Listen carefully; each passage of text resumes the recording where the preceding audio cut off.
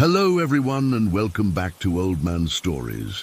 I'm aware that many of you use these videos to fall asleep, so before you doze off, I thought it would be a fun idea if each of you could leave a comment letting me know which part of the world you're listening from. Also, give a like and subscribe to the channel if you're enjoying the episodes, okay? Let's get comfortable, relax, and begin. I've been debating whether to share this for months now.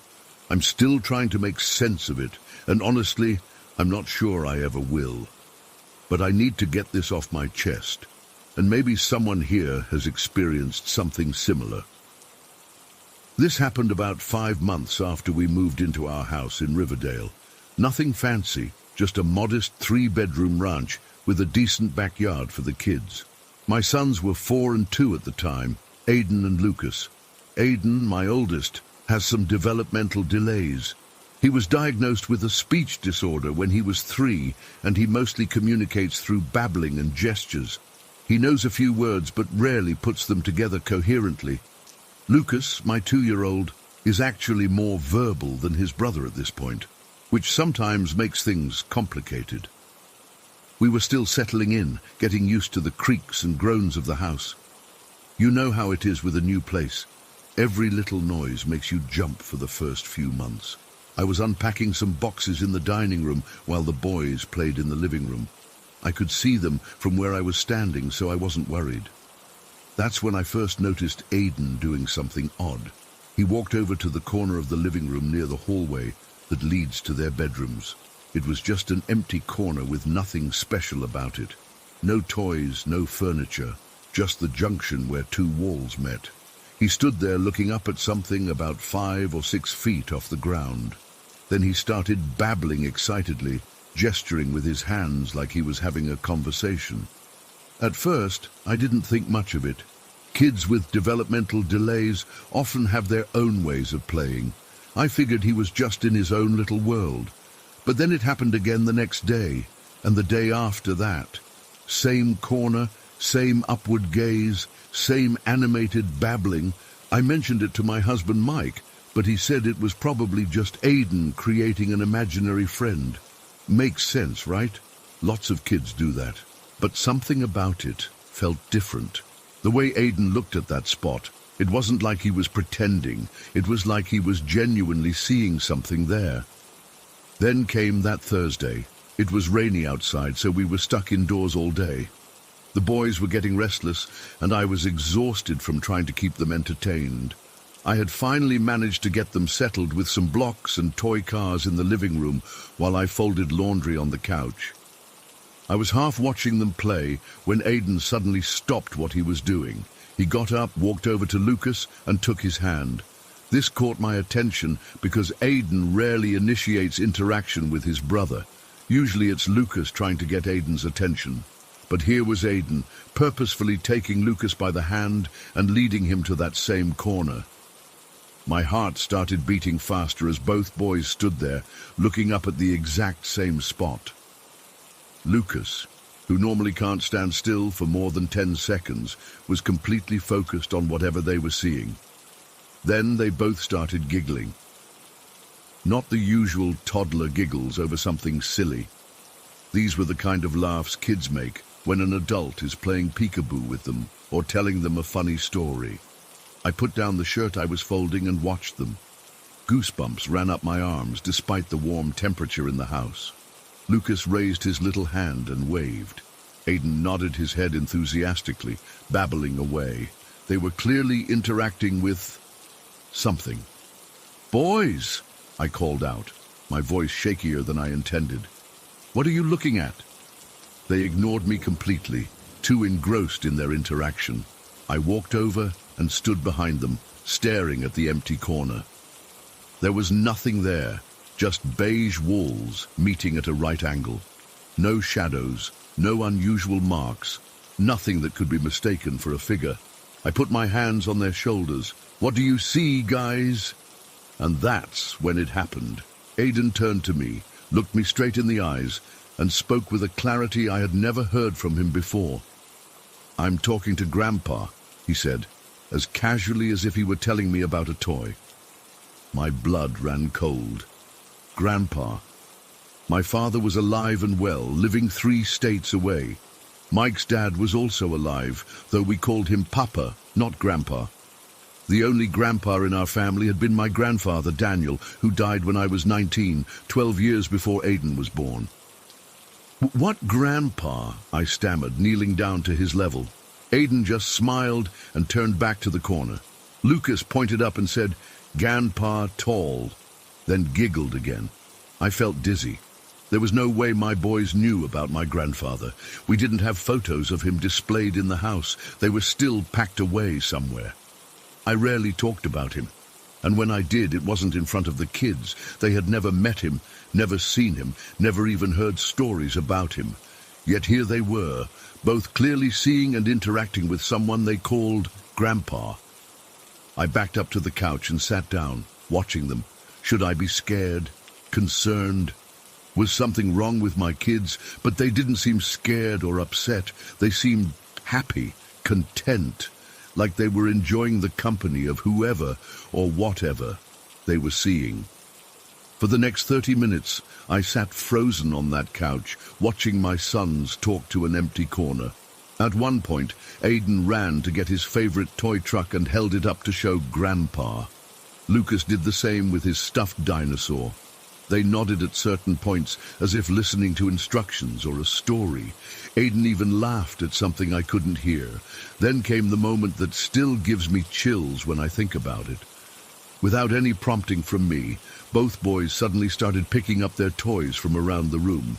Now, getting my kids to clean up is usually a battle that involves bribes, threats, and eventually me doing most of the work myself. But here they were, methodically collecting blocks, cars, and books, putting everything away in their proper places. Lucas, my wild child who normally throws things rather than organizes them, was carefully stacking blocks in their bin.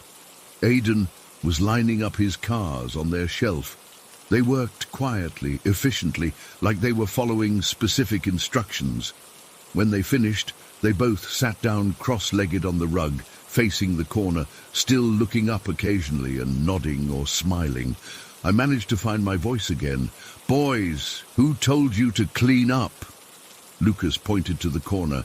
"Grandpa say clean." Aiden nodded in agreement. My grandfather had been a neat freak. Everything in his house had a place, and he was always after me to tidy up after yourself, Melissa. It was one of the things I remembered most about him, his insistence on orderliness. As if the situation wasn't unsettling enough, what happened next nearly made me scream.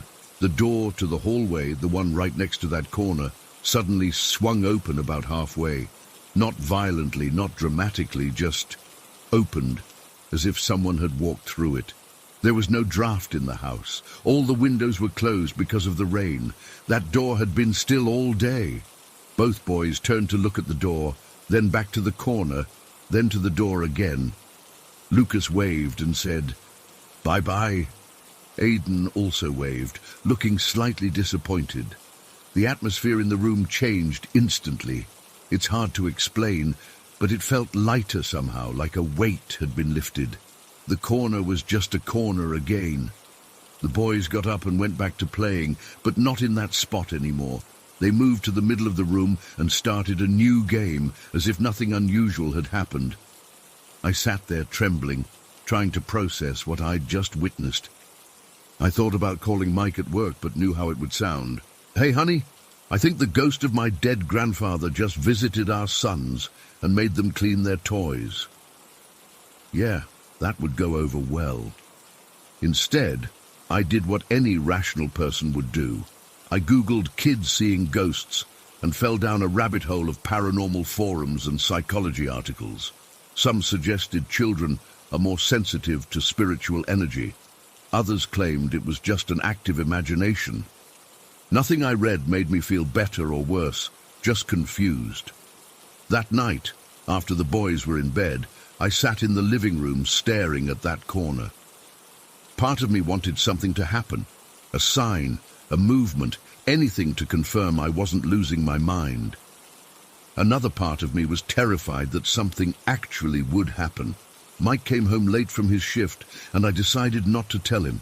Not yet. Not until I figured out what I thought about it myself. I went to bed around midnight but couldn't sleep. I kept thinking about my grandfather. Daniel Parker had been the steadiest presence in my childhood. My parents divorced when I was young, and he stepped in as a father figure. He taught me to ride a bike, helped me with homework, came to every school play and recital. When he died of a heart attack my freshman year of college, I was devastated. I never got to say goodbye, never got to tell him I was going to be okay, that all his lessons had stuck with me. And he never got to meet my children. I must have fallen asleep eventually because suddenly I was dreaming. I was sitting on the old wooden swing in my grandfather's backyard, the one he built for me when I was 9. And there he was, sitting beside me, looking exactly as I remembered him. Grey hair neatly combed, wire-rimmed glasses, plaid shirt tucked into khaki pants. "They're beautiful boys, Melissa," he said, his voice just as warm and gravelly as it had been in life. "Smart, too. That Aiden. He sees more than most folks give him credit for." In the dream, I wasn't surprised to see him. It felt natural, like we'd been having these conversations all along. "I've missed you so much, Grandpa," I told him. "I know, sweetheart. I'm sorry I left so suddenly. But I've been keeping an eye on you. You're doing a fine job with those boys." "Was that really you today, in the corner?" He smiled, the corners of his eyes crinkling just like they used to. "Kids can see what adults have forgotten how to see. They haven't learned to doubt their senses yet." "Will you come back?" I asked. He looked thoughtful.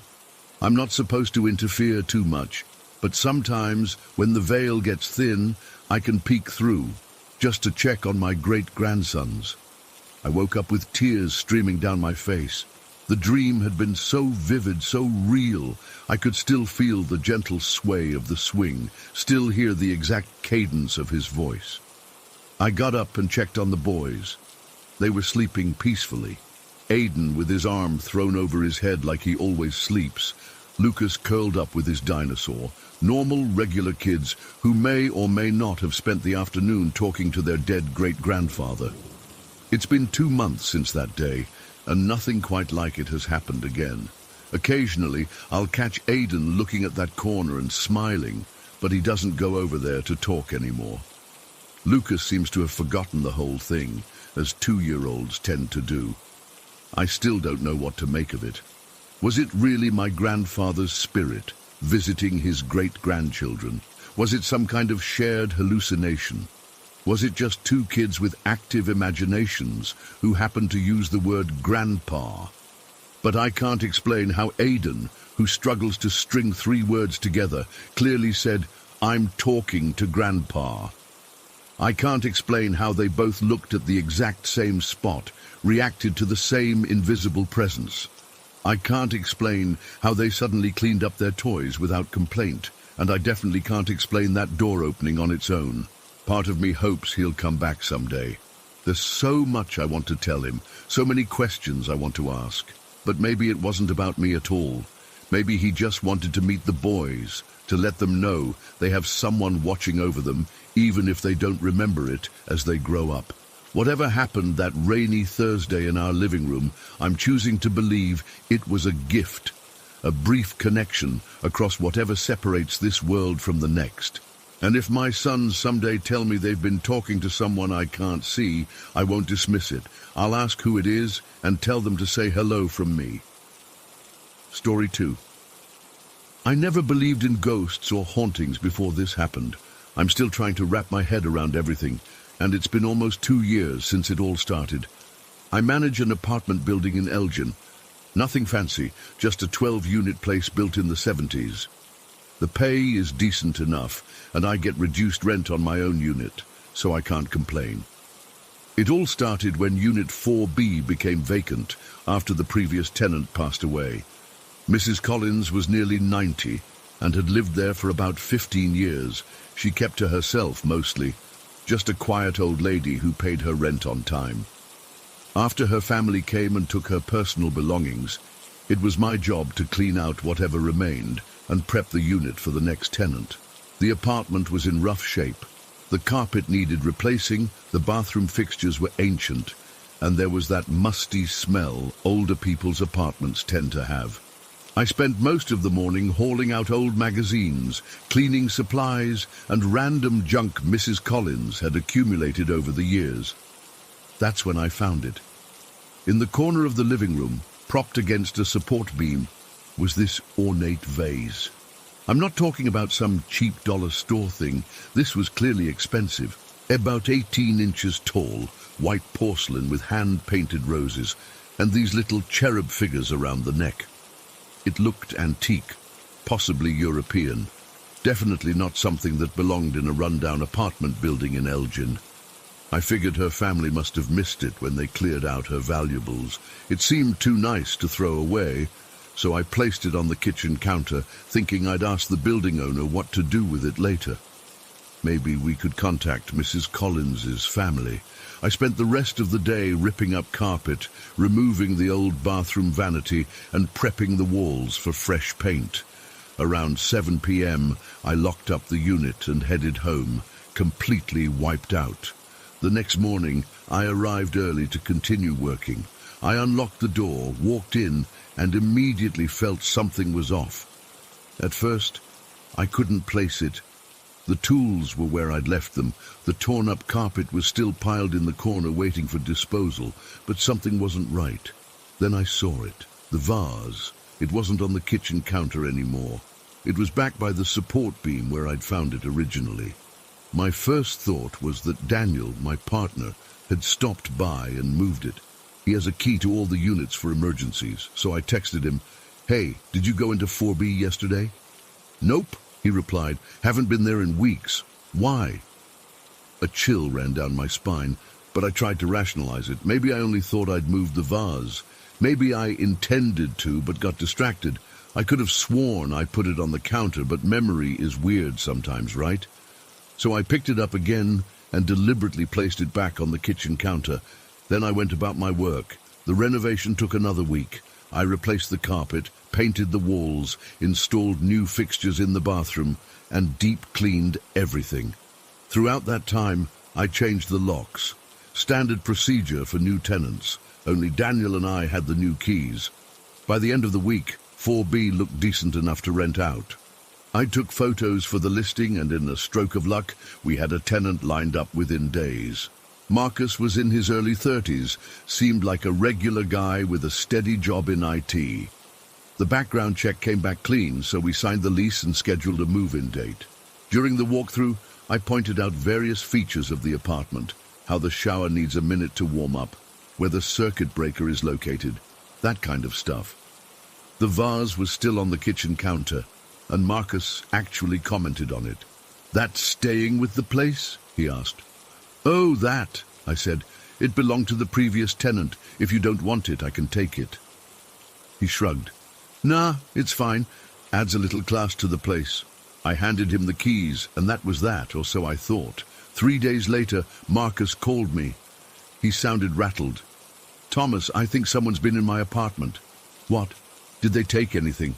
"No, that's the weird thing. Nothing's missing, but things aren't where I left them. I offered to come over and check it out. When I arrived, Marcus looked like he hadn't slept well. He explained that he'd come home from work the day before and found his kitchen cabinets open, though he was certain he'd closed them before leaving. He also mentioned that some of his books had been rearranged on the shelf. "Could be settling," I suggested, though I knew it was a weak explanation. "These old buildings make noises, things shift." Marcus nodded, but I could tell he wasn't convinced. "I'd feel better with a new lock," he said. So I installed a new deadbolt right then and there, while he watched. I handed him the only 2 copies of the key. "No one else has access now," I assured him. "Not even me or Daniel." I thought that would be the end of it. It wasn't.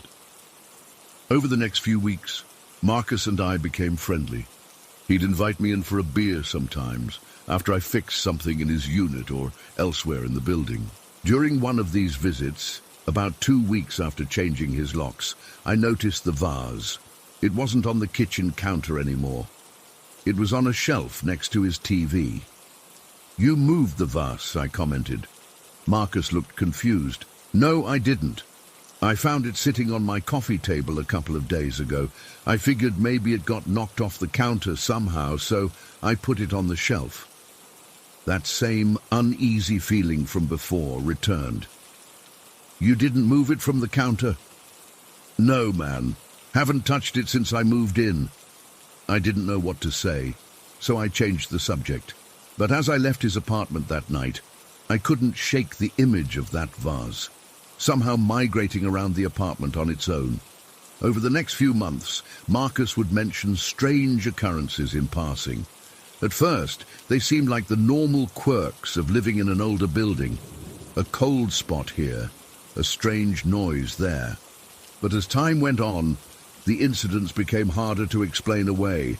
Around the 6-month mark of his tenancy, Marcus told me he'd seen a woman in the hallway. He was in his kitchen making coffee early one morning when he glimpsed someone through the doorway, a woman in white just standing there. When he turned to look directly, she was gone. "I'm not crazy, Thomas," he insisted. "I saw her." I nodded sympathetically but didn't know what to say. What could I say? That I believed his apartment might be haunted, that the vase that kept moving around might have something to do with it. A couple months later, things escalated. Marcus called me, genuinely frightened. "I heard kids laughing in my kitchen last night," he said. "At 3 a.m. I live alone, Thomas. There are no kids in this building." He was right. Our building was mostly singles and couples, no families with children. I suggested it might be the TV from a neighboring apartment, but even I didn't believe that explanation.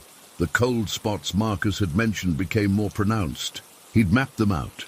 One by the front door, another in the hallway, and the coldest one right by the support beam where I'd originally found the vase. He'd walk through these spots, and the temperature would drop drastically, like walking into a freezer, only to return to normal a step later. But the most disturbing thing started happening about a year after he moved in. Marcus called me in a panic one night. "My door keeps opening by itself," he said. "What do you mean?" "I mean I lock it, both the knob and the deadbolt, and a few minutes later I hear a click and it just falls open." I didn't believe him at first. How could a door unlock itself? But he insisted I come see for myself. So I did. I arrived at his apartment around 9 p.m. Marcus was visibly shaken. We performed a test. He closed the door with me on the outside, and I heard both locks engage. I waited in the hallway. Not even 5 minutes later, I heard a distinct click. The door swung open about an inch. No one had touched it. "See," Marcus said from inside, "it's been doing this for 3 days now." I inspected the lock mechanisms, thinking there must be some mechanical explanation. Everything looked normal. I even oiled the locks and tightened all the screws, hoping that would solve the problem. It didn't. The door continued to unlock itself at random intervals. Sometimes it would happen multiple times a day, sometimes not for several days. Marcus started wedging a chair under the doorknob at night, just so he could sleep. The vase, meanwhile, continued its strange journey around his apartment. He'd place it somewhere only to find it somewhere else the next day. It never broke, never fell, just relocated. About a year and a half after Marcus moved in, I decided to step down as building manager. The job was becoming too stressful, and honestly, Unit 4B was freaking me out. I trained my replacement, a guy named Rick, and handed over all the keys and paperwork. On my last day, I went to say goodbye to Marcus. When I knocked on his door, there was no answer. I tried calling him, but it went straight to voicemail. I figured he must be at work, so I slid a note under his door wishing him well. As I was walking away, I heard that now familiar click. The door swung open slightly. Concerned, I pushed it open further. "Marcus!" I called out. No answer. I stepped inside cautiously. The apartment was empty, not just unoccupied, completely empty. No furniture, no personal belongings, nothing on the walls. It looked exactly as it had before Marcus moved in, right down to the fresh paint and clean carpet. And there, sitting by the support beam in the corner of the living room, was the vase. I stood there frozen, unable to process what I was seeing. Marcus had never given notice he was moving out. There had been no moving truck, no boxes in the hallway. He'd just vanished, along with all his possessions. I called the building owner immediately. He had no record of Marcus terminating his lease, but a quick check of the system showed that rent for Unit 4B had been paid through the end of the month, via automatic payment, just as usual. We tried calling Marcus, checking his emergency contacts, even reached out to the employer he'd listed on his application.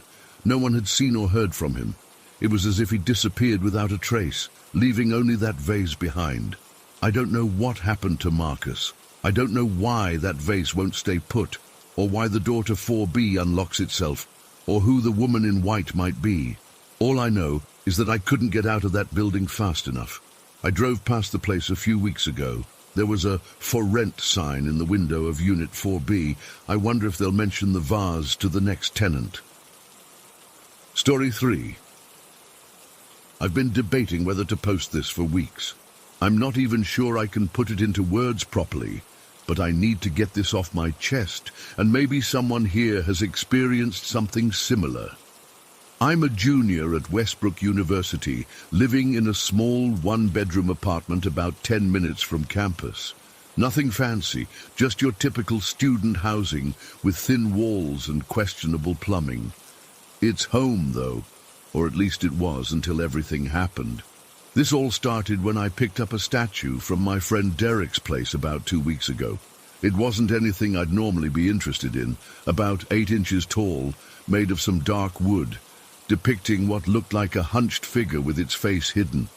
Not exactly something I'd put on my Pinterest board, you know, but Derek was helping his roommate clean out some stuff, and I thought it looked kind of unique.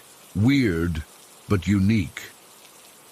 When I mentioned I liked it, he practically shoved it into my hands, seeming relieved to get rid of it. I should have noticed how eager he was to get it out of his apartment. The first few nights with that thing in my place were off. Nothing I could really put my finger on at first. Just a feeling of being watched. I'd be doing dishes and get this intense urge to look over my shoulder, or I'd be studying and suddenly feel like someone was standing in the doorway, but when I'd look up, nobody was there. Then it got worse. I started thinking I saw a woman with dark hair peeking at me from behind my shower curtain. Just glimpses, you know? Like when you think you see movement out of the corner of your eye, but when you turn to look, nothing's there. I started keeping the bathroom door open when I showered, which is ridiculous because I live alone. But I couldn't shake this feeling. At night, I'd hear footsteps in my kitchen. Not loud stomping or anything dramatic, just the soft padding of feet on tile. Sometimes I'd hear dishes moving, like someone was rummaging through my cabinets. I'd get up to check, my heart pounding so hard I could feel it in my throat, but everything would be exactly as I'd left it. The shadows under my bedroom door became something I dreaded. I'd see movement there, like someone was pacing back and forth in my hallway. I started sleeping with my light on, which I know sounds childish, but the darkness just amplified everything. I texted Derek after about a week of this. I tried to keep it casual, asking if he knew anything about the statue's history. That's when he dropped the bomb. The statue had been given to his roommate by some witch he dated briefly. Derek said she'd warned his roommate not to give it away because something might be attached to it. Thanks for the heads up, right? But it was this past Tuesday when everything went completely off the rails. I woke up feeling exhausted, like I hadn't slept at all. My eyes were burning, and I had this weird metallic taste in my mouth. I had a morning class, but decided to skip it. I just couldn't function. I made coffee, scrolled through my phone, trying to act like everything was normal, even though that statue was sitting on my bookshelf, feeling like it was staring at me. Around noon, I finally decided to take a shower, hoping it would wake me up. I turned on the water and waited for it to heat up. While I was waiting, I dozed off sitting on my bed. I had this vivid nightmare that Derek was in my apartment. We were in the kitchen, and he was telling me we needed to get rid of the statue. In the dream, I agreed with him, but when I went to grab it, my hands wouldn't move. It was like they were frozen at my sides. Derek kept saying, "We need to hurry, Olivia. It knows what we're trying to do." I woke up with a jolt, realizing I'd left the shower running. I rushed to the bathroom, expecting to find it flooded, but when I got there, the water was off. I distinctly remembered turning it on, feeling it get warm, but now it was completely off. I figured maybe there was some issue with the building's water, so I turned the knob again. Nothing happened. I was about to leave the bathroom when I caught a glimpse of myself in the mirror. What I saw made my blood freeze. My hair, my long brown hair, was rising and falling slightly, like someone was gently playing with it from behind. I could feel it too, the slight tug on my scalp. But there was nobody there. Just me, alone in the bathroom, with my hair moving on its own. I called out Derek's name, stupidly thinking maybe he actually was in my apartment like in my dream. The moment I spoke, the bathroom door slammed shut. I lunged for the handle, but before I could reach it, it felt like someone shoved me hard from behind. I crashed into the shower, ripping down the curtain as I fell. My head hit the tile wall and everything went black.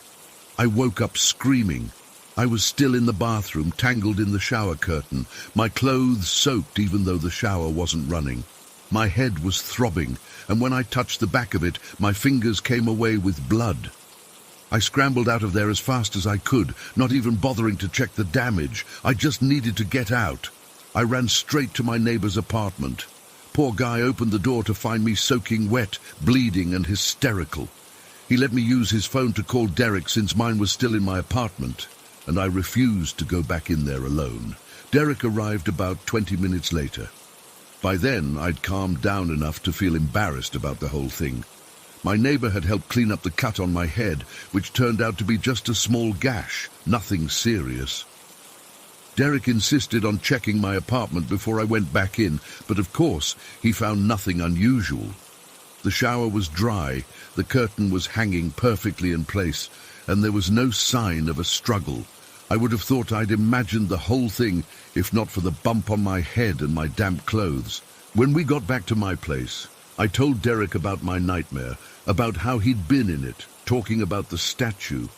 His face went pale. He said he'd been thinking about the statue all morning, feeling like he needed to come check on me. That's why he'd answered his phone so quickly when I called. He'd already been planning to come over. Derek insisted we needed to destroy the statue. I don't know why, but despite everything that had happened, I didn't want to. It felt wrong somehow, dangerous even. We argued about it, but eventually I gave in. Before he took it, though, I wanted to take a few pictures of it. I'm not sure why. Maybe as proof that it existed, or maybe because part of me was afraid of what might happen if it was gone. I grabbed my phone and took several photos of the statue sitting on my bookshelf. There was a school picture of my niece next to it, one of those standard backgrounds with the fake blue sky. Nothing special. I took about 5 photos, one after another, without moving the statue or anything around it. When I looked at the photos later that night, after Derek had left with the statue, he wouldn't tell me what he planned to do with it, I noticed something that made my skin crawl. In the school photo of my niece, her hairline was different in each of my pictures. Not drastically, but enough that you could definitely tell something had changed. The photos were taken seconds apart. There's no way her picture could have physically changed like that. Even though the statue is gone now, the feeling in my apartment hasn't improved. If anything, it's gotten worse. The air feels heavy like right before a thunderstorm. There's this constant sense of suppressed anger that follows me from room to room. I've started staying at the library until it closes, then crashing at friends' places as much as possible without seeming completely crazy. Last night, I had to sleep at my own place because everyone I knew was busy. I wedged a chair under my bedroom door handle and left every light in the apartment on. Around 3 a.m., I woke up to the sound of someone whispering my name. It wasn't coming from outside my door this time. It was right next to my ear, so close I could feel the breath. I lay there, completely frozen, afraid to even breathe. After what felt like hours, I finally gathered the courage to turn my head. The space beside me was empty, but the impression on my pillow showed where someone, or something, had been lying next to me. I'm writing this from a coffee shop near campus. I don't know what to do. Derek won't answer my calls or texts since he took the statue. I'm afraid to go back to my apartment. I'm afraid whatever was attached to that statue didn't leave with it, that maybe it found something it liked better. Me. I don't know how to explain what happened that Tuesday or anything that's happened since.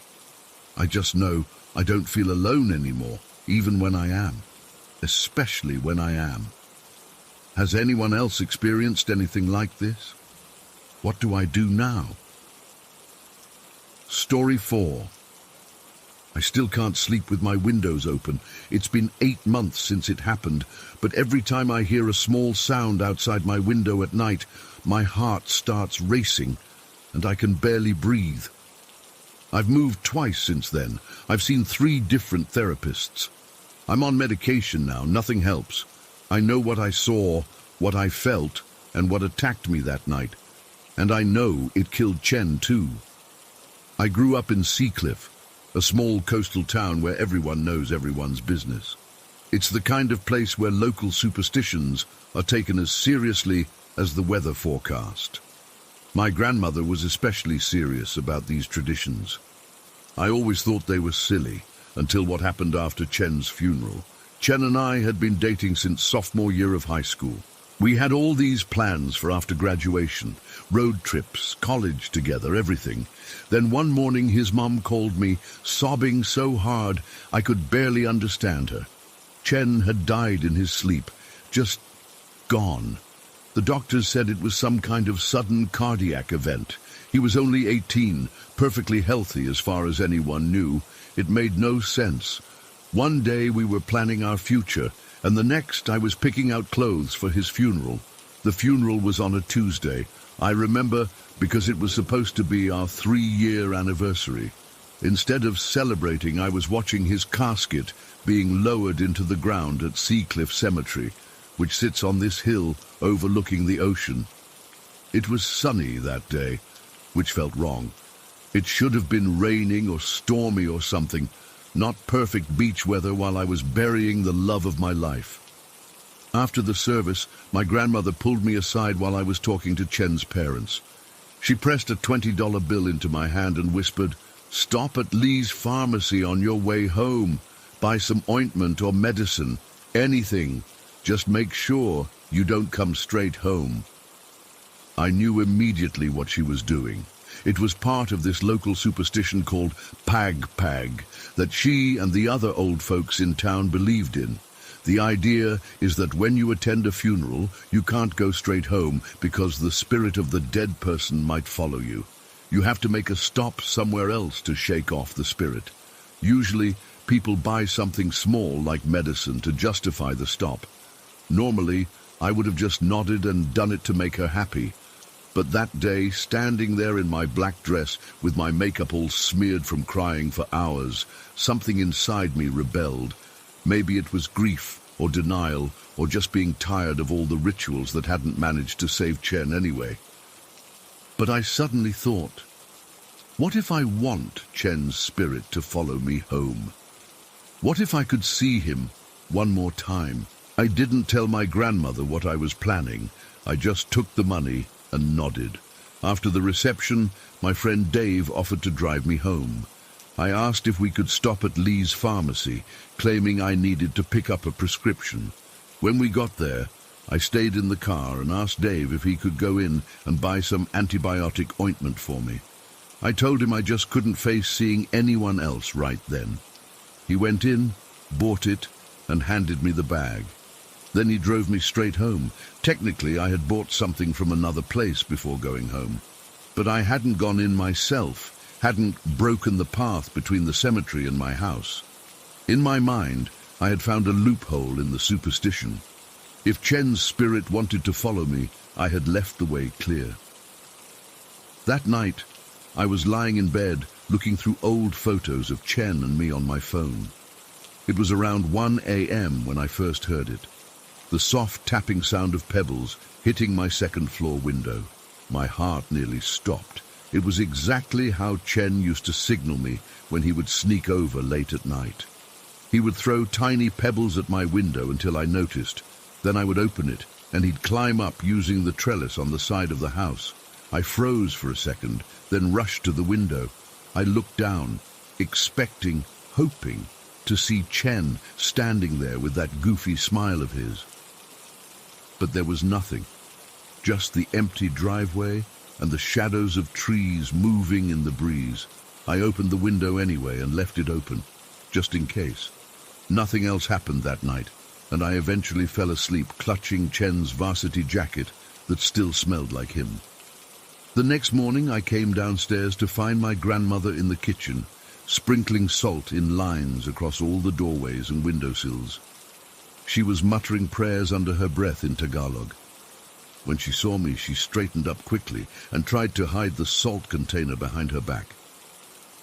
"What are you doing, Lola?" I asked, even though I already knew. She looked at me with those knowing eyes that always made me feel like she could see right through me. "There was something in the house last night," she said quietly.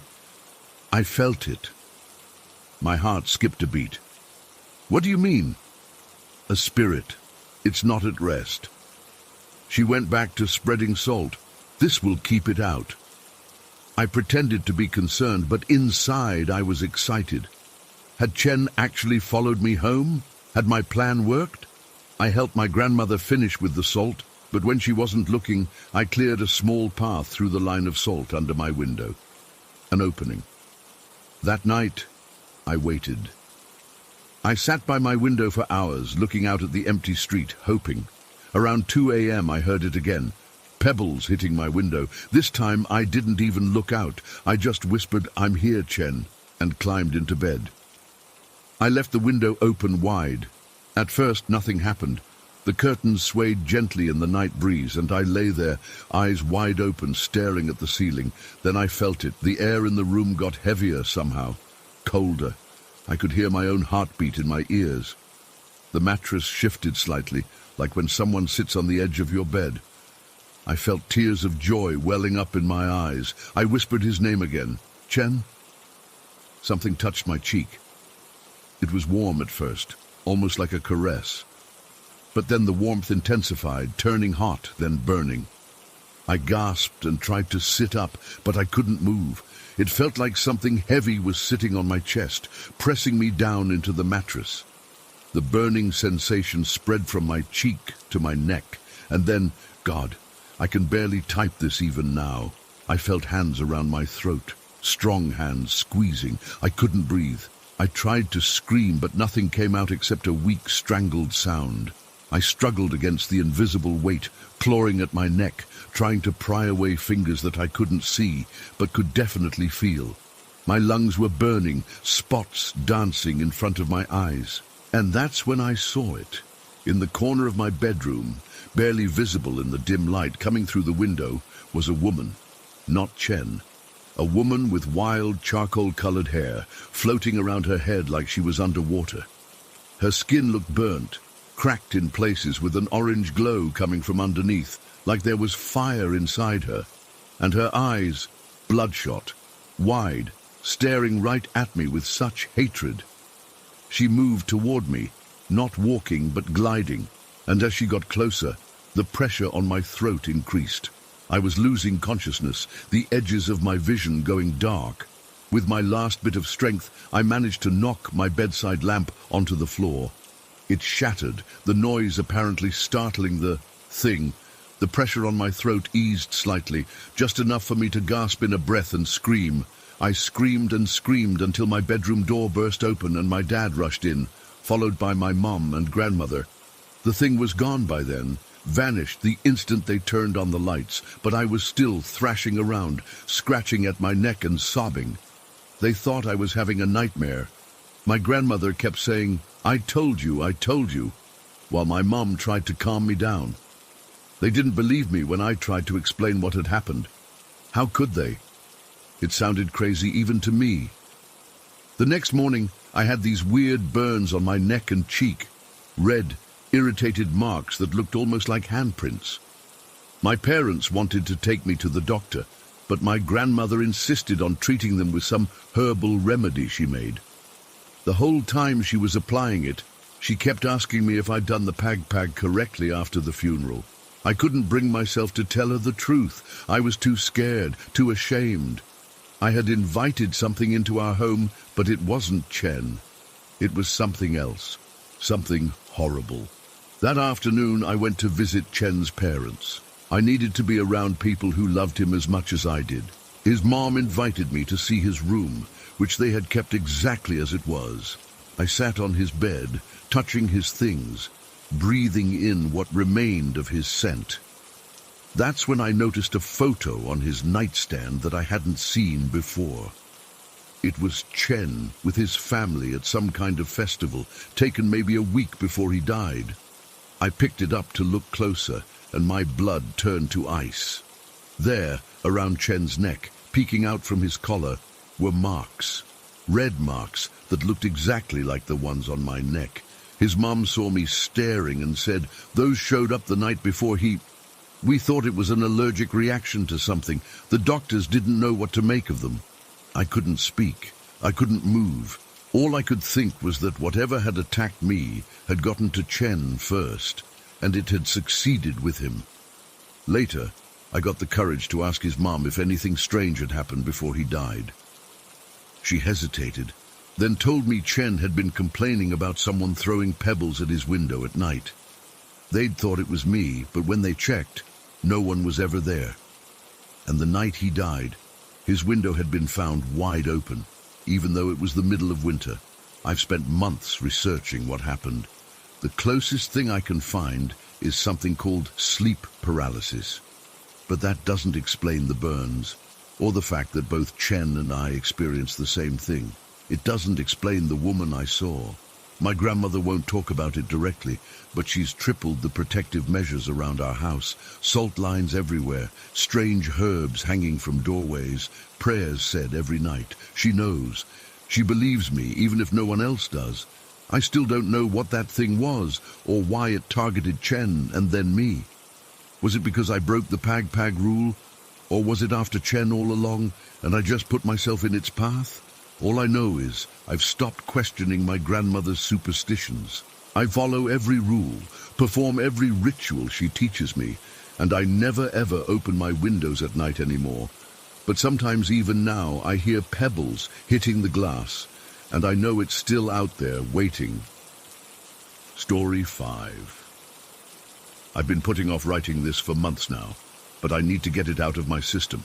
Maybe someone out here has seen something similar, or maybe writing it down will help me make sense of what happened that night on the Wilsons' farm. I still get goosebumps thinking about it. For context, I'd been renting the suite above the garage on the Wilsons' property for about 7 months when this happened.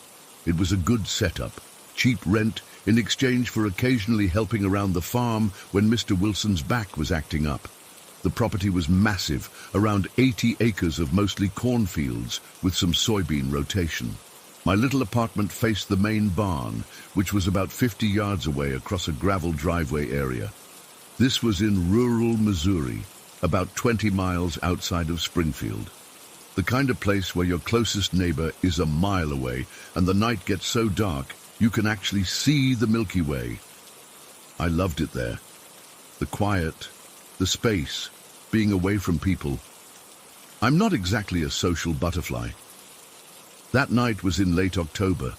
The harvest was mostly done, and there was this perfect chill in the air. I remember it was a Tuesday because I had just finished a late shift at the warehouse where I worked, and Tuesdays were always the worst because of inventory. I got home around 11:30 p.m., exhausted but too wired to sleep. I decided to have a smoke outside before bed, a habit I've since kicked, thankfully. My little porch was just a concrete slab with a metal railing, but it had a nice view of the fields and the barn. The barn had these motion-activated floodlights that Mr. Wilson had installed after some equipment went missing the previous year. They were sensitive as hell, and would trigger if a raccoon farted within 50 feet. So I'm standing there in the dark, enjoying the quiet. The moon was nearly full that night, but there were patches of clouds rolling through, creating this weird effect where portions of the field would brighten and darken every few minutes. I remember checking my phone. It was 11:47 p.m. and thinking I should head to bed soon. That's when I noticed something off. There was movement in the field to my right, maybe 100 yards out. At first, I thought it was just the wind blowing through the corn stubble, or maybe a deer. We had plenty of them around, but the movement pattern was wrong. It wasn't the usual four-legged gait of a deer or coyote. It was, I don't know how to describe it except to say it moved like something that shouldn't exist. I squinted, trying to get a better look. The clouds shifted, and moonlight spilled over that section of the field. That's when I saw it clearly for the first time. It was this shape, like a ball or a blob, about the size of a beach ball, but the surface wasn't smooth. It was jagged and constantly shifting, and it was black. Not just dark-colored, but black, like it was absorbing the moonlight around it. You know how even on the darkest night you can still make out the silhouette of things? This thing was darker than that. It was darker than darkness itself. The only reason I could see it at all was because it moved against the backdrop of the barn, which was a lighter shade of darkness in comparison. And from this ball, there were these appendages. Not arms exactly, more like tentacles or feelers, extending and retracting as it moved. There were maybe 5 or 6 of them, and they seemed to be helping it navigate through the field. My first thought was, what the actual fuck am I looking at? My second thought was that I was hallucinating from exhaustion. I literally rubbed my eyes like in a cartoon, but when I looked again, it was still there, still moving with that unnatural gliding motion. I crouched down automatically, some instinct telling me I didn't want this thing to notice me. My heart was pounding so hard I could feel it in my throat. I remember thinking, this is how people in horror movies die. They see something impossible and then they stick around to investigate. But I couldn't move. My curiosity and fear had me frozen in place. The thing was moving parallel to the edge of the field, about 80 yards away from me. It never made any sound that I could hear. And then it just stopped, like it sensed something. The tentacle things all froze and then seemed to orient in one direction, toward the deeper part of the field. That's when the second thing happened. From further back in the darkness of the field, a small but incredibly bright light suddenly appeared. Not like the floodlights on the barn, which cast a wide yellow glow. This was more like a flashlight beam, but focused and intensely white, and it was pointing directly at me.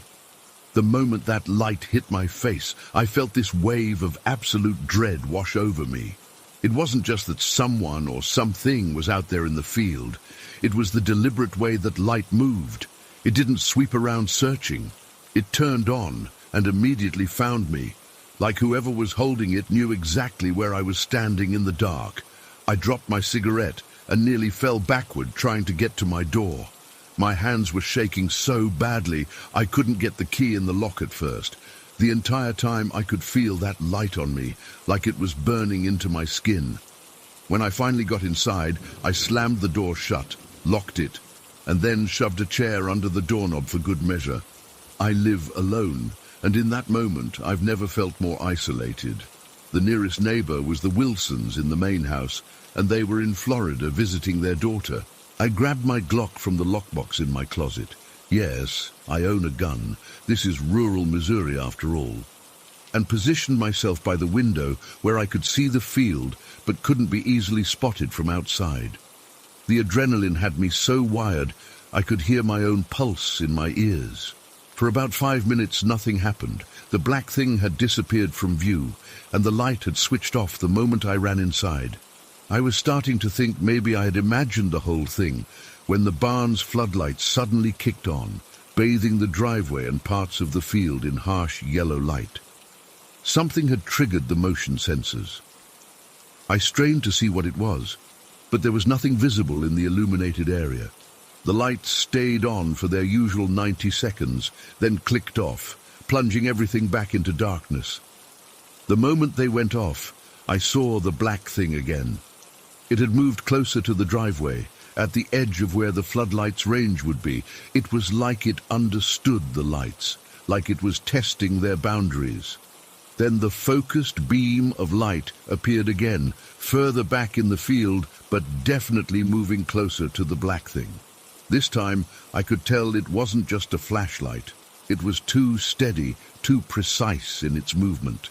And it was still aiming directly at my window, even though I was sure I couldn't be seen from outside. I ducked down below the windowsill, my heart hammering in my chest. What the hell was happening? Was this some kind of elaborate prank? A hallucination? I've never done drugs, never had any mental health issues that could explain seeing something like this.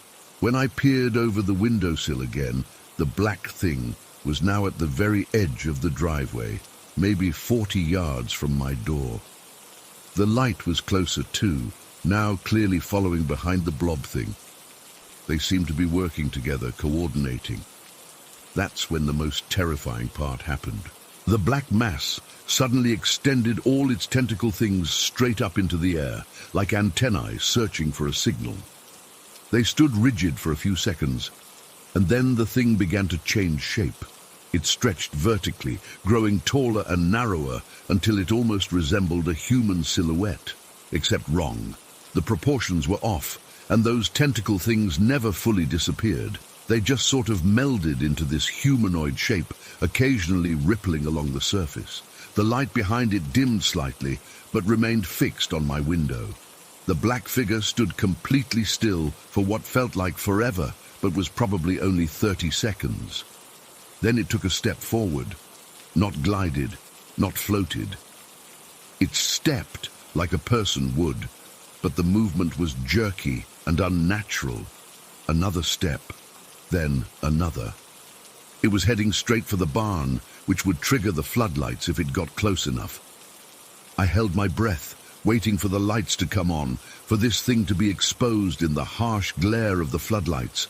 Part of me hoped the light would reveal it to be something ordinary, a lost hiker in dark clothes maybe, or even a prankster in a costume. It took one more step and froze, just at the edge of where the motion sensors would pick it up. It was like it knew exactly where the boundary was. The light behind it had stopped moving too, hovering about 20 feet behind the figure. I realized I was gripping my gun so tightly my hand was cramping. My mouth was dry, and I felt lightheaded from breathing too shallowly. I forced myself to take a deep breath and tried to think rationally. Should I call someone? The police station was 30 minutes away at best. Mr. Wilson, in Florida, one of my buddies, and tell them what? That there's a blob monster with a flashlight buddy stalking me? While I was having this mental debate, the figure made its decision.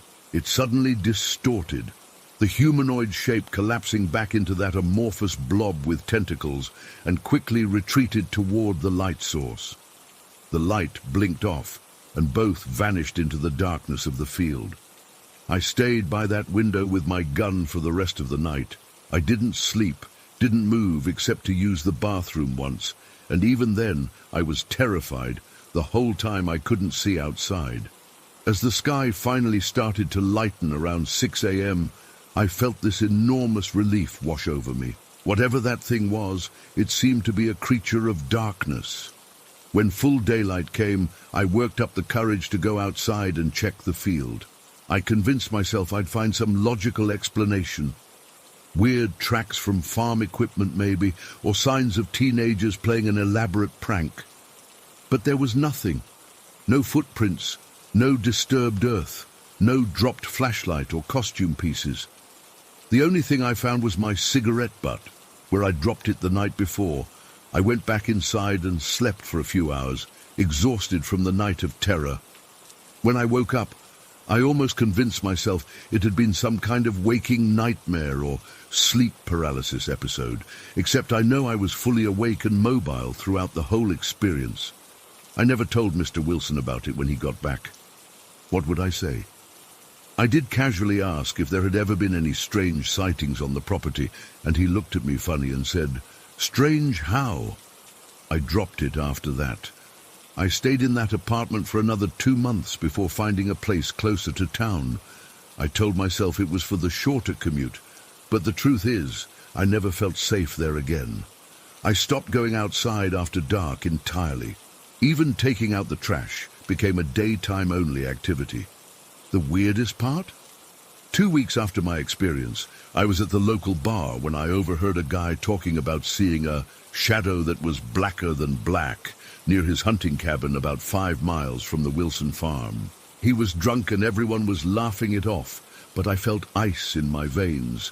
I wanted to talk to him, to ask for details, but I was too scared of what I might learn. It's been 8 months now, and I still haven't seen anything like it again. Sometimes I almost convince myself it never happened, but then night falls, and I make damn sure all my doors are locked and my curtains are drawn tight.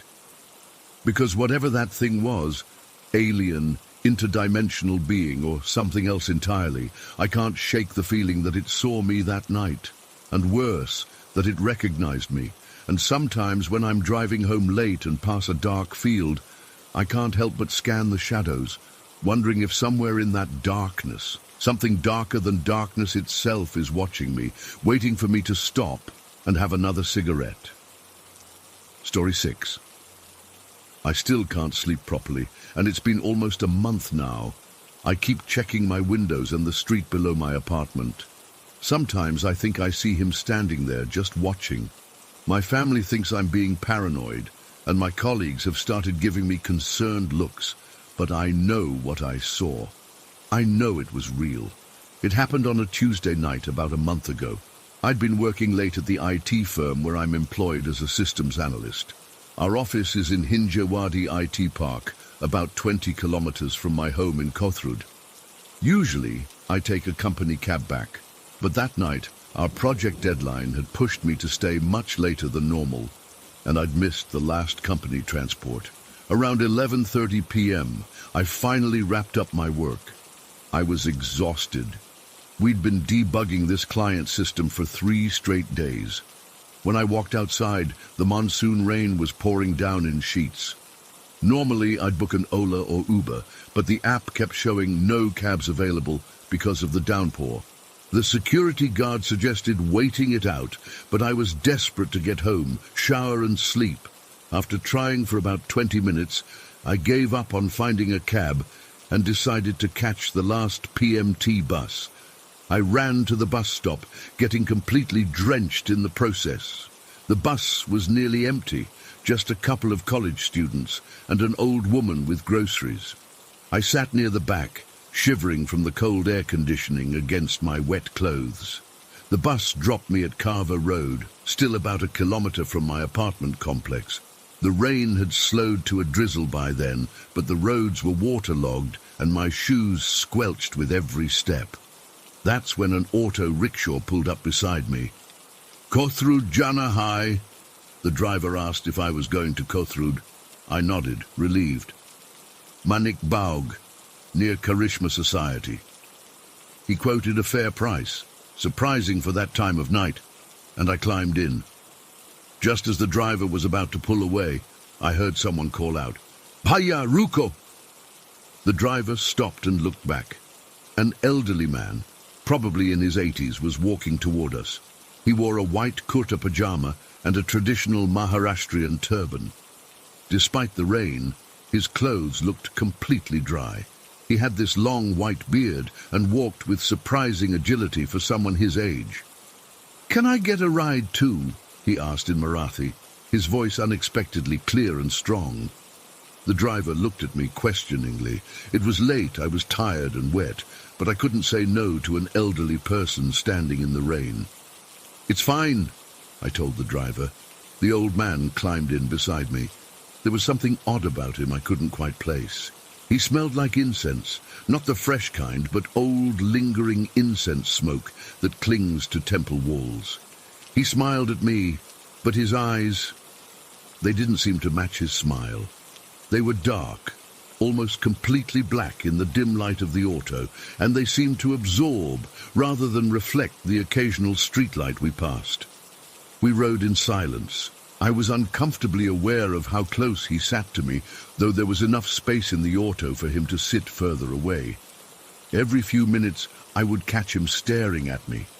Not glancing, staring. When our eyes met, he wouldn't look away. He'd just keep that same strange smile. I tried to focus on my phone, scrolling mindlessly through emails, but I could feel his gaze on me. The ride seemed to take forever, though it was probably only about 15 minutes. When we reached near my apartment complex, I asked the driver to stop. My building is in one of those older neighborhoods where the lanes are too narrow for vehicles. From the main road, I have to walk about 5 minutes through these winding alleys to reach my building. This is fine. I'll walk from here, I told the driver, paying him. As I got out, the old man spoke. I'll continue with the auto. He said it to the driver, but was looking directly at me. I nodded politely and started walking, relieved to be away from his unsettling presence. The alleys were dimly lit and puddled with rainwater. Most windows were dark. It was nearly 1 a.m. by now. I walked briskly, wanting to get home as quickly as possible. The sound of the auto faded as it drove away. I turned the final corner before my building, and that's when every hair on my body stood on end. There, sitting on the stone steps opposite my building entrance, was the same old man in the white kurta and turban. It was impossible, physically impossible. The auto had driven in the opposite direction. These back alleys formed a labyrinth that even locals sometimes got lost in. There was no way he could have reached here before me. No way he should have known where I lived. I froze mid-step. He was just sitting there, hands folded in his lap, watching me with those black eyes. His clothes were still perfectly dry, even though he must have walked through puddles to get here. "Just making sure you reached home safely," he said, his voice carrying clearly through the silent night air. My heart was hammering so hard I could feel it in my throat. Every instinct told me to run. I mumbled something, I don't even know what, and practically sprinted to my building entrance. My hands were shaking so badly I dropped my keys twice before getting the main door open. I took the stairs 2 at a time up to the 3rd floor where my apartment is. I didn't look back, but I swear I could feel his eyes on me the entire way. I fumbled with the apartment keys, finally got inside, and slammed the door shut, locking both deadbolts. My parents and younger sister were already asleep. I went straight to their rooms and woke them up. My mother was alarmed, asking what was wrong. I must have looked terrible, soaking wet, pale, trembling. "We need to pray. Right now," I insisted. "My family is religious, but not fanatically so. We have a small puja room in our apartment." Despite their confusion, they followed me there. I lit the incense and oil lamp with shaking hands and began reciting every prayer I knew. My family joined in, still bewildered, but sensing my fear. We sat there for nearly an hour, praying. Eventually, my father gently suggested we all get some sleep. I couldn't sleep, though. I kept going to the window, carefully peeking out from behind the curtain to check if he was still there. The steps across the street were empty, but that didn't comfort me. I sat up until sunrise, jumping at every sound. The next morning I called in sick to work. I couldn't bring myself to go outside. My mother made me tea and sat with me, concerned. I finally told them what had happened. My father suggested rationally that perhaps the old man lived nearby and was just being friendly in his own way. My sister thought I was overreacting due to exhaustion. But I knew better. There was no logical explanation for how he got there ahead of me. No explanation for why his clothes were dry in the pouring rain. No reason why a stranger would follow me home and wait outside my building at 1 a.m. to make sure I reached safely. I stayed home for 3 days. On the 4th day, I had an important meeting I couldn't miss. I made my father drive me to work. Throughout the day, I kept glancing over my shoulder, expecting to see that turban, those eyes. Nothing happened that day. or the next. I started to think maybe my family was right. Maybe the stress and exhaustion had caused me to imagine things, to connect unrelated events. Then, 2 weeks after the incident, I was leaving work. It was broad daylight, around 6 p.m. As I walked toward the main gate of our office complex, I saw him. The same old man, same white kurta pajama, same turban, same unnerving smile. He was standing across the street from our office building, just watching. When our eyes met, he didn't look away or pretend to be doing something else. He just kept staring with that same smile that didn't reach his eyes. I ducked back inside and asked a colleague to walk me to my cab. I didn't point the old man out. I was afraid my colleague wouldn't see him, afraid of confirming that I might be losing my mind. But when we passed the spot where he'd been standing, he was gone. Since then, I've seen him 3 more times. Once at a shopping mall near my house, once on the train I take to visit my aunt in Shivaji Nagar, and most disturbing of all, once just standing in the parking lot of my apartment building at 3 a.m. I spotted him when I got up to get water. I've started researching folklore, supernatural entities from Maharashtrian culture. Some stories mention spirits who attach themselves to people, following them for reasons only they understand. Some are protective, others malevolent. But none of the descriptions quite match what I'm experiencing. I've tried everything: prayers, visiting temples, even consulting a local priest who gave me a protective amulet to wear. Nothing has stopped the sightings. The worst part is not knowing what he wants. If he means harm, why hasn't he done anything? If he's protective, as his words suggested that night, what is he protecting me from? And how does he move around the city so effortlessly, always knowing exactly where I'll be? My family has started to worry about my mental health. They've suggested I see a therapist. Maybe they're right. Maybe this is all in my head. But then I catch a glimpse of white clothing and a turban in a crowd, and my blood runs cold.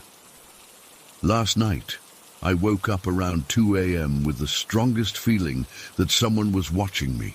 My bedroom window was open just a crack for air. I always keep it locked, but somehow it was open.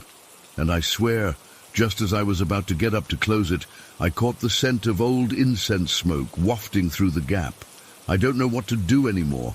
I've changed my routes to work, varied my schedule, even stayed with a friend for a few days. But no matter what I do, he finds me, always watching, always with that same message, just making sure you reached safely. But safely from what? Or safely for what? That's the question that keeps me awake at night, because something tells me I haven't reached my final destination yet, whatever that might be. And he'll be there watching, waiting when I do. Story 7. I still can't make sense of what happened that night. It's been 3 weeks and I'm not sleeping well. I keep going over the details, trying to find some logical explanation, but there isn't one. I need to write it down, get it out of my system somehow. I'm a film student at Millfield Community College. For our final project, our group decided to shoot a short horror film. Ironic, considering what happened. There were 5 of us: me, Jake, Marissa, Trent, and Alyssa. We'd been planning this project for months. Jake's uncle owns this gorgeous old Victorian house on the edge of town, and he said we could use it for filming. The place has this amazing rooftop area with a view of the whole neighborhood, perfect for the night scenes we needed. We scheduled the shoot for Friday night. We all met up around 10 p.m. to set up our equipment before filming at midnight. The timing was important for the atmosphere we wanted to create. Jake's uncle was out of town, but he gave Jake the keys and told us to lock up when we finished. The evening started normally enough. We lugged all our equipment up 3 flights of stairs to the rooftop. It was a clear night, not too cold for October, with a half moon providing just enough natural light. The rooftop had this small covered area where we could store our gear, and the open space was perfect for our shots. I was in charge of the cameras, a Canon DSLR for our main shots and a Sony Handycam for behind-the-scenes footage. I checked both cameras that morning, fully charged the batteries, formatted the memory cards, everything. I'm always super careful about this stuff because technical problems can ruin an entire shoot. By 11:30 p.m., we were ready to start filming. Trent and Alyssa were the actors for this scene, while Marissa handled the lighting, Jake directed, and I operated the camera. I turned on the Canon, and it immediately flashed a low battery warning before shutting off. I couldn't believe it. "What the hell?" I muttered, checking the battery indicator. This was at 100% when I packed it. Jake came over, annoyed. "Seriously, did you forget to charge it?" "No way, man. I charged both cameras this morning. They were full." I pulled out the Sony to show him, but when I powered it on, the same thing happened. Low battery warning, then dead. Everyone was staring at me now. "I swear they were charged," I said. "This makes no sense." Marissa suggested it might be the cold air draining the batteries faster, but it wasn't that cold. Maybe 55 degrees. Plus, I've shot in much colder conditions without issues. Luckily, I'd brought the chargers. We ran an extension cord from inside the house and plugged in both batteries. While we waited, we rehearsed the scene, trying not to waste time. After about 20 minutes, the batteries had enough charge to at least start filming. That's when I noticed them. I was adjusting the tripod when movement on the neighboring rooftop caught my eye. The house next door was similar to Jake's uncle's place. Another old Victorian, but more run down, with boarded windows and an overgrown yard. The rooftops were separated by a narrow gap, maybe 2 feet wide. 3 children stood there, watching us. They were completely bald, all 3 of them, just standing there, perfectly still, staring at us with these blank expressions. There was a girl, maybe 9 years old, a boy who looked about 6 or 7 in the middle, and a younger boy, probably 4, on the right. They wore plain clothes, the kind of generic outfits you'd see in an old photograph. No jackets, despite the cool night air. "Guys," I said quietly, nodding toward them. Everyone turned to look. "Hey there," Jake called out, waving. "You kids okay?" They didn't respond, just kept staring. "Should they be up there?" Marissa whispered. "It's almost midnight." Trent walked to the edge of our roof. "Hey, where are your parents? It's pretty late for you to be out." Still nothing. The children remained completely motionless, their pale faces expressionless in the moonlight. "This is creepy as hell," Alyssa muttered. Jake laughed nervously. "Maybe they're just curious about the film equipment." I raised my hand to wave at them, and that's when they turned in unison and walked away, disappearing into the darkness of their rooftop. We all looked at each other, unsettled, but decided to continue with our shoot. We had limited time and needed to get this done. The batteries were charged enough to work, so we started filming. For the next couple of hours, we focused on our project, though I kept glancing over at the neighboring roof. The shoot went smoothly after that. We got all the footage we needed for the rooftop scene. By around 2:30 a.m., we were doing our final shots. I was reviewing some footage on the camera screen when Alyssa grabbed my arm. "They're back," she whispered. I looked up. The 3 children had returned to the exact same spot, standing in the exact same formation, staring at us with the same blank expressions. It was as if they'd never moved. This time, Jake called out more firmly, "Hey, kids, it's really late. Where are your parents?" After a long, uncomfortable silence, the middle child, the boy around 6 or 7, finally spoke. His voice was oddly flat, emotionless. "I don't know. Maybe they're having dinner." Having dinner? At almost 3 a.m.? And the way he said it, so mechanical, like he was reciting something he'd been told to say. The neighboring house was completely dark. Not a single light was on. There was no sign of any adults, no sign of life at all except for these 3 bald children. "Where do you live?" Marissa asked them. The girl, the oldest one, answered this time. Her voice was just as flat as the boys, but what she said made my skin crawl. She used a word I'd never heard before, something that sounded ancient. The closest translation would be, "We're prisoners." "I'm not making this up, that's what she said. We're prisoners." Who says that? What child uses that kind of language? We all fell silent, exchanging nervous glances. This was getting too weird. "We should go inside," Trent muttered. "This doesn't feel right." We quickly packed up our equipment, constantly glancing over at the children, who continued to watch us without moving. As we headed for the stairs, I took one last look back.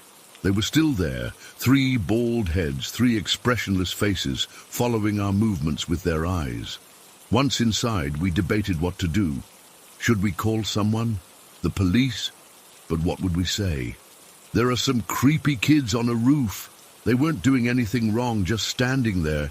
Still, it felt wrong to leave without making sure they were safe.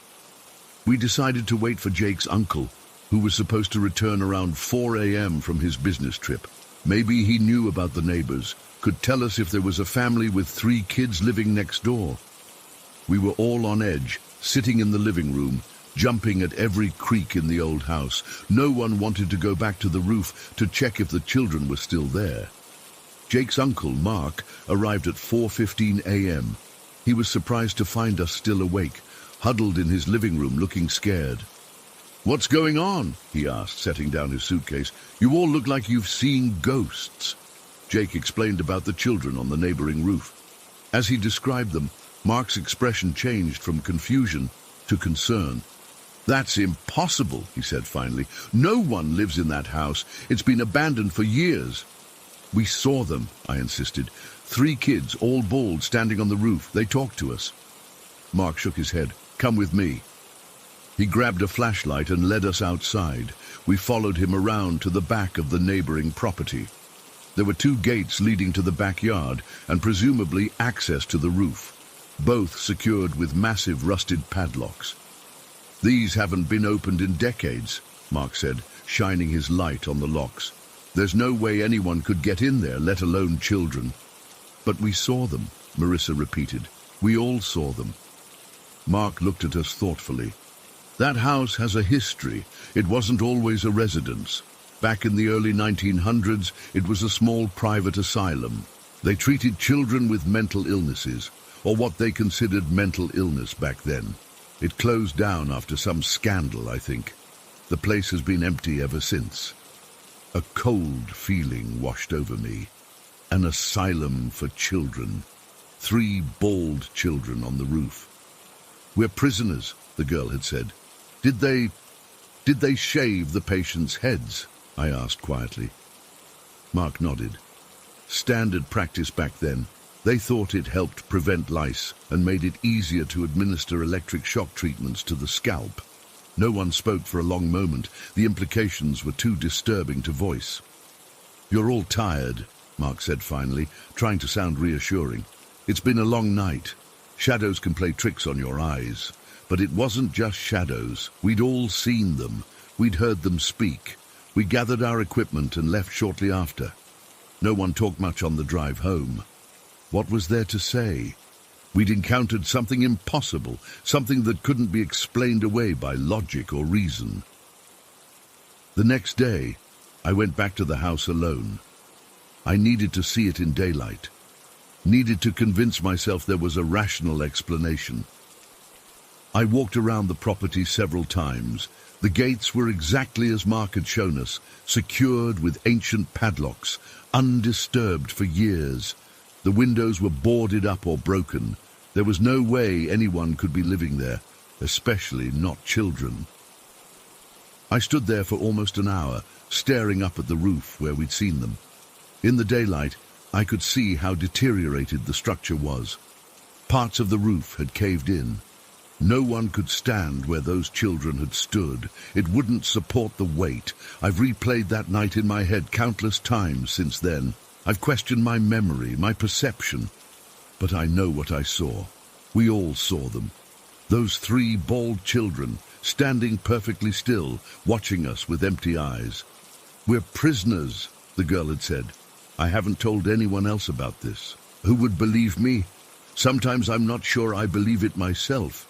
But when I close my eyes at night, I see them standing there, and I hear that flat, emotionless voice saying words no child should say. I don't know what we encountered on that rooftop. Were they ghosts? Memories? Something else entirely?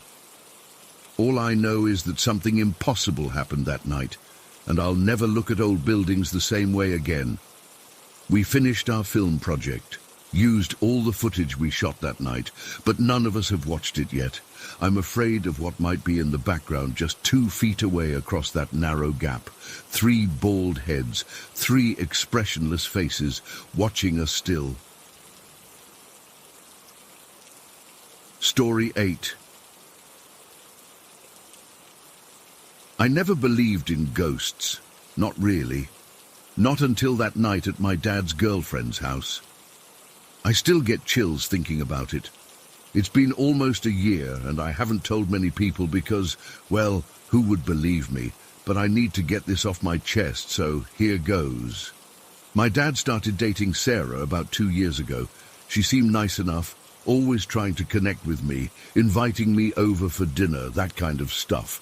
I was 17 at the time, and honestly, I wasn't thrilled about my dad dating again after the divorce. But I tried to be supportive. Last winter, my dad suggested I stay overnight at Sarah's house. He had been splitting his time between our place and hers, and I think he wanted us to bond or something.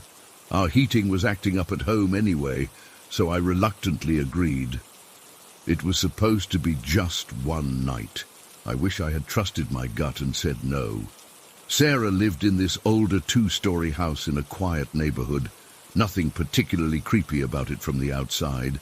Just your average suburban home with beige siding and neatly trimmed hedges. When we arrived, Sarah greeted us at the door with that overly enthusiastic smile she always had around me. "Emily, I'm so glad you could come over." She hugged me, and I awkwardly hugged her back. "I've set up the guest room for you upstairs, 2nd door on the right." My dad carried my overnight bag, and we followed Sarah through the house. It was my first time staying overnight, though I'd been there for dinner a few times. The place always had this weird smell, like old perfume and something medicinal. Not super strong, just there. We went upstairs, and Sarah opened the door to what would be my room for the night. The moment I stepped inside, something felt off. I can't explain it, but there was a heaviness in the air. The room was neat and tidy, with floral wallpaper, an old wooden dresser with a large mirror, and a queen-sized bed with a patchwork quilt. There were framed photos on the nightstand that Sarah quickly moved to the dresser. "Sorry about the clutter," she said, though the room wasn't cluttered at all. Like it was stuck in time. There were doilies on the dresser, the kind my own grandmother used to have. The closet door was slightly ajar, and I could see what looked like women's clothes hanging inside. Definitely not guest room stuff. I went downstairs for dinner, and everything seemed normal enough. We ate lasagna, talked about school, and watched some TV. Around 9:30, I started getting a headache, probably from the tension of being in a strange house. I've had migraines since I was a kid, so I took my medication and told Dad and Sarah I was going to bed early. "Sweet dreams, honey," my dad said. Sarah just smiled, that tight smile of hers. Back in the room, I changed into my pajamas and plugged in my phone. That's when I noticed the photos Sarah had moved to the dresser. They were all of an elderly woman. In one she was younger, maybe in her 50s, in others much older. In the largest frame was a picture of the same woman sitting in what I suddenly realized was the very room I was in. Same wallpaper, same furniture. My medication was starting to kick in, making me drowsy, but I was curious now. I opened the top drawer of the dresser and found it filled with women's handkerchiefs, costume jewelry, and a bottle of perfume, the same scent that permeated the house. That's when I heard footsteps in the hallway. The door opened, and Sarah stepped in with some extra blankets. "I thought you might get cold tonight," she said, placing them at the foot of the bed. She noticed me looking at the photos. "I see you've met my mother." "Your mother?" I asked, suddenly feeling very uncomfortable. "Yes, this was her room. Sarah smoothed the quilt. She passed away 3 months ago. Heart attack. Right in this bed, actually. My blood ran cold. I'm sleeping in a dead woman's bed? Sarah shrugged like it was no big deal. Well, we washed the sheets, obviously. Mom would have wanted the room to be used, not just sit empty. She always loved having guests. I wanted to grab my things and leave right then, but my head was foggy from the medication, and I didn't want to seem rude or childish. Sarah must have sensed my discomfort because she quickly added, "Don't worry, it's just a room. Get some sleep and we'll have pancakes in the morning." After she left, I sat frozen on the edge of the bed. I couldn't believe they put me in a dead woman's room without telling me. I thought about texting my dad to come up, but I didn't want to cause drama. Plus, the medication was really hitting me now, making my eyelids heavy. I got under the covers, turned off the lamp, and tried to sleep. The moonlight cast strange shadows through the curtains, making patterns on the wall that seemed to move and shift. I closed my eyes and tried to ignore the feeling of being watched.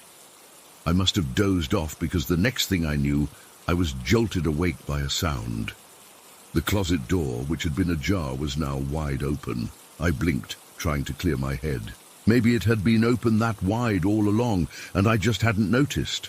I reached for my phone to check the time, 2:17 a.m. The house was completely silent except for the hum of the heating system. As my eyes adjusted to the darkness, I stared at the closet. The clothes inside seemed to be women's dresses and blouses hanging neatly on a rod, old people clothes. I told myself to calm down, that I was being stupid.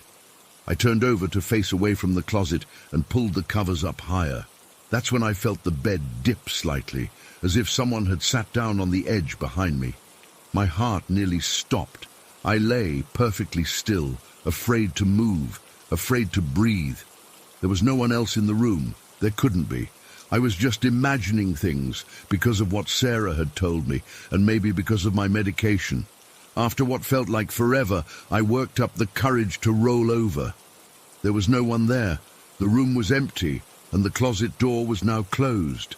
Had I imagined the whole thing? I sat up, rubbing my eyes, trying to shake off the medication fog. That's when I noticed a thin line of light under the bedroom door. Someone was in the hallway. I watched as shadows moved across the light, like feet passing by, back and forth, pacing, but I couldn't hear any footsteps. "Dad!" I called out, my voice small and shaky. No response. The shadows continued to move, and I decided I'd had enough. I threw back the covers and got out of bed, my heart pounding. I tiptoed to the door and pressed my ear against it. Nothing. Taking a deep breath, I turned the knob and pulled the door open. The hallway was empty and dark. There was no light source that could have created the shadows I'd seen. I stepped out into the hall, looking left and right. The bathroom door was open, no light on inside. My dad and Sarah's room at the end of the hall was closed, a sliver of darkness under their door. I was about to go back into my room when I felt it, a cold breath on the back of my neck. Before I could move, before I could even process what was happening, I heard a woman's voice, right in my ear, raspy and dry like autumn leaves. "This is my room!" I screamed. I screamed so loud my throat hurt instantly. I spun around, but there was no one there, just the empty doorway to the grandmother's room. Lights flicked on, and my dad came running down the hall in his boxers and t-shirt, Sarah right behind him. "Emily, what's wrong?" He grabbed my shoulders, his face panicked. I was hyperventilating, pointing at the room, trying to speak, but unable to form words. Someone, voice, she, the grandmother. My dad wrapped his arms around me while I sobbed into his chest. Sarah stood there awkwardly, hugging herself in her bathrobe. "She's just having a nightmare," Sarah said, not meeting my eyes. "Those migraine medications can do that sometimes." "It wasn't a nightmare," I insisted between sobs. I was awake. I heard her. She spoke to me. My dad looked at Sarah, then back at me. "Who spoke to you, honey?" "Her mother," I said, pointing at Sarah. She said it was her room. Sarah's face went pale. That's ridiculous. You were dreaming. But my dad must have seen something in my face, the genuine terror, because he said, "It's okay, Em. You can sleep in our room tonight." "No," I said immediately. "I want to go home." "Please, Dad, let's just go home." Sarah started to protest, but my dad held up his hand. "Let me just stay with her in the guest room tonight. We'll sort this out in the morning." Sarah's lips thinned into a tight line, but she nodded and went back to their bedroom. My dad guided me back into the grandmother's room, which now seemed incredibly threatening. He turned on all the lights and checked the closet, showing me there was nothing there. "See? Nothing to be scared of?" he said, but his voice didn't sound convinced. I sat on the edge of the bed while he settled into an armchair in the corner. "Try to get some sleep, Em. I'll be right here all night." I lay down, facing him, the lights still on. Neither of us spoke about what had happened, but I could tell he was on edge too. Every few minutes, his eyes would dart to the closet or to the ceiling. At one point, he got up and closed the closet door firmly, then returned to his chair. I must have eventually fallen asleep from exhaustion, because the next thing I knew, sunlight was streaming through the curtains. My dad was still in the chair, but he looked terrible, like he hadn't slept at all. His eyes were bloodshot, and he kept rubbing the back of his neck. "Morning," I said quietly. He jumped a little, then forced a smile. "Morning, kiddo. Sleep okay?" I shook my head. "Dad, can we please go home? I don't want to be here anymore." He nodded, seemingly relieved. "Yeah, let's do that. Pack your things." While I was gathering my stuff, I noticed my dad kept glancing at the corner of the room near the closet. When I asked him what he was looking at, he hesitated. "Nothing," he said, then paused. "Actually, Em, did you see anything else last night, besides hearing the voice?" I shook my head. "No, just the shadows under the door and then the voice." "Why?" My dad swallowed hard. "I didn't sleep at all last night. There was..." He trailed off, then looked at me seriously. "There was something in the corner all night, a shadow, larger than a person should be. It just stood there, watching." Chills ran up my spine. "You saw something?" He nodded slowly. "I didn't want to scare you more.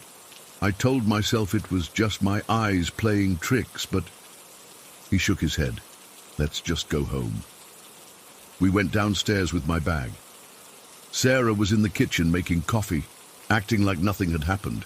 When my dad told her we were leaving, she seemed hurt, but not surprised. "You don't have to go," she said. "It was just a bad dream." My dad put his arm around my shoulders. "I think we both need our own space today. I'll call you later." In the car, neither of us spoke for a while. Finally, as we turned onto our street, my dad broke the silence. "I've never felt comfortable in that house," he admitted. "There's something not right about it. I thought it was just me being weird about dating again, but..." "You feel it too?" I asked, relieved I wasn't crazy. He nodded. "Every time I stay over, especially in that room, Sarah never told me it was her mother's room until after she died. She didn't even change anything in there." He gripped the steering wheel tighter. "Her mother never liked me. Made that very clear while she was alive. And now she's dead," I whispered. "But still there," my dad finished. "We've never talked about that night again. My dad still sees Sarah, but he never stays overnight at her house anymore, and he's never asked me to go back. Sometimes I catch him staring into space, and I wonder if he's thinking about what he saw in that corner. I still don't know what happened that night. Was it really the ghost of Sarah's mother? Was it the medication playing tricks on me? But that doesn't explain what my dad saw. All I know is that I'll never forget that voice in my ear, so close I could feel the breath on my skin, telling me I was in her room. And sometimes, when I'm falling asleep at night, I still check my closet door to make sure it's firmly closed. Story 9.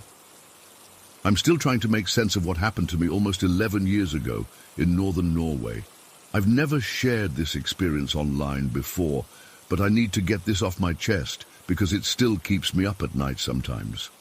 Back when I was 16, my dad surprised me with a hunting license and a shotgun for my birthday. I was beyond excited. Hunting had been a family tradition, and I'd been looking forward to this moment for years.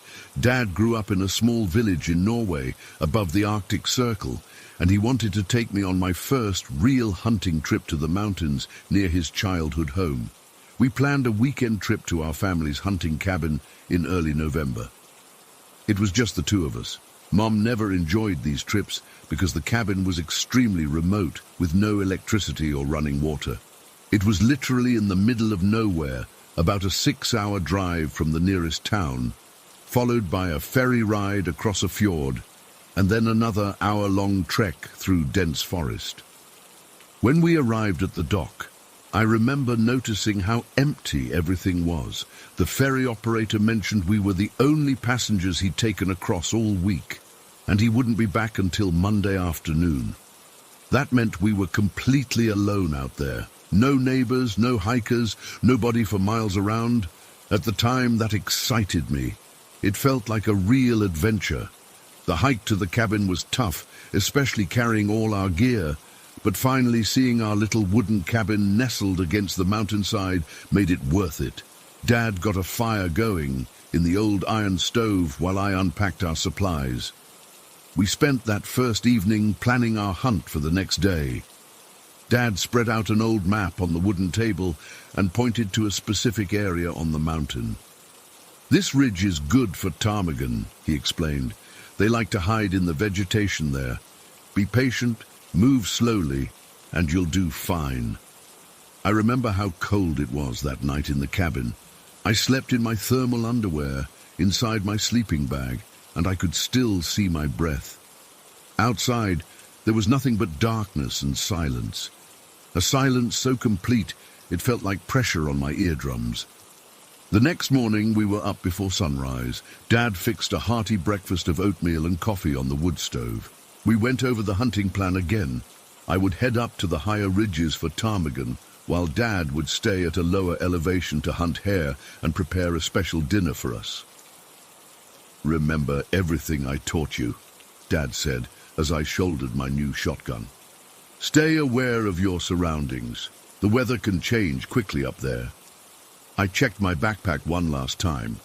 Extra shells, water bottle, sandwiches, a thermos of hot chocolate, spare gloves, a compass, and my phone. Though I knew there was no reception, I was wearing multiple layers under my hunting gear. Thermals, wool, and a waterproof outer shell. The temperature was well below freezing, and the forecast called for light snow later. I set off just as daylight began creeping over the mountains. The snow crunched beneath my boots as I hiked upward through the sparse pine forest that gradually gave way to more open terrain. The mountains in northern Norway aren't like the Alps or Rockies. They're older, more rounded, but no less imposing. Their stark, treeless upper reaches were already covered in snow, making them appear massive and ghostly against the pale blue sky.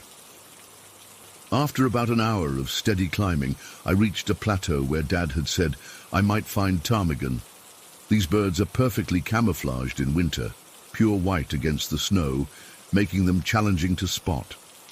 I moved slowly, scanning the landscape, my shotgun ready. That's when I first noticed something odd. The mountains were silent.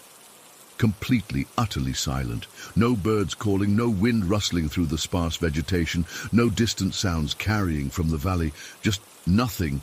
I've been in quiet places before, but this was different. It felt wrong somehow, like the mountain itself was holding its breath. I tried to shake off the feeling. "It's just nerves," I told myself. First real hunt jitters. I continued forward, following a natural path that led higher up the mountainside. After another hour without seeing any ptarmigan, I decided to push further up toward the ridge, where the landscape opened even more. The terrain became increasingly difficult, deeper snow and more rocks to navigate around. I was starting to get tired, but I was determined to not return empty-handed from my first hunt. By midday, I had reached a high point where I could see for miles across the frozen landscape. Norway, in winter, has this strange half-light that never fully becomes day. The sun barely climbs above the horizon before starting its descent again, casting long shadows across everything. I stopped to catch my breath and take in the view. Far below, I could make out the frozen lake we had crossed by ferry, and beyond that, mountains stretching endlessly into the distance. I found a relatively flat rock that poked through the snow and decided it was a good place for a break. I sat down, propped my shotgun against the rock, and pulled out my thermos and sandwich. The silence was still there, pressing in on me, but I was getting used to it. I figured the wildlife was just hiding because of my presence. As I bit into my sandwich, I suddenly heard something that made me freeze mid-chew. Footsteps, clear, distinct footsteps crunching through snow. They were coming from the forest area I had just passed through about 20 minutes earlier. At first, I thought it must be Dad, maybe having decided to join me after all. But something about the sound wasn't right. The steps were heavy, deliberate, and definitely bipedal, not an animal on four legs. But they were too heavy to be my dad, who's a lean guy. These sounded like someone much larger. "Dad?" I called out, my voice sounding strangely small in the vast empty space. No response. The footsteps continued, steady and purposeful, getting closer. I stood up, suddenly very aware of how exposed I was on that mountainside. "Hello? Is someone there?" I tried again, louder this time. Still nothing. I realized I should call Dad. I pulled out my phone, and to my surprise, I had 1 bar of reception, rare for that area. I quickly texted, "Are you coming up the mountain?" The footsteps were getting closer, still out of sight behind a rocky outcrop. My phone dinged with a response from Dad. "No, still at cabin preparing food. Everything okay?" My heart started pounding in my chest. If Dad was still at the cabin, then who, or what, was walking toward me? I grabbed my shotgun, feeling slightly reassured by its weight in my hands. The footsteps were maybe 100 yards away now, still hidden from view. What bothered me most was that whoever it was hadn't responded to my calls. Any normal hiker would have called back. I quickly typed, "I think someone's up here, hearing footsteps." Dad's response was immediate. "No one else is in the area. Are you sure it's not an animal?" I was absolutely sure. These were human footsteps, the distinct rhythm of 2 legs, the clear sound of boots crunching through snow. But still, I couldn't see anyone. The footsteps stopped suddenly. I held my breath, straining to hear any sound. Then they started again, faster now, coming directly toward me. Pure instinct took over. I grabbed my backpack, left the remains of my lunch, and started moving away from the sound, heading higher up the ridge. The terrain was steeper here, the snow deeper, making progress difficult. After a few minutes, I paused to listen. The footsteps had changed direction. They were following me. I picked up my pace, pushing through snow that was now knee-deep in places. My lungs burned from the cold air and exertion. I kept looking back, expecting to see someone emerging from behind the rocks, but there was never anyone there, just empty mountainside and my own tracks in the snow. The footsteps kept pace with me, not gaining, not falling behind, just steadily following. What terrified me most was that I still couldn't see who was making them. The sounds were clear as day, sometimes not more than 50 yards behind me, but there was no one there. No person, no animal, nothing. I reached another plateau and started running across it, heading toward a different way down the mountain that would eventually lead back to the cabin. The snow was shallower here, packed by the wind, making it easier to move quickly. And that's when the most terrifying thing happened. As I ran, the footsteps behind me matched my pace exactly. When I slowed, they slowed. When I stopped abruptly, they took one more step and stopped too. It was like whatever was following me was perfectly mimicking my movements, staying at the exact same distance. I felt like I was losing my mind. I spun around, shotgun raised, and shouted, "Show yourself!" My voice echoed across the mountainside. Then silence again. Complete silence. Even the footsteps had stopped. I stood there, breathing hard, shotgun still raised, scanning the empty landscape. Nothing moved. I was completely alone on that mountain. But I knew. I absolutely knew. Something had been following me. After what felt like an eternity, I slowly lowered my gun and turned to continue my descent. The instant I took a step, I heard it again, a single footstep in the snow behind me, perfectly timed with my own. Pure panic hit me then. I started running, no longer caring about the difficult terrain. I just needed to get off that mountain. The footsteps ran with me, keeping perfect time with my own, always the same distance behind. I couldn't shake the feeling that if I slowed down even a little, whatever was behind me would catch up. I reached the edge of the frozen lake that we'd crossed on the ferry, taking a shortcut back toward the cabin. The lake stretched about half a mile across, covered in snow and ice. Without hesitation, I stepped onto it and started making my way across, moving as fast as I dared on the slippery surface. The footsteps followed me onto the ice. 1, 2, 3 steps. And then they stopped, completely stopped. I kept going, afraid to look back, expecting at any moment to hear them resume. But there was nothing.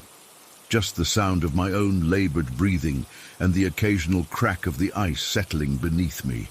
When I finally reached the other side of the lake, I allowed myself to pause and look back. The vast white expanse was empty. No tracks except my own. No movement, no sound. Whatever had been following me hadn't crossed the lake. I practically ran the rest of the way to the cabin, bursting through the door, sweaty and wild-eyed despite the freezing temperature. Dad looked up from the stove where he was cooking, his expression changing from welcome to concern. "What happened? You look like you've seen a ghost." I tried to explain the footsteps, the pursuit, how they matched my pace exactly, the way they stopped at the lake. As I spoke, I realized how crazy it all sounded. Dad listened patiently, then handed me a cup of hot coffee. "You were alone up there a long time," he said carefully. "The mountains can play tricks on your mind. Maybe it was just the echo of your own footsteps bouncing off the rocks." "Dad, I know what I heard," I insisted. "It wasn't an echo. Something was following me." He gave me an odd look then, not quite meeting my eyes. "You're exhausted, and it's your first time hunting alone. The mind can create strange things when you're in unfamiliar territory." But I could tell he wasn't convinced by his own explanation. There was something in his expression, a flicker of recognition, perhaps even fear, that told me he knew more than he was saying. We didn't talk about it for the rest of the trip. I didn't go hunting again, using the excuse that I was too tired. We returned home the next day, earlier than planned. Years later, after I moved away for college, I asked Dad about that day. His response always bothered me. "Don't worry about it. Don't ask about it. Some things are better left unknown." He never elaborated, no matter how many times I brought it up. Eventually, I stopped asking.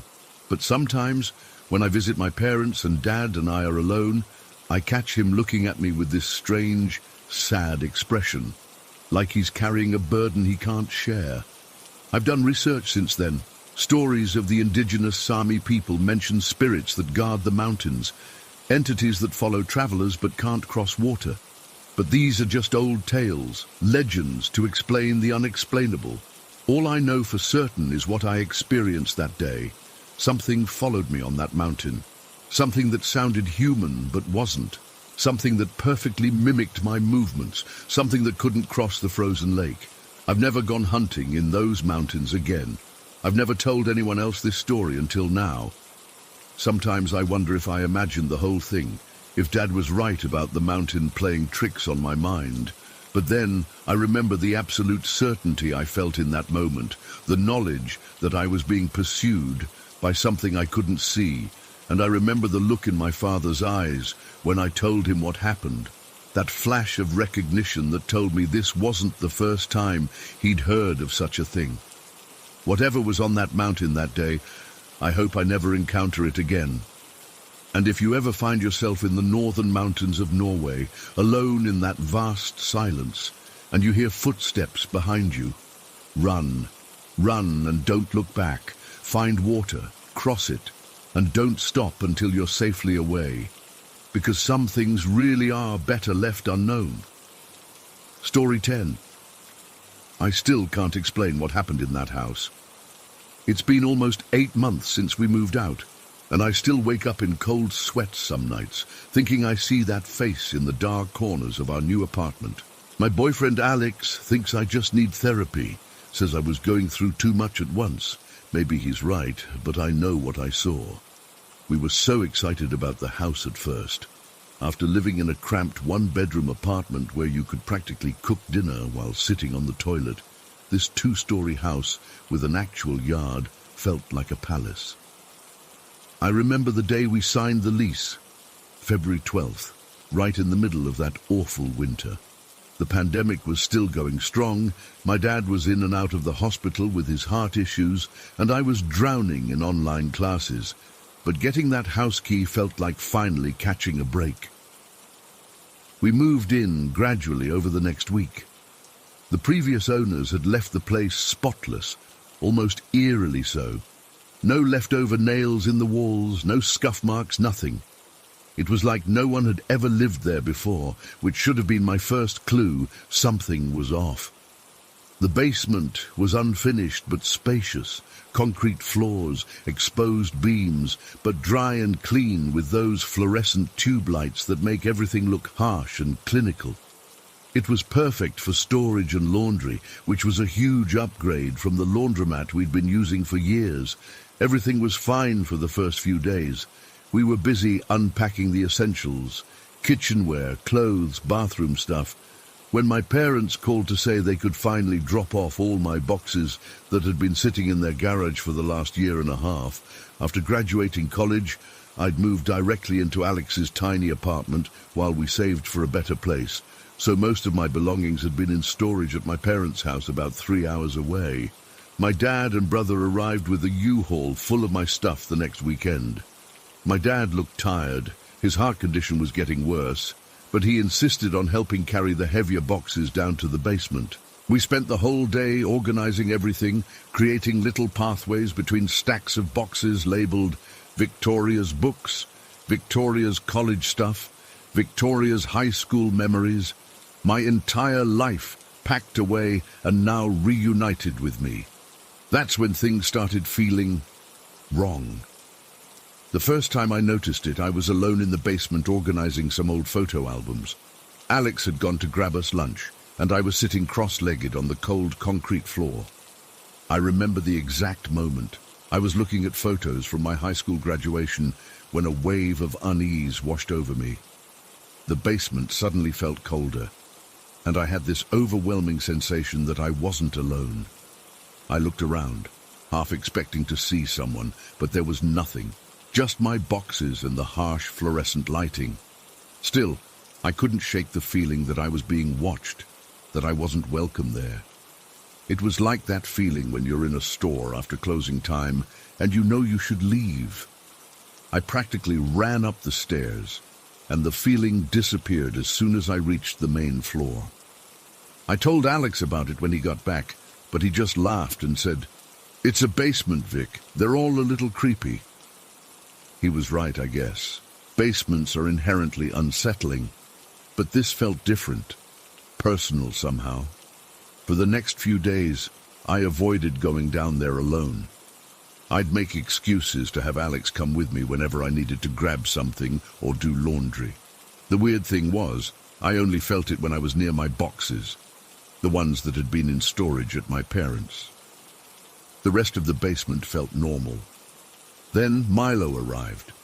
My orange tabby had been staying with my parents until we were settled, and when they brought him over, I thought having him around would make the house feel more like home. Instead, he confirmed my suspicions that something wasn't right. Cats are supposed to be curious, right? Explore every nook and cranny of a new place. Not Milo. He sniffed around the main floor and second floor just fine, rubbing against furniture and claiming his territory. But the moment I carried him down to the basement to show him where his litter box would be, he went rigid in my arms. His fur stood on end, and he started making this low, growling sound I'd never heard before. When I set him down, he bolted up the stairs faster than I'd ever seen him move. After that, he refused to go near the basement door. If it was open, he'd sit at the top of the stairs and stare down, his tail puffed up like a bottle brush. I tried to convince myself it was just the new environment stressing him out, but then I noticed something else. Milo wouldn't stay in any room with the lights off. My lazy cat, who used to sleep 20 hours a day, was suddenly alert at night, staring into dark corners and occasionally hissing at nothing. Alex said Milo was just picking up on my anxiety, and maybe he was right. I was definitely anxious. Every time I went into the basement, that feeling of being unwelcome intensified. It was like something was telling me to get out, that I didn't belong there. I started having nightmares about being trapped down there in the dark, feeling something watching me from between the boxes. About 2 weeks after we moved in, I started unpacking some of my old things from storage. I figured maybe if I sorted through everything, I could pinpoint what was causing this weird feeling.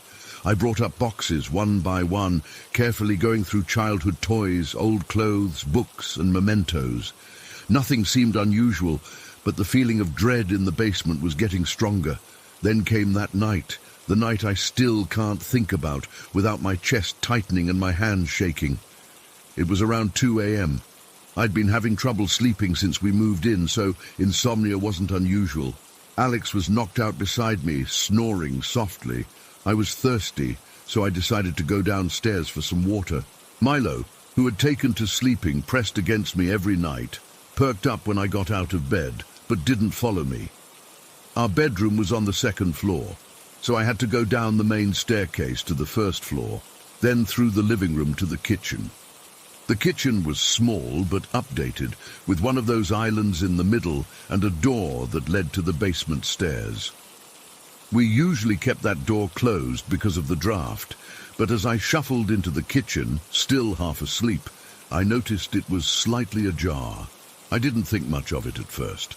I opened the fridge, the light illuminating the dark kitchen, and poured myself a glass of water. As I was drinking, I got that feeling again, that skin-crawling sensation of being watched.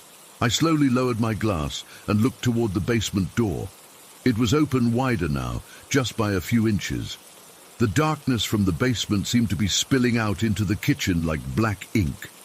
I stood frozen for a second, trying to rationalize it. Maybe the door wasn't latched properly.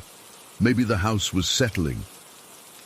I don't know what compelled me to do it, but I walked over to the door and flipped on the basement light switch. The fluorescent lights flickered to life, illuminating the staircase. And there, peering around the doorframe at the bottom of the stairs, was a face. It was pale, not just white, but a sickly grayish white, like something that had never seen sunlight. The eyes were what hit me first, hollow, sunken pits that seemed to absorb the light rather than reflect it. They were fixed directly on me.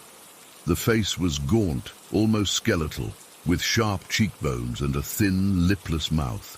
But the most disturbing part was the hair.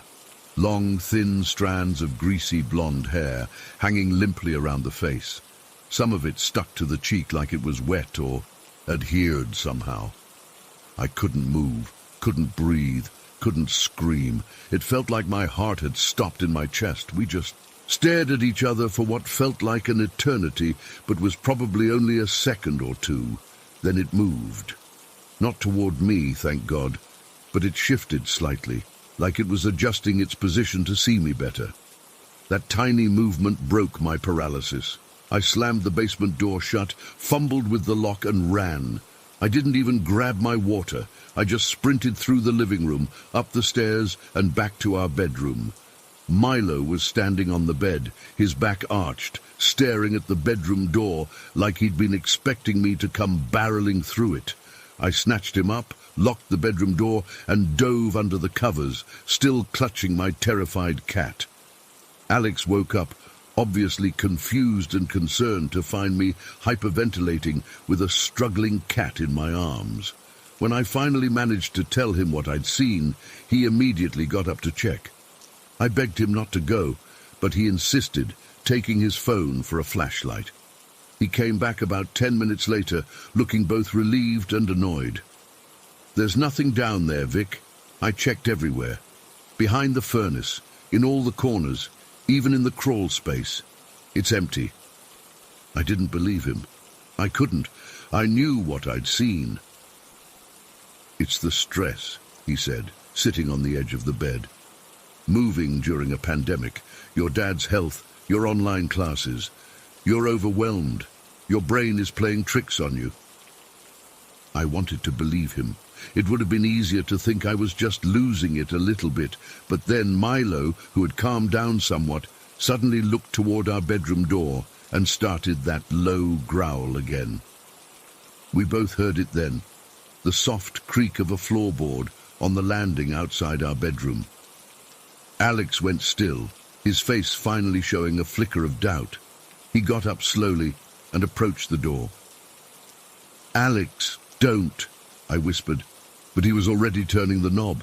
He opened the door to an empty hallway, nothing there, not even a shadow. He checked all the other rooms on our floor, then went downstairs to double-check everything. When he came back, he looked more worried, not because he'd found anything, but because he hadn't. "The basement door is still locked, Vic, just like I left it." For the rest of the night, we stayed awake. I couldn't stop shaking, and even Alex seemed unsettled now. When morning finally came, he suggested I call my doctor to get something for anxiety. He was convinced I was having some kind of breakdown. Maybe I was. But that didn't explain Milo's behavior, or the creaking floor, or the fact that over the next few days, things in the house started to move. Small things at first. A book that wasn't where I left it. Kitchen chairs slightly out of place. Then bigger things. An entire box of my high school yearbooks that had been in the basement suddenly appearing in the living room overnight. Alex kept trying to rationalize everything. Maybe he moved the box and forgot. Maybe I was sleepwalking. Maybe Milo was knocking things over. But I knew it had something to do with my stuff from storage. I became convinced that I'd accidentally brought something with me from my hometown, some entity or presence that had attached itself to one of my possessions and was now making itself at home in our basement. Everything had been normal until I unpacked those boxes. The final straw came a week after the kitchen incident. I was taking a shower, and when I pulled back the curtain to get out, the bathroom mirror was fogged up except for one clear spot. A spot in the shape of a handprint, much larger than mine or Alex's. We moved out the next day, left most of my stuff from storage behind. Alex still thinks I had some kind of breakdown, but he couldn't explain the handprint, and he was spooked enough to agree to breaking our lease. I don't know what was in that house, or if it was something I brought with me. All I know is that sometimes, when I'm about to fall asleep, I still see that face watching me from the darkness. And sometimes I swear I can hear floorboards creaking, even though our new apartment is on a concrete slab. Whatever it was, I hope it stayed with my abandoned boxes in that basement, but sometimes, when Milo refuses to enter a dark room or stares intensely at an empty corner, I'm not so sure. Story 11. So I grew up in Phoenix, Arizona, in this single-story ranch-style house on the east side of town. It wasn't anything special to look at. Tan stucco exterior, brown tile roof, basically like every other house in our neighborhood. We moved there when I was about 4, and we lived there until I was 12. Those 8 years were, well, they weren't normal. I didn't know it when we first moved in. But apparently our house had this really dark history. My mum only told me about it years later, But according to the neighbors, a man had murdered his parents in that house sometime in the 70s. The real estate agent never disclosed this, which I'm pretty sure is illegal. And my mom only found out after we'd been living there for a few months, when Mrs. Ramirez from across the street casually mentioned it during a neighborhood barbecue. "Oh, you bought the Donnelly house? Brave woman. I wouldn't sleep there after what happened." That's how my mom found out. By then, we'd already experienced some weird stuff, but knowing the history made everything that happened afterward even more terrifying. The first thing I remember noticing was these 3 rusty, reddish-brown finger streaks that ran down the wall outside my mum's bedroom. They looked like someone had dragged their bloody fingers down the wall. My mum tried painting over them multiple times, but they would always reappear within a few days. Not like someone was coming in and redoing them. The paint would just fade in those exact spots, revealing those 3 finger marks again. She tried different kinds of paint, primer, everything. Nothing worked. There were similar marks in the hallway leading to my room too. I remember asking my mum if someone had drawn on the walls with red crayons, because I didn't want to think they were what they looked like, dried blood. She always said it was just water damage or something with the drywall, but the way she said it, I could tell she didn't believe it either.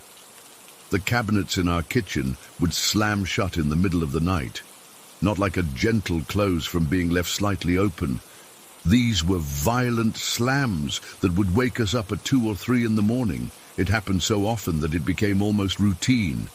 We'd hear it, my mom would sigh, and we'd both try to go back to sleep. One night when I was about 7, I remember my mum shaking me awake, her face completely white. She made me get up and sleep in her room. The next morning she told me she'd seen a dark figure standing in our kitchen.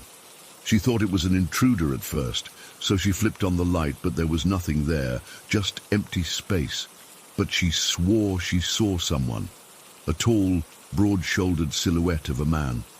On another night, she told me she felt someone sit down on her bed and pull the covers up.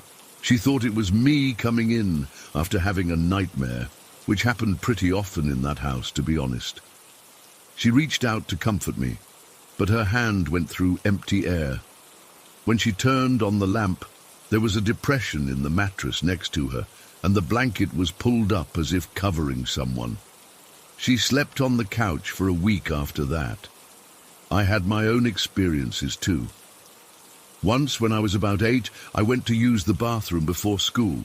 Nothing unusual about the morning, just a regular Tuesday. I closed the door, but didn't lock it because, well, I was a kid and never remembered to lock it. When I tried to leave, the door wouldn't open. The knob turned just fine, but it was like something was holding the door shut from the other side. I called for my mum, and she came and tried to open it from her side. She couldn't get it open either. She started panicking, telling me to stand back from the door so she could try to break it down. Then, suddenly, the door just opened. By itself, no resistance at all. My mum nearly fell into the bathroom because she was mid-shoulder ram when it happened.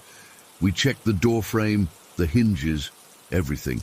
Nothing was broken or stuck. It worked perfectly fine after that. My cousin Jake came to stay with us for a weekend when I was 9. He slept in the living room on the pull-out couch. In the morning, he refused to stay another night. He told us that something had grabbed his ankles multiple times during the night. He described it as hands that would wrap around his ankles and tug, not hard enough to pull him off the bed, but enough that he could feel the pressure and pulling sensation. He was 16 at the time, definitely not the type to make up ghost stories or get spooked easily. We had these touch lamps in the living room and my bedroom, you know, the kind you just tap to turn on and off. They would turn on by themselves all the time. Sometimes they'd cycle through all their brightness settings, one after another, without anyone touching them. My mum tried replacing the bulbs, the wiring, even the whole lamp. Nothing fixed it. But the weirdest thing, the thing that still gives me goosebumps when I think about it, was the dishwasher. It would run by itself, not just turn on. It would actually wash the dishes. We'd come home from school or work, and the dishwasher would be running a cycle. The dishes inside would be clean when it finished. My mom started testing it. She'd leave dirty dishes in the sink, not in the dishwasher, and we'd go out. When we came back, the dishes would be in the dishwasher, being washed or already clean. One time, my mum deliberately left a glass with lipstick marks on it in the sink before we left for my soccer game. When we came back 3 hours later, the glass was clean in the dishwasher, still warm from being washed. She hadn't told me what she was doing, so when she showed me the glass and explained, I just started crying. I couldn't stop for hours. Something was in our house, touching our things, moving around while we were gone. Things would go missing all the time too. Not like normal losing things. These items would vanish from places we knew we had put them, only to show up days or weeks later in bizarre locations. My mum's car keys disappeared from the key hook by the door and showed up 3 days later in the freezer. My favorite stuffed animal vanished from my bed and appeared a week later, sitting upright on top of the washing machine. The most disturbing one was this small stone figurine my grandmother had given me before she died. It was a little angel, about 2 inches tall. It sat on my bedside table always. I never moved it. One day when I was 10, it was just gone. We looked everywhere. I was devastated. Almost 3 months later, I woke up to find it sitting next to my mum's house keys on the kitchen counter. There's no way it had been there the night before. We would have seen it. My parents divorced when I was 6, but my dad lived right across the street. Yeah, awkward, I know. Even he experienced weird stuff. He told us he would sometimes see lights turning on and off in our house when he knew we weren't home. He'd call my mom to ask if she'd left any lights on timers, but we never used those. One afternoon when I was home alone after school, I was about 11 by then, I heard footsteps walking down the hallway toward my room. Heavy footsteps, like a man wearing boots. I called out thinking maybe my dad had come over, but no one answered. The footsteps stopped right outside my bedroom door. I was frozen in fear, staring at the door, waiting for it to open. It never did. After what felt like forever, I heard the footsteps walk away, back down the hall. When my mom got home, I was still sitting in the same spot on my bed, too scared to move. The activity in the house seemed to follow a pattern. It would get really intense for a few weeks, things moving, noises every night, the works, and then it would calm down for a month or so. Just when we'd start to relax and think maybe it was over, it would start up again. When I was 12, my mom finally had enough. The last straw was when all the framed family photos in the hallway were turned upside down while we were at the grocery store. We were only gone for 45 minutes. Every single frame was flipped, but nothing else in the house was disturbed. We moved out the next month. The strangest part? On the day we moved, nothing weird happened. It was completely quiet. No slamming cabinets, no touch lamps turning on and off, no strange marks on the walls. It was like whatever was there was letting us go. Or maybe it was just watching us leave. I'm 27 now, and I still can't explain what happened in that house. I've researched the murder that supposedly took place there, but I've never found any official records of it. Maybe it was just a neighborhood rumor, but something was in that house with us. Something that could move objects, turn on appliances, and make itself felt. I don't know if I believe in ghosts or demons or whatever you want to call it. I just know what I experienced, what my family experienced. That house changed me. To this day, I can't watch horror movies about hauntings. They don't scare me in the usual way. They trigger actual panic attacks because they bring me right back to that house in Phoenix, lying awake at night, listening to the cabinet slam and footsteps walk down the hallway when no one else was awake. I still have the little stone angel figurine. Sometimes I think about throwing it away, worried that whatever was in that house somehow attached itself to it. But I can't bring myself to do it. It's the only proof I have that what happened was real, that I didn't imagine it all. I've never gone back to that neighborhood. I don't want to know if the house is still there, or who lives in it now. Some things are better left alone. But I think about those people, whoever moved in after us, and I wonder if they're experiencing the same things, if they're lying awake at night, listening to footsteps in an empty hallway, or finding their dishes mysteriously clean when they come home. And I wonder if they've noticed the 3 rusty finger streaks on the wall that never quite paint over. Story 12. I'm still trying to make sense of what happened after we lost Joe. It's been a while now, but I still get goosebumps when I think about those weeks after his passing. I wasn't planning on sharing this, but after seeing similar experiences here, I thought maybe someone could help me understand what happened.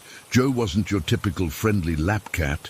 He was a massive grey tabby with a perpetual look of judgment in his yellow eyes. We adopted him when I was in high school, and right from the start, he made it clear he played by his own rules. He'd swat at your ankles if you walked past him too quickly, and God forbid you tried to pet him when he wasn't in the mood. But when he did want affection, he was incredibly loving in his own strange way. He'd headbutt your hand until you petted him, and he'd sleep pressed against my back every night without fail. We also had another cat, Luna, who Joe absolutely terrorized. He'd hide around corners and pounce on her when she walked by, steal her food even though they had separate bowls, and occasionally chase her under the couch where she'd stay for hours. I know it sounds awful, but that was just Joe. A bit of a jerk, but our jerk. He was playing mind games with all of us, but we loved him anyway. When Joe turned 11, he started slowing down. The vet said his heart wasn't working properly, and we'd need to monitor him. I remember coming home from work that Thursday in October to find him lying motionless in his favorite spot under the living room window. I knew immediately. His body was still warm when I picked him up, which somehow made it worse. The vet later confirmed he'd suffered a heart attack. I was devastated. Despite his sometimes obnoxious personality, Joe had been my constant companion through high school, college, and my early 20s. It felt wrong not having him demand breakfast at 5 a.m. or hearing his distinctive ma-pee sound when he jumped onto the kitchen counter, which he knew was forbidden. About a week after we buried Joe in the backyard under his favorite bush, I started noticing things. The first time it happened, I was washing dishes. It was around 8 p.m., and out of the corner of my eye, I caught a glimpse of something grey moving in the hallway. My brain automatically thought Joe, and I actually turned to call his name before remembering he was gone.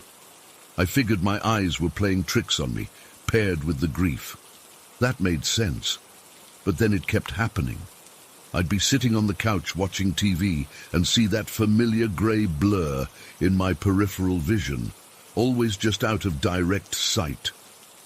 When I'd turn to look, nothing would be there. Sometimes it would happen multiple times a day, always in places Joe used to frequent. The hallway leading to my bedroom, near his food bowl in the kitchen, or by the window where he liked to watch birds.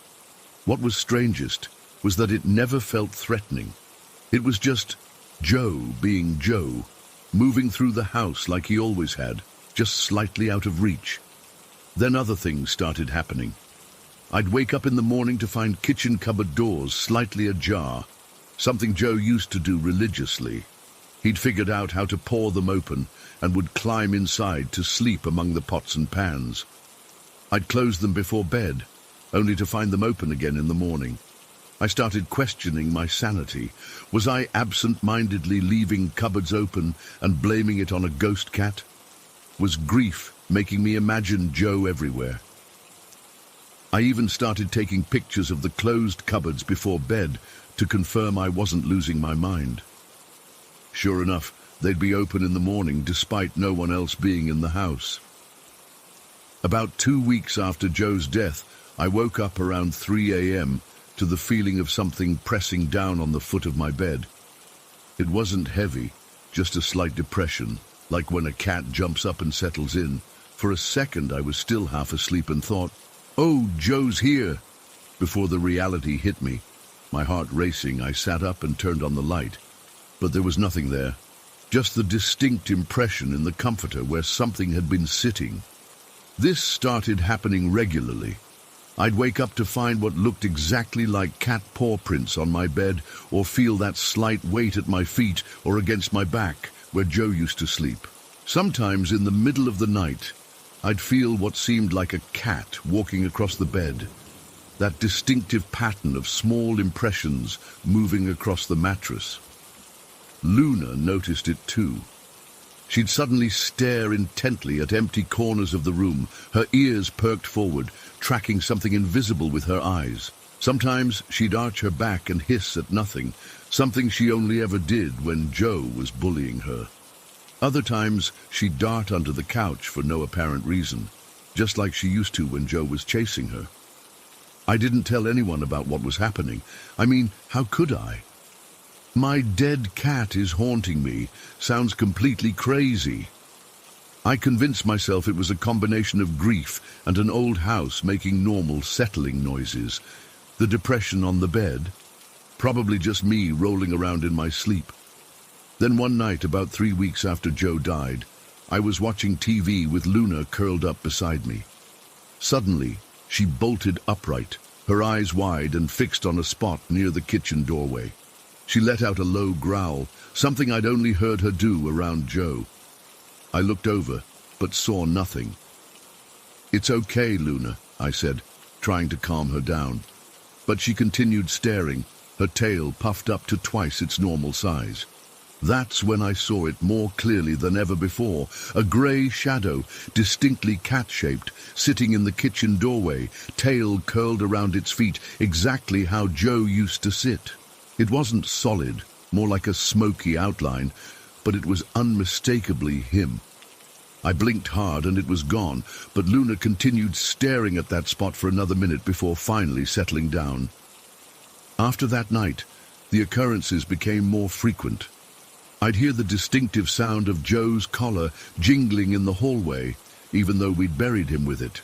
The water in his bowl would have ripples as if something had been drinking from it, despite Luna having her own separate bowl. His toys would be in different positions when I got home from work. The most unsettling incident happened about a month after his death. I was in the shower when I heard a loud crash from my bedroom. Wrapping myself in a towel, I ran to see what had fallen. On the floor was a framed photo of me holding Joe as a kitten. It had been on my dresser, well away from any edges. As I picked it up, I noticed the glass was cracked in a pattern that looked eerily like paw prints. At this point, I was genuinely freaked out, but also oddly comforted. If this was Joe, he wasn't doing anything he wouldn't have done while alive. He'd always been mischievous and attention-seeking, breaking things when he felt ignored. Typical Joe behavior. Then came Thanksgiving break. My mum suggested I join the family for a 2-week vacation at my aunt's lake house. Honestly, I needed the break, both from work and from whatever was happening in my house. Luna went to stay with a neighbor who adored her, and I locked up the house. Those 2 weeks away were peaceful. No strange sightings, no mysterious sounds. I almost convinced myself that everything had been in my imagination, amplified by grief and stress. When I returned home, I braced myself for the phenomena to start again. But the house felt different, emptier somehow. The first night back, I didn't feel any weight on my bed. The cupboards stayed closed, no grey shadows darted across my vision. For the next few days, everything was completely normal. No sign of Joe's presence anywhere. While part of me was relieved, another part felt a profound sense of loss, like I'd lost him all over again. About a week after I returned, my mum called to check in.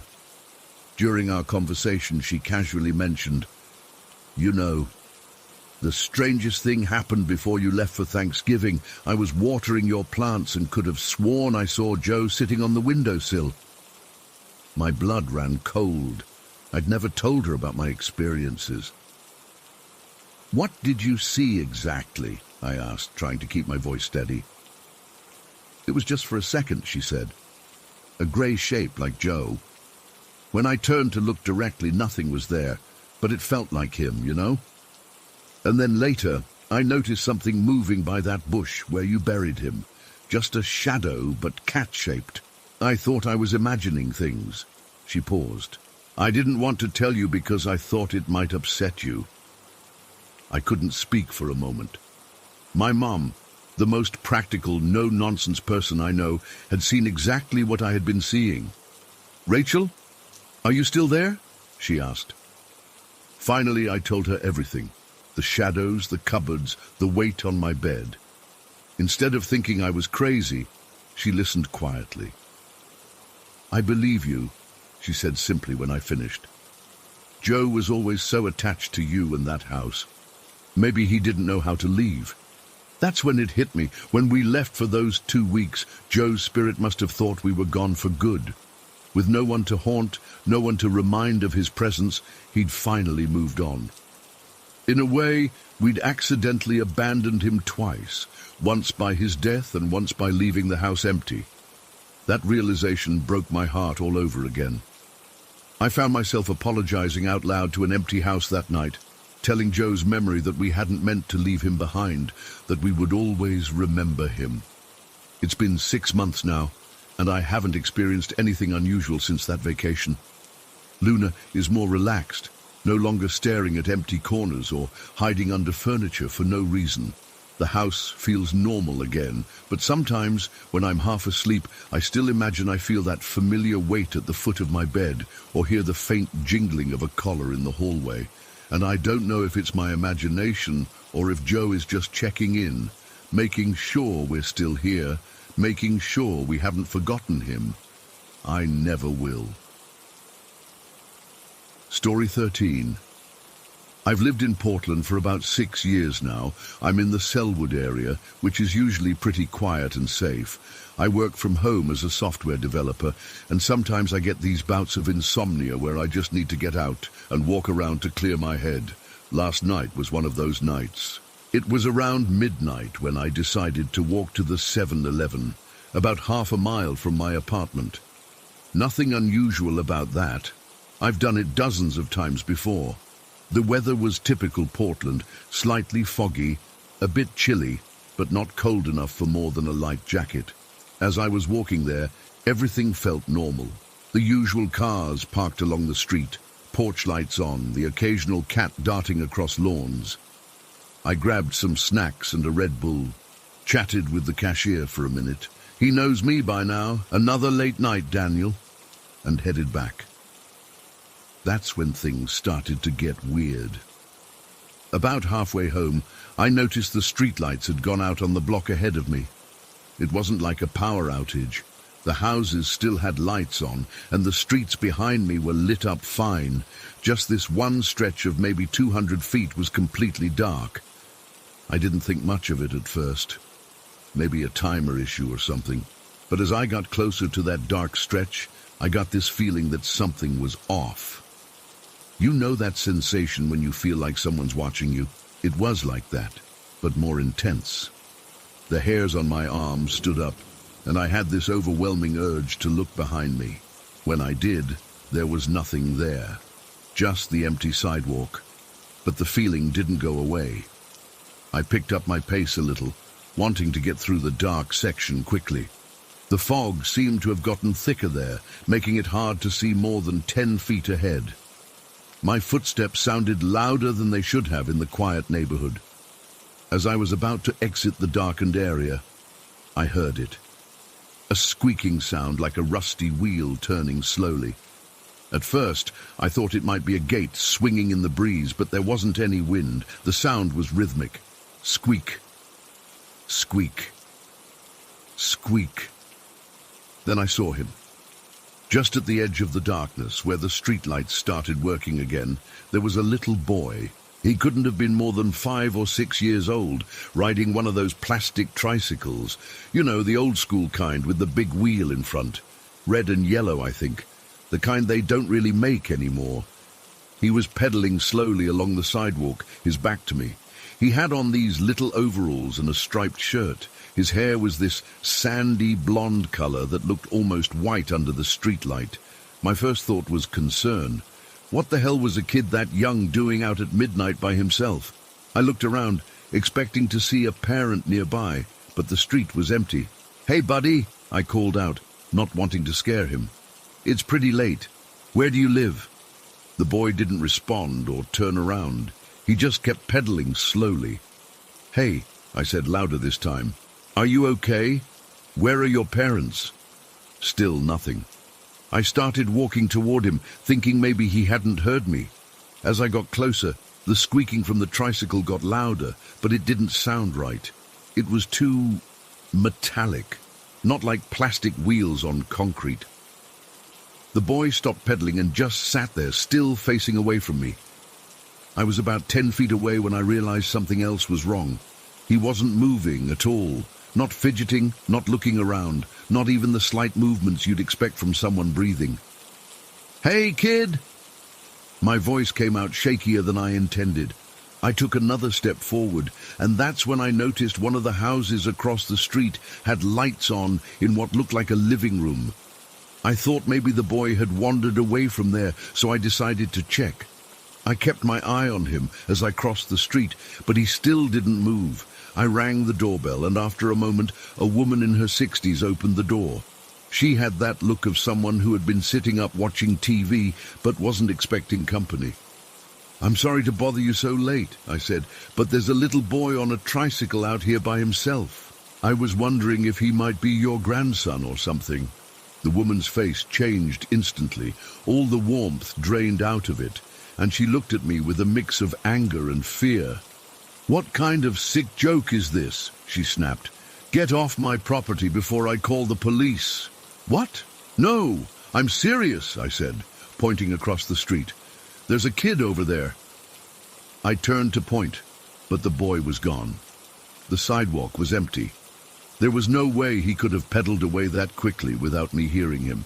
"Look, I don't know what your problem is," the woman said, her voice shaking now, "but you need to leave right now." "I swear there was a boy there just a second ago," I insisted. "Little kid, blonde hair, riding a red tricycle." The door started to close, but then a man appeared behind the woman. He was older, probably in his 70s, with thinning white hair and glasses. "Wait, John," he said to the woman. Then to me, "What exactly did you see?"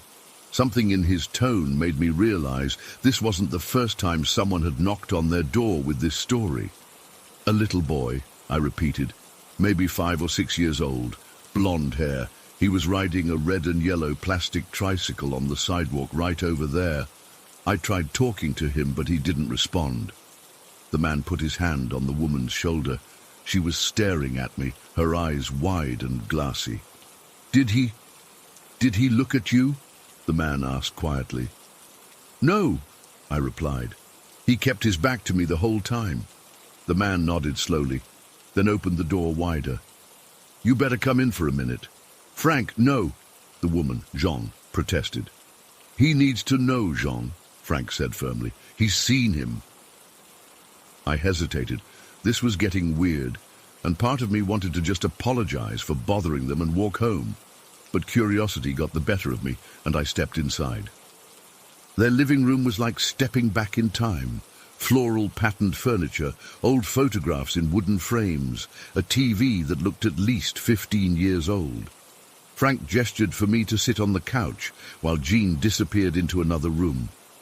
"I'm sorry about my wife," Frank said, sitting in a recliner across from me. "This is difficult for her, for both of us, really." "What's going on?" I asked. "Who was that kid?"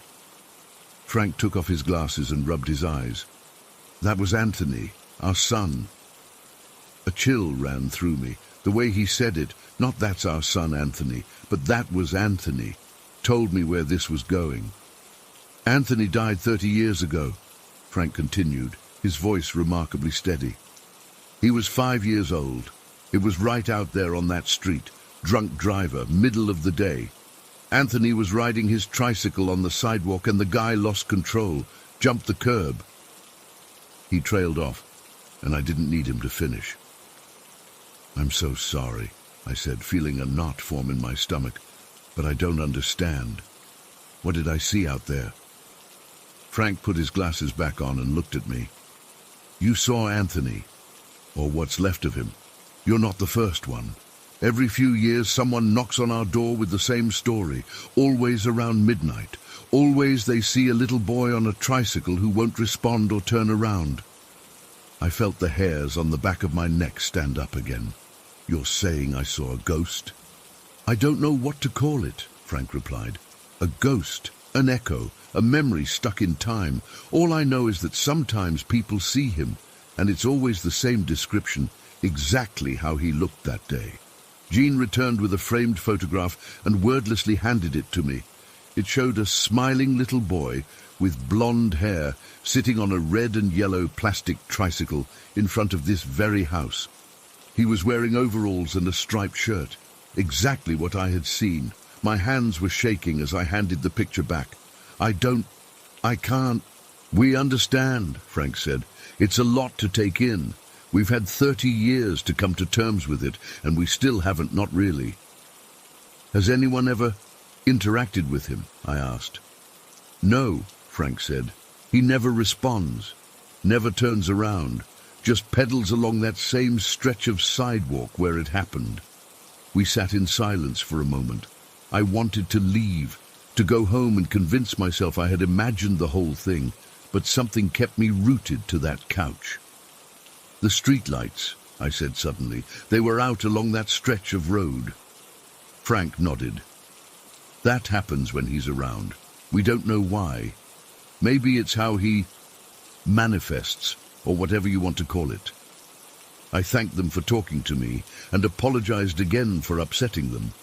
As I stood to leave, Frank walked me to the door. There's one more thing, he said quietly, so Jean couldn't hear from the other room. The people who see him, there's usually a reason, some connection. What kind of connection? I asked. I don't know, he admitted. But it's never random. Just be careful walking home at night around here. I left their house feeling numb. The street was now fully lit. No dark patches, no fog, no squeaking tricycle. I practically ran home. For months after that, I avoided that route entirely, taking the long way around to get to the store. I told myself I had imagined it all, or that Frank and Jean were playing some elaborate prank on strangers. But deep down, I knew what I had seen. Last night, 6 months after the first incident, I found myself walking that route again. It wasn't planned. I was out for a late-night walk to clear my head after a stressful day, and my feet just took me there. It was midnight again. As I approached that same stretch of road, I felt my heart rate pick up. The streetlights were on this time. Everything looked normal. I told myself I was being ridiculous, that nothing would happen, and then I heard it, the same squeaking sound. But this time, there was no tricycle, no little boy, just the sound coming from somewhere I couldn't pinpoint. I looked across at Frank and Jean's house and saw them standing on their porch, both in bathrobes, staring out at the street, listening. I walked over to them, and Frank nodded at me like he'd been expecting me. You hear it too? He asked. I nodded. It's been happening more lately, he said. We'll hear the tricycle, but we won't see him. Sometimes at night, we hear laughter inside the house, little footsteps running down the hallway, banging on the walls. Have you ever seen him inside? I asked. No, Frank replied. We've set up cameras, but they never catch anything, just empty rooms. But we know he's there. Jean hadn't spoken, just stood there, clutching her robe around her. Why do you think I can hear him? I asked. You said there's usually a connection. Frank looked at me thoughtfully. How old are you, Daniel? 38, I replied. Frank and Jean exchanged a glance. Anthony would have been 38 this year, Frank said quietly. I felt that same chill run up my spine. Maybe that's it, Frank continued. Maybe he's drawn to you because you're the age he never got to be. As we stood there, the squeaking sound grew louder, then suddenly stopped. Jean gasped and pointed toward their front door, which was now standing open. We'd left it closed. He's inside, she whispered. Frank put his arm around her. He doesn't mean any harm, Jean. He's just confused. What do you mean? I asked. We think he doesn't understand that he's... Frank struggled to find the words. That he's not with us anymore. He just keeps reliving that day, or moments from his life. And lately, it's been getting more frequent. As if on cue, we heard a child's laughter coming from inside the house. It wasn't eerie or ghostly, just the normal, happy laugh of a little kid. But knowing there was no child in that house made it the most terrifying sound I'd ever heard. I should go, I said, backing away. Frank nodded. Be careful, Daniel. And if you see him again, maybe try talking to him. Maybe you can reach him in a way we can't.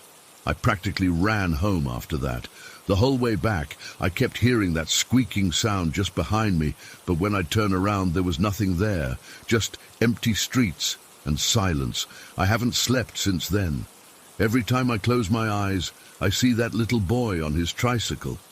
I keep wondering what would have happened if I'd gotten closer to him that first night, if I'd reached out to touch him, if he'd turned around. Part of me wants to go back there tonight, to see if Anthony appears again, to see if I can somehow help him move on, or whatever it is ghosts are supposed to do. But another part of me is terrified of what might happen if he does turn around, what his face might look like after 30 years of being trapped between worlds. I don't know what to do. I don't believe in ghosts, or at least I didn't until now. But I know what I saw, what I heard, and I can't shake the feeling that Anthony isn't done with me yet. Story 14. I've been putting off writing this for years, 6 years to be exact. I'm 23 now, but at 17 something happened that I still can't fully explain or process. I've tried therapy, I've tried medication for my anxiety. I've tried convincing myself it was all just mass hysteria. But the nightmares keep coming back, and I need to get this out somewhere. This happened in 2012, in a small town in Georgia, where there are more churches than stoplights. The kind of place where everyone knows your business before you do, and where most social activities involve either church or football. We were just normal high school kids looking for something to do on a Friday night when our parents thought we were at the movies. It started at my friend Elliot's house. His parents were out of town visiting his grandmother who was sick, and he had the place to himself for the weekend. Elliot had this drum room in his basement where we'd hang out sometimes, just messing around with his equipment or playing video games on the small TV he had down there. That night, it was me, my girlfriend Ash, our friends Nathan, Kendra and Hannah. Nathan was always the one pushing boundaries. He was into weird stuff, occult things, ghost stories, paranormal investigation shows. The rest of us would laugh it off, but he took it seriously. He'd even done some rituals on his own that he would tell us about, though none of us ever saw him do anything. We thought he was just trying to seem edgy. We'd been hanging out for a couple hours, and honestly, we were getting bored. Elliot's parents had hidden all the alcohol before leaving. They knew their son too well, and we'd already gone through our usual playlist of songs and YouTube videos. "Let's do something interesting for once," Nathan said, sitting up from his slouched position on the old couch they'd put down there. "Let's try to contact the other side." Kendra rolled her eyes. "Like what? A Ouija board? That's so middle school." "No, something real," Nathan said. "A seance. I've done it before. It works." I remember the way Ash squeezed my hand. She didn't like this stuff at all. Her family was super religious, and she'd been raised to believe that messing with the supernatural was inviting the devil into your life. But she also didn't want to seem scared in front of everyone. "Tyler?" she whispered to me. "I don't know about this." "It's just Nathan being Nathan," I assured her. "Nothing's going to happen. It'll just be us sitting in the dark saying spooky things. If I could go back to that moment, I'd grab all of us and get the hell out of there. But you never think the worst-case scenario is actually going to happen." Elliot was on board immediately. He always went along with whatever Nathan suggested. Hannah and Kendra were hesitant but curious. And me, I was indifferent. I didn't believe in any of it, but I was willing to humor Nathan if it meant curing our boredom. Nathan started setting things up with an authority that surprised me. He brought out 5 white candles from his backpack. Who carries candles around? And arranged them in the shape of a star in the middle of the room. He asked Elliot to turn off the lights, which made the basement immediately feel 10 degrees colder. The only light came from the candles now, casting these long, moving shadows across the walls that seemed to dance whenever one of us shifted even slightly. Nathan took a seat at what he called the head of the circle and motioned for us to sit between the points of the star. "Everyone needs to take this seriously," he said, his face half hidden in shadow. "If you laugh or make jokes, you could piss off whatever we contact." "Whatever, dude," Elliot said, but I noticed he wasn't smiling like he usually did when Nathan went into his occult mode. Nathan reached into his pocket and pulled out this pentacle necklace. I'd seen him wear it a few times at school until the principal made him put it away. He dangled it from his fingers over the center of the candle arrangement. "Is there anyone here with us?" he called out, his voice deeper than usual. Nothing happened, of course. He asked a few more questions, standard stuff like, "Give us a sign," and "We mean no harm." After about 5 minutes of this, I could feel everyone getting restless. Hannah started fidgeting with her hoodie strings, and Kendra kept checking her phone under her leg, thinking we couldn't see the blue glow illuminating her face. "This isn't working," Nathan muttered. "We need to make it more powerful." That's when things started getting weird. Nathan put the necklace down in the center and pulled out a small pocket knife.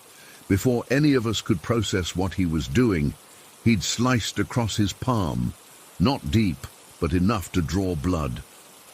"What the hell, Nathan?" Elliot hissed. "Blood strengthens the connection," Nathan said calmly, like he was explaining a math problem. "They can sense it. They're drawn to it." He let a few drops fall onto the pentacle, then held the knife out. "Who's next?" None of us moved. The air in the room felt thick suddenly, like right before a thunderstorm. "Come on," Nathan urged. "Just a small cut. If you're not willing to give something, nothing will happen." I don't know why I did it. Maybe I wanted to prove I wasn't scared. Maybe I wanted to call his bluff. But I reached out and took the knife. "Tyler, don't," Ash whispered, but I'd already made a small cut across my thumb. It stung, but I squeezed out a few drops onto the pentacle next to Nathan's. After that, it was like a dam broke. Elliot went next, then Kendra, and finally Hannah. Ash refused, which I was actually glad about. The pentacle now had 5 small spots of blood on it, one from each of us, except Ash. "Now we should get a response," Nathan said, satisfaction in his voice. For about 30 seconds, nothing happened. I remember thinking that we'd all just cut ourselves for nothing and feeling kind of stupid about it. Then everything changed. There was this notebook on Elliot's drum set, just his sheet music and stuff. It suddenly flew off the drums and hit the opposite wall with a loud slap. Not fell, flew, like someone had thrown it with force. We all jumped, and Kendra let out a short scream before covering her mouth. "Did you do that?" I asked Elliot, hoping for some rational explanation. He shook his head, his eyes wide. "I'm nowhere near my drums, man. Something's here," Nathan said, sounding excited and terrified at the same time. Hannah suddenly jerked forward, her hand reaching for her back. "Ow! Something scratched me!" Kendra, who was sitting closest to her, lifted Hannah's shirt slightly. Even in the dim candlelight, we could all see 3 perfectly parallel scratches running diagonally across her lower back. They were raised and red like cat scratches, but deeper. "That's not possible," I said, my mouth going dry. "There's nothing here that could do that." That's when I heard it. A low, rumbling growl that seemed to come from both everywhere and nowhere at once. It wasn't a dog or any animal I'd ever heard. It was too deep, too wrong. It sounded like it was coming from inside the walls and inside my head at the same time. Ash was squeezing my hand so hard it hurt. "Tyler, I want to go. Now." I nodded, finally feeling real fear crawling up my spine. "Yeah, this is over. Nathan, how do we stop this?" But Nathan wasn't listening. His face had gone pale, and he was clutching at his chest. He yanked up his shirt, and across his chest was an angry red burn in a diagonal pattern, exactly like a seatbelt would make during a car accident. "What the fuck is happening?" Elliot shouted, scrambling backward. The temperature in the room plummeted. I could see my breath clouding in front of me, even though it was August in Georgia. The growl came again, louder this time, and the candles all flared up at once, the flames stretching unnaturally high before going out completely. We were in total darkness for maybe 3 seconds before Elliot found the light switch. When the fluorescence buzzed to life, we all stared at each other, panting and wide-eyed. The pentacle necklace in the center of our circle was gone. "We need to close the circle," Nathan said, his voice shaking. "We opened something and we need to close it." "How?" Kendra demanded. She was crying now, mascara trailing down her cheeks. But Nathan just shook his head. I don't know. I've never had anything actually respond before." That admission hit me like a punch to the gut. He'd been acting so confident, so knowledgeable, but he had no idea what he was doing. None of us did. We grabbed our stuff and practically ran upstairs. No one wanted to stay in that basement a second longer. When we got to the main level, Elliot's dog, this big German shepherd named Rex, was going absolutely insane, barking at the basement door, his hackles raised, refusing to go anywhere near it. We left Elliot's house immediately. I drove Ash home first, then Hannah and Kendra. No one said much in the car. What was there to say? We'd all seen it. We'd all experienced it, and none of us could explain it. As I was dropping Nathan off last, he finally spoke. "Tyler, I need to tell you something about Elliot's house." "What?" I asked, too drained to even be angry with him. "I looked it up before. The guy who owned it before Elliot's family. He died in a car crash. Him and his son. He was driving drunk and wrapped his car around a tree about a mile from the house.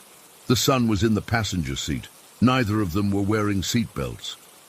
My blood went cold, remembering the seatbelt burn pattern across Nathan's chest. "Why the hell would you have us do a séance there if you knew that?" I demanded. "I didn't think anything would actually happen," he said, his voice small. "I just wanted to scare everyone a little." I didn't talk to Nathan for 2 weeks after that.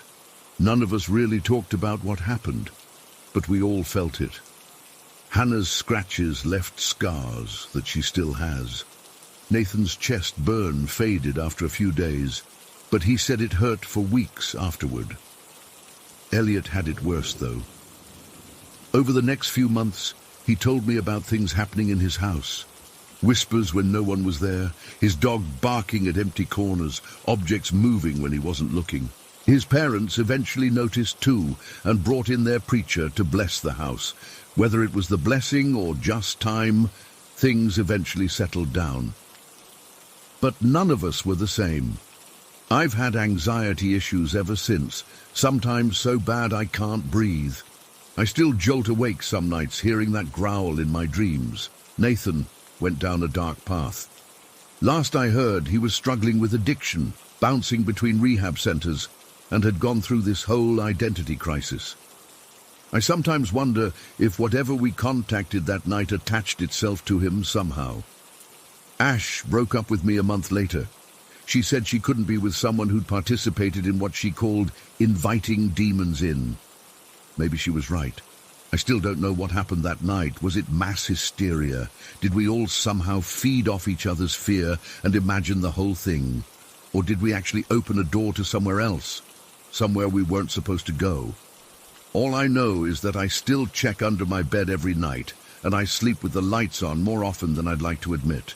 And whenever I hear a low rumble, even if it's just thunder in the distance, I freeze, wondering if it found me again. Story 15. I still can't sleep well, even though it's been over 10 years since it happened. Every time I hear a clicking sound in the dark, my heart stops. I've never shared this with anyone outside my family because I know how it sounds, but I need to get this off my chest. When I was 12, I lived in this small town in New Mexico, the kind where everyone knows everyone else's business. Only about 7,000 people, 1 high school, 3 gas stations, that sort of place. The town itself wasn't anything special, but it did have this old cemetery that all the kids talked about. The cemetery was this isolated place about a mile down an old dirt road from the nearest house. No street lights, no nothing. Just darkness and silence. During the day, it was just an old graveyard with crumbling headstones dating back to the 1800s. But at night, well, that's when the stories started. My best friend at the time was Alex. We'd been inseparable since first grade, biking around town, playing video games, normal kid stuff. That summer, his grandfather came to visit from Arizona. Mr. Reyes was this intimidating older guy who had grown up on a Pueblo reservation and told the most amazing stories about spirits and ancient beliefs. He wasn't like most grandparents. He was cool and treated us like adults. One night, we were all sitting on Alex's porch, and Mr. Reyes started asking about local legends and haunted places. Without thinking, I mentioned the old cemetery. "Everyone says it's haunted," I told him, trying to sound casual. "Some kids from school swear they've seen ghosts there, but it's probably just made up." I should have kept my mouth shut. Mr. Reyes's eyes lit up. "We should go check it out." Alex and I exchanged looks. Sure, we'd talked about going to the cemetery at night before, but it was always just talk. "When?" Alex asked. "Tonight," Mr. Reyes said. "At midnight." My stomach dropped. "Midnight? Isn't that really late?" "That's when the veil is thinnest," he said, with a complete seriousness that made my skin crawl. "Don't worry, you'll be safe with me." I wanted to back out, but I couldn't look scared in front of Alex and his grandfather. So I agreed, trying to act like it was no big deal. That night, I told my parents I was sleeping over at Alex's. We hung out playing video games until 11:30. Then Mr. Reyes called us to get ready. He packed a small bag with some stuff, a flashlight, his phone, and some other things I couldn't see. We started walking toward the cemetery around 11:45. The town was dead quiet. In a place that small, nothing happens after 10 p.m. The only sounds were our footsteps and the occasional distant bark of someone's dog. It was a warm summer night, but I kept getting chills. The dirt road leading to the cemetery wasn't maintained, just 2 tire tracks with overgrown weeds in the middle. As we walked, the darkness seemed to press in from all sides. "Don't you think we should have driven?" I asked, trying to hide the shake in my voice. No, Mr. Reyes said. "We need to approach with respect. Walking is better." After what felt like forever, we reached the cemetery entrance. 2 stone pillars stood on either side of rusty iron gates that were permanently propped open. The gates were topped with these creepy stone gargoyles that seemed to be watching us. Tall pine trees lined the perimeter, their branches swaying slightly in the breeze. Mr. Reyes stopped us at the entrance. "Before we go in, we need to show respect. This is a place of rest." He took something from his pocket. It looked like a small leather pouch, and sprinkled what I guess was some kind of powder or herbs at the entrance. He mumbled something under his breath that I couldn't understand. At the time, I thought he was being dramatic, but I wish I'd paid more attention to what he was doing. We stepped through the gates, and I immediately felt colder. The cemetery wasn't huge, maybe the size of a football field, but in the darkness it seemed endless. Rows of weathered headstones stretched out before us, some standing tall, others tilted or broken. In the center was a large statue of Christ with his arms outstretched. The moonlight hit it in a way that made it look like it was glowing. Mr. Reyes led us deeper into the cemetery, pointing out different types of graves and explaining their significance. There were family mausoleums, simple markers, and ornate statues.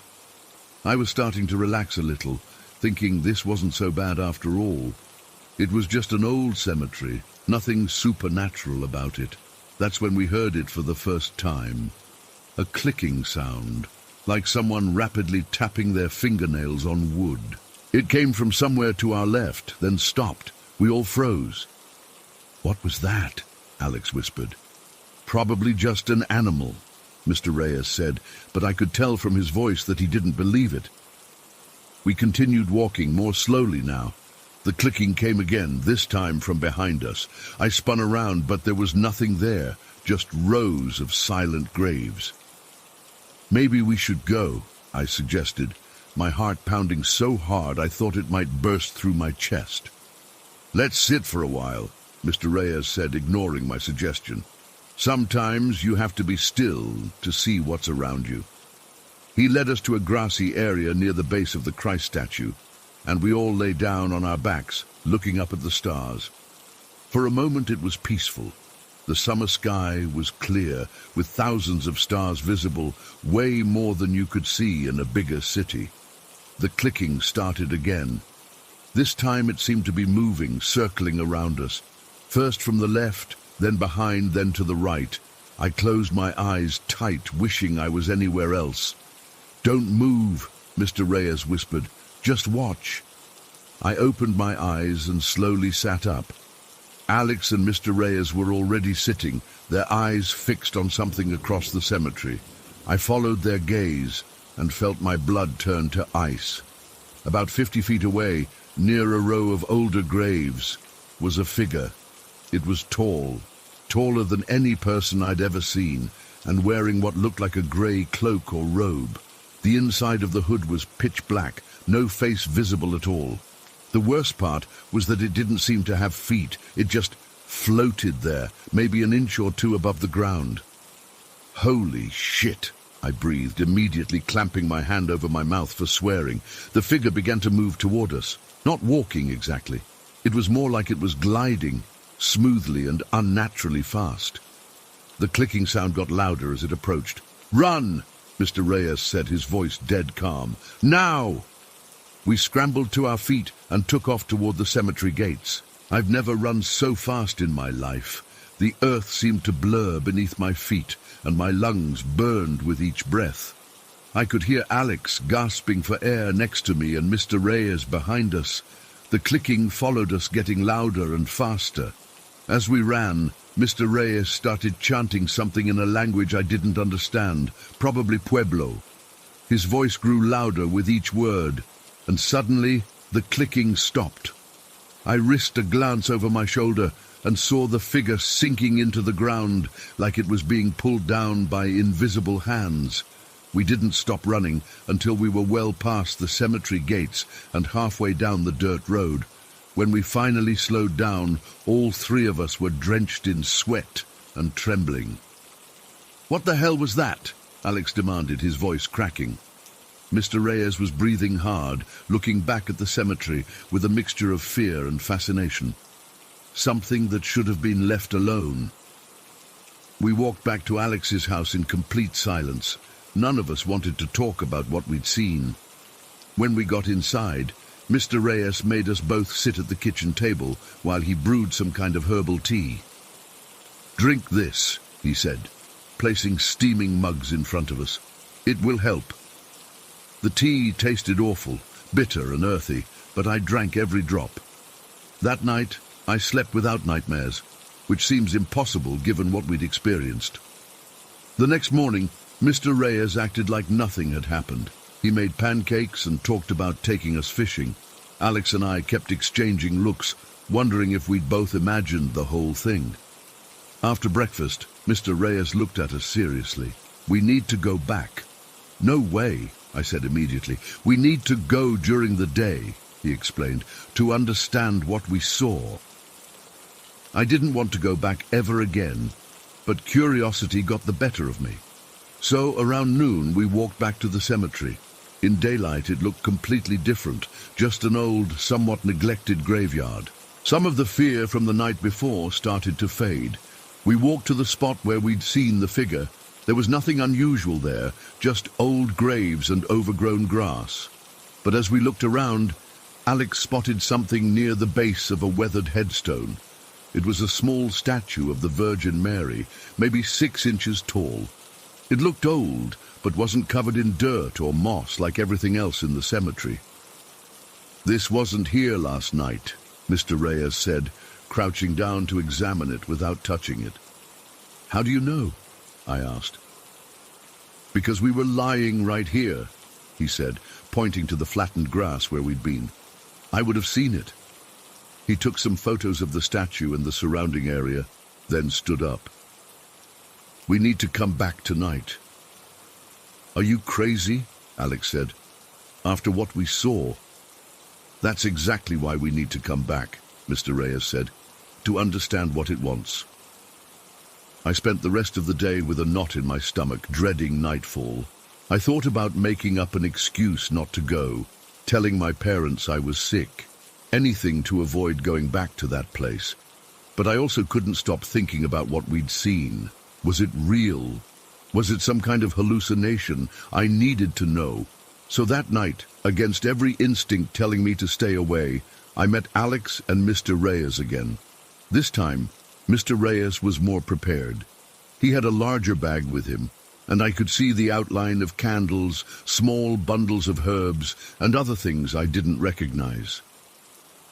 "Tonight, I'll go in alone first," he told us as we approached the cemetery. "You boys stay at the entrance. If anything happens, you run straight home. Don't wait for me." The cemetery looked even more menacing the second night. The moon was partially covered by clouds, casting eerie shadows across the graves. The statue of Christ seemed to be watching us, its stone eyes following our movements. Mr. Reyes performed the same ritual at the entrance, sprinkling some kind of powder and whispering words I couldn't understand. Then he turned to us. "Stay here. No matter what you hear or see, don't come in unless I call for you." We nodded, too scared to speak. Mr. Reyes took a deep breath and walked into the cemetery alone, his flashlight beam bouncing off headstones and creating strange shadows. Alex and I stood silently at the entrance, straining to see where Mr. Reyes was going. He headed toward the spot where we'd seen the figure the night before, his flashlight getting smaller as he moved away. After a few minutes, we heard it again. The clicking, faint at first, then growing louder. It wasn't coming from one direction this time. It seemed to be all around us, like we were surrounded. "Should we call for him?" Alex whispered, his voice shaking. Before I could answer, we saw Mr. Reyes's flashlight beam swinging wildly, then heading back toward us at full speed. He was running. "Go! Go now!" he shouted as he got closer. We turned to run, but something made me look back one more time. What I saw will haunt me forever. Behind Mr. Reyes, moving impossibly fast, was the figure in the grey cloak, but this time there wasn't just one. There were 3 of them, gliding over the graves like they weren't even there. The clicking sound was deafening now, like hundreds of insects or skeleton fingers rattling against wood. Mr. Reyes burst through the cemetery gates, grabbing both of us by our shirts and pulling us with him. The figures raced toward the entrance, moving faster than anything I've ever seen. And then they stopped. Right at the threshold of the cemetery gates, they came to an abrupt halt, as if they'd hit an invisible wall. All 3 figures hovered there, the black emptiness within their hoods focused directly on us. I couldn't see faces, but I could feel their rage, a palpable hatred that made the air around us feel heavy and cold. We ran all the way back to town without stopping. Mr. Reyes kept looking over his shoulder, muttering prayers or incantations under his breath. When we finally reached Alex's house, we collapsed on the front lawn, gasping for breath. "What were those things?" I managed to ask between breaths. Mr. Reyes shook his head. "Guardians, watchers. They protect what's buried there." "But why did they chase us?" Alex asked. "Because we were there at midnight," Mr. Reyes said grimly. "That's their time, not ours." That night I couldn't sleep at all. Every time I closed my eyes, I saw those hooded figures racing toward us. I kept hearing the clicking sounds in my head, getting louder and faster. 2 days later, Alex's dad got a job offer in another state. Within a week, they were gone. Alex tried to call me a few times after they moved, but he never mentioned what happened at the cemetery, and neither did I. Eventually, we lost touch completely. I still live in that town. I've never gone back to the cemetery, not even during daylight hours.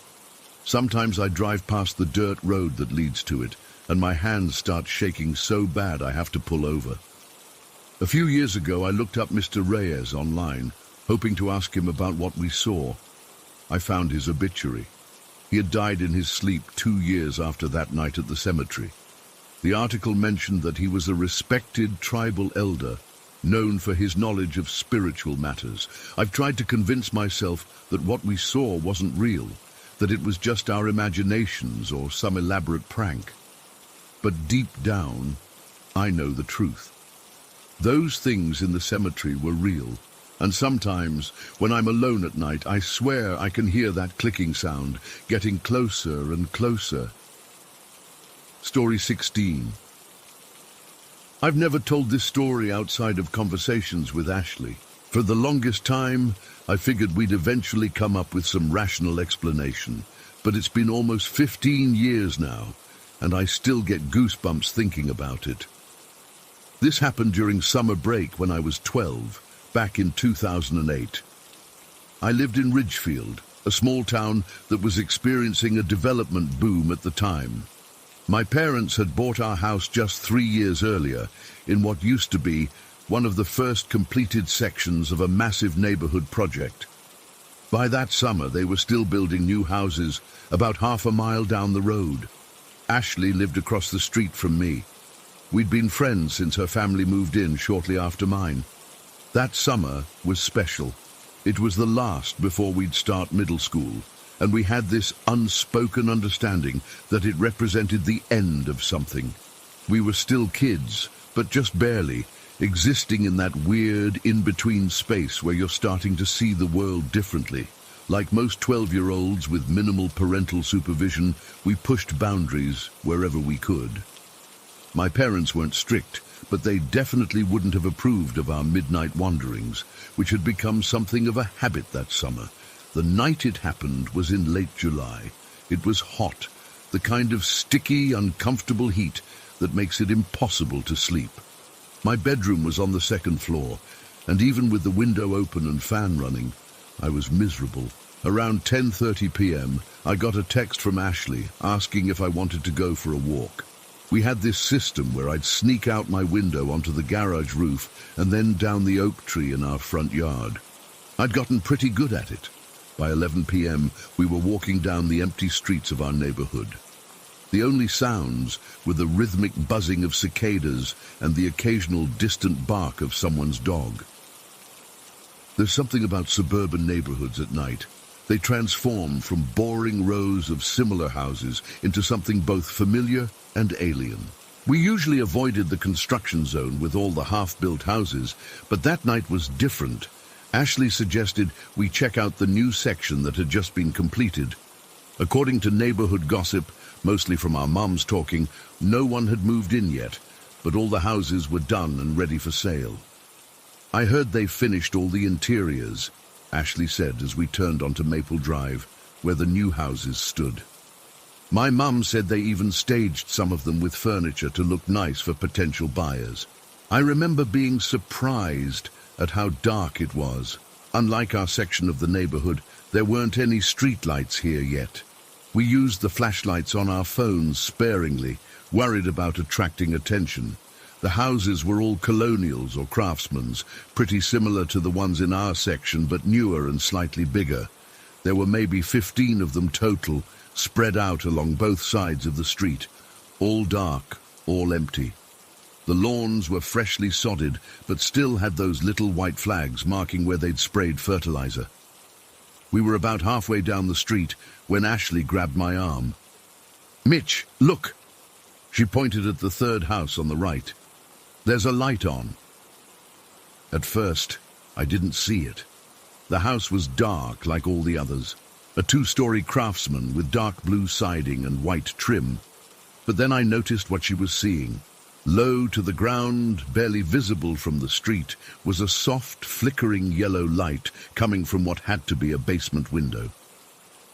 "Probably just a safety light or something," I said, though I didn't actually believe that.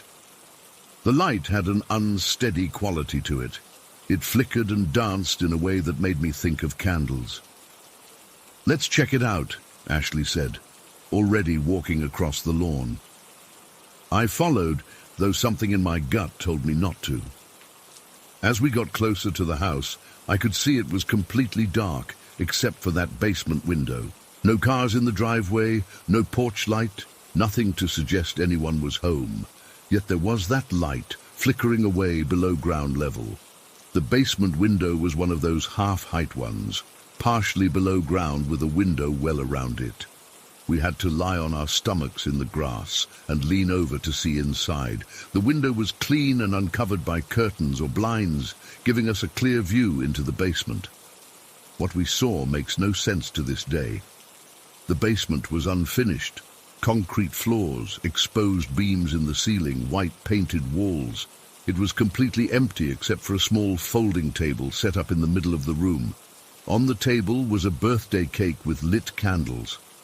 Not just one or two candles, but probably around a dozen, all burning steadily. The cake was small, maybe 6 or 8 inches across, with white frosting. I couldn't see any writing on it from our angle. And that was it. Just a cake with lit candles in an otherwise empty room in an empty house at 11:30 at night. Ashley and I looked at each other, both wearing the same confused expression. "What the hell?" I whispered. "Maybe someone's moving in tomorrow?" "And they set up a surprise," Ashley suggested, but her voice betrayed her doubt. We watched for a few minutes, expecting someone to enter the room at any moment. No one did. The candles continued to burn, the flames casting weird, shifting shadows on the blank walls. "Let's check the rest of the house," Ashley said. We moved around the perimeter, peering through windows. The house wasn't completely empty as we'd first thought. It was staged, like Ashley had mentioned earlier, furniture arranged in the living room, dining room, and what we could see of the upstairs through second-floor windows. But there were no people.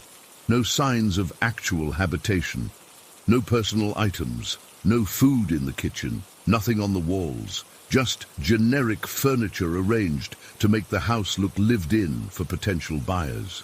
We circled back to the front and noticed something we'd missed before. The front door wasn't completely closed. It was pushed almost shut, but there was maybe half an inch of darkness visible where it hadn't latched properly. "We should go in," Ashley said. I was already shaking my head. "No way, that's breaking and entering." "The door's already open, we're just entering." "It's a bad idea," I insisted. "What if someone's in there? Then they can explain why they left a birthday cake burning in the basement while the rest of the house is dark." She had a point, but I still felt uneasy. We compromised by agreeing to knock first. I rapped on the door 3 times, the sound impossibly loud in the quiet night. No response. Ashley pushed the door open wider, and we both stood there, staring into the darkness of the house. "Hello?" she called out. "Is anyone home?" Nothing. Without discussing it further, we stepped inside. The air felt cool and stale, like the AC had been running, but no one had been breathing the air. I found a light switch and flipped it on, illuminating a foyer with hardwood floors that opened into a living room with beige walls and staged furniture. A blue couch, 2 armchairs, a coffee table with some decorative books. Everything looked untouched. "Let's find the basement," Ashley whispered. I nodded, my heartbeat racing. We moved through the first floor, finding the kitchen, empty except for some staged fake fruit in a bowl, a dining room with a table and 6 chairs, and a half bathroom. In the kitchen, we found the door to the basement. It was closed. We looked at each other, suddenly hesitant. "You open it," Ashley said. I turned the knob slowly and pulled the door open. Darkness greeted us, except for a faint glow coming from somewhere below. There was a light switch on the wall, but I didn't turn it on. Somehow it felt wrong to announce our presence that way. The stairs creaked as we descended. Each step amplified my sense that we shouldn't be there, but curiosity pushed me forward, one careful step at a time. When we reached the bottom, we could see the cake clearly from across the room. It sat on the folding table, candles still burning. The flames hadn't diminished at all, which struck me as strange. They should have burned down somewhat in the time we'd been exploring. Up close, I could see details I'd missed from the window. The cake was definitely homemade, not store-bought. The frosting was slightly uneven, and there was a simple decoration of piped blue frosting around the edges. And there was writing, "Happy Birthday," in blue letters, but no name underneath. The absolute silence of the house pressed against my ears. No furnace humming, no refrigerator running, nothing but our breathing and the tiny sounds of burning candles. "This is so weird," Ashley whispered, her voice barely audible. "Who would do this?" I shook my head. "I don't know. Should we blow them out? What if they burn down and start a fire?" I hadn't thought of that. Yeah, maybe we should. But as we approached the table, a cold feeling washed over me. The hair on my arms stood up, and I had the overwhelming sense that we were not alone. Not that someone else was in the room with us, but that we were being watched. "Do you feel that?" I asked. Ashley nodded, her eyes wide. "It's freezing suddenly." It was. The temperature had dropped noticeably, like someone had cranked the AC to maximum. But the basement didn't have vents that I could see. "I think we should go," I said. "Wait," Ashley said, pointing at the cake. "Look." I looked closer and noticed something I'd missed before. Pressed into the frosting around the sides of the cake were tiny handprints. Not adult-sized, but small, like they belonged to a child maybe 4 or 5 years old. "That's creepy as hell," I said. Just then, without any breeze or movement from us, all the candles flickered violently, the flames stretching tall for a moment before returning to normal. We both jumped back. "Let's get out of here," I said, no longer caring about potential fire hazards. Ashley didn't argue. We backed away from the table, neither of us willing to turn our backs on the cake and its dancing flames. When we reached the stairs, we finally turned and bolted up them, taking them 2 at a time. We burst out of the basement door and ran through the house, not bothering to turn off the lights we'd switched on. At the front door, I glanced back one last time. The house was still empty, still silent, betraying nothing about the strange scene in the basement. Once outside, we didn't stop running until we were halfway back to my house. Winded and shaking, we finally paused under a streetlight. "What the actual hell was that?" Ashley gasped. "I don't know," I said. "A prank, maybe. Someone setting up for a surprise tomorrow." But we both knew that didn't make sense. Who leaves lit candles unattended? And those handprints, they were just wrong somehow. "We should tell someone," Ashley suggested. "Tell them what? That we broke into an empty house and found a birthday cake? We'd be in so much trouble." She nodded reluctantly. "I guess. But what if..." "What? What if it wasn't a prank? What if it was something else?" I knew what she meant, but I didn't want to say it out loud. Something supernatural. Something not right. "Let's go back tomorrow in daylight," I suggested. "Maybe there will be an explanation." We agreed on that plan and headed back to our houses. I barely slept that night, the image of those tiny handprints pressed into white frosting playing on a loop in my mind. The next day, we went back around noon. The house looked different in daylight, just another empty new construction waiting for owners. We approached cautiously, but when we peeked through the basement window, the room was empty. No table, no cake, no sign that anything had been there at all. We tried the front door, but it was locked now. Through the windows we could see the same staged furniture, undisturbed. Nothing to suggest that what we'd seen had been real, except we both saw it. We both felt that cold air, saw those handprints, watched those candles flicker in a room with no breeze. A week later, a sold sign appeared in front of the house. A month after that, a family moved in, a couple with a teenage son, no young children. I sometimes wondered if they ever experienced anything strange in that basement, but I never worked up the courage to ask. Ashley and I talked about that night many times over the years. We never came up with a rational explanation.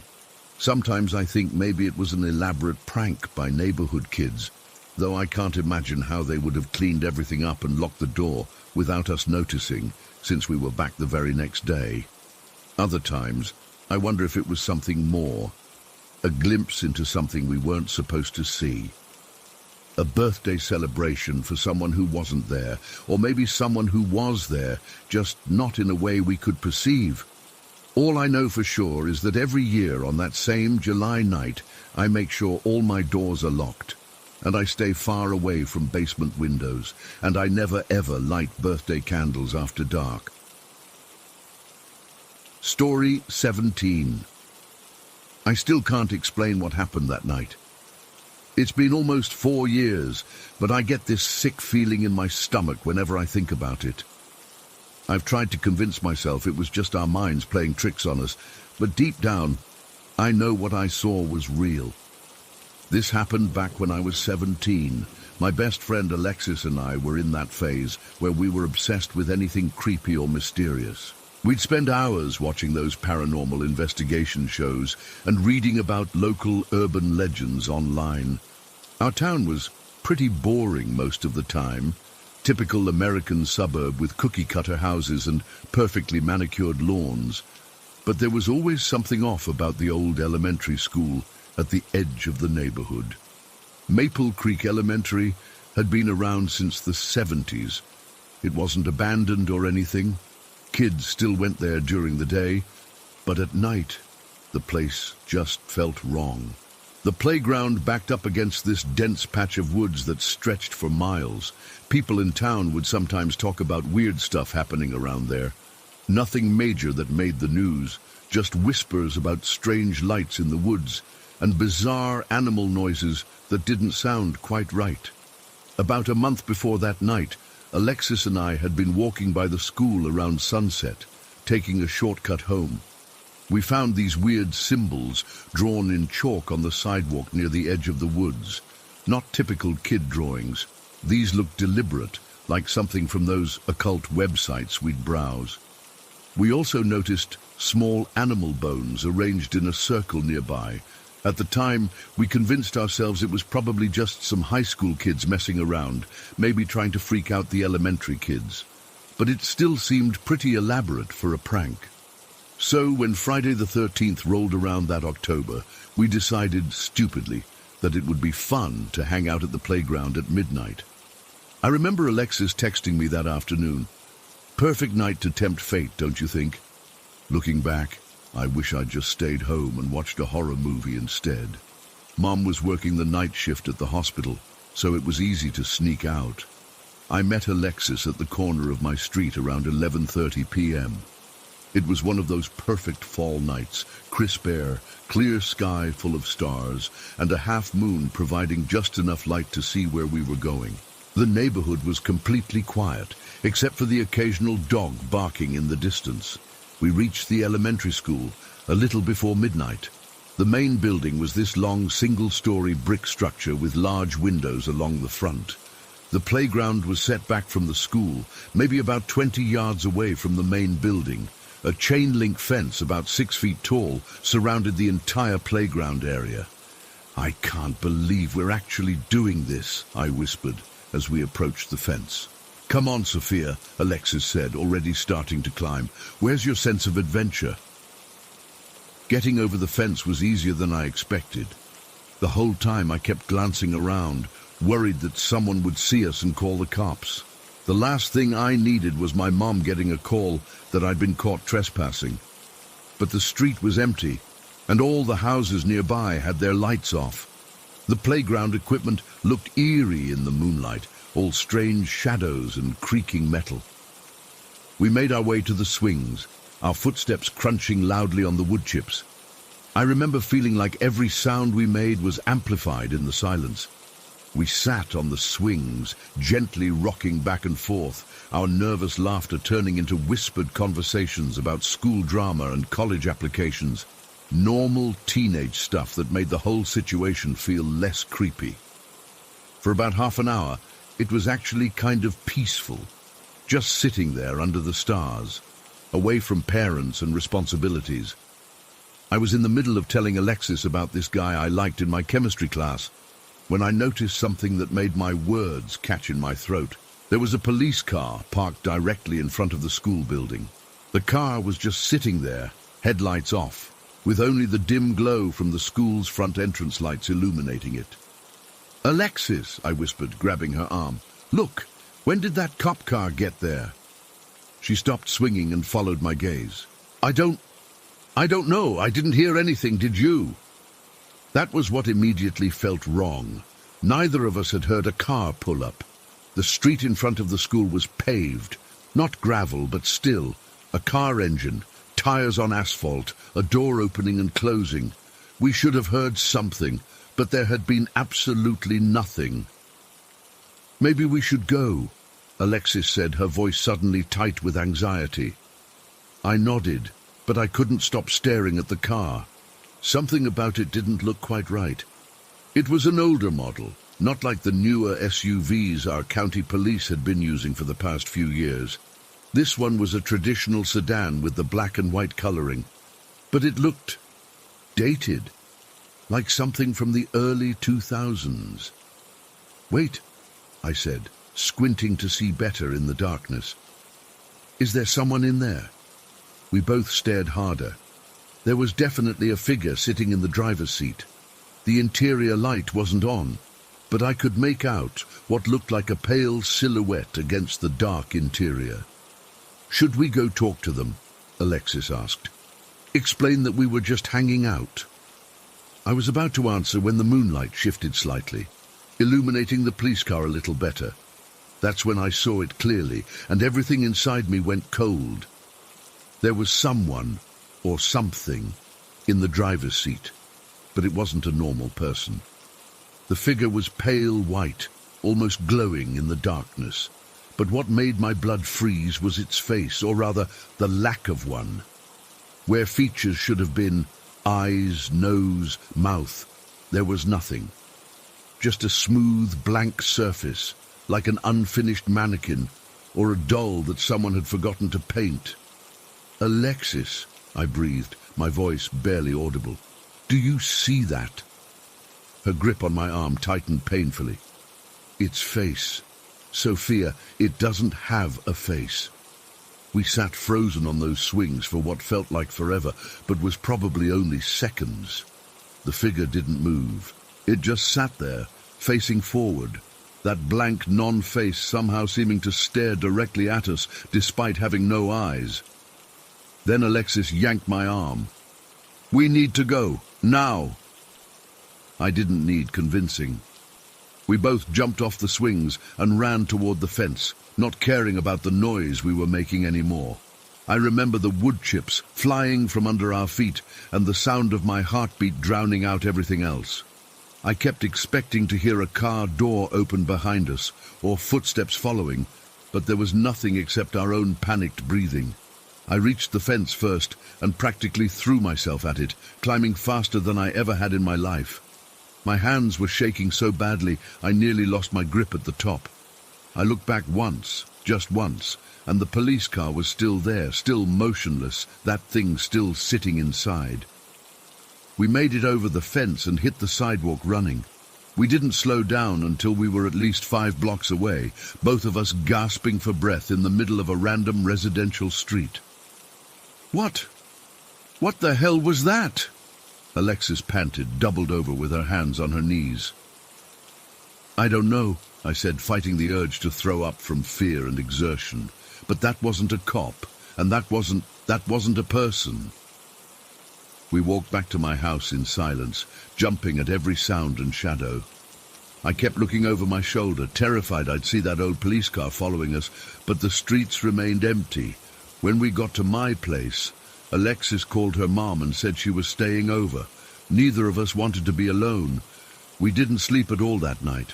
We just sat in my room with all the lights on, trying to make sense of what we'd seen. Maybe it was just a mannequin, Alexis suggested around 3 a.m., her voice hopeful but unconvincing. Like someone's weird prank? But I couldn't accept that. How did the car get there without us hearing it, and why would someone go to all that trouble? It doesn't make sense. The next morning, we walked back past the school in broad daylight, keeping our distance, but looking for any sign of the police car. It was gone, of course. The playground looked completely normal, filled with families since it was a Saturday. I almost convinced myself we had imagined the whole thing. Almost. 2 days later, I worked up the courage to call the local police station.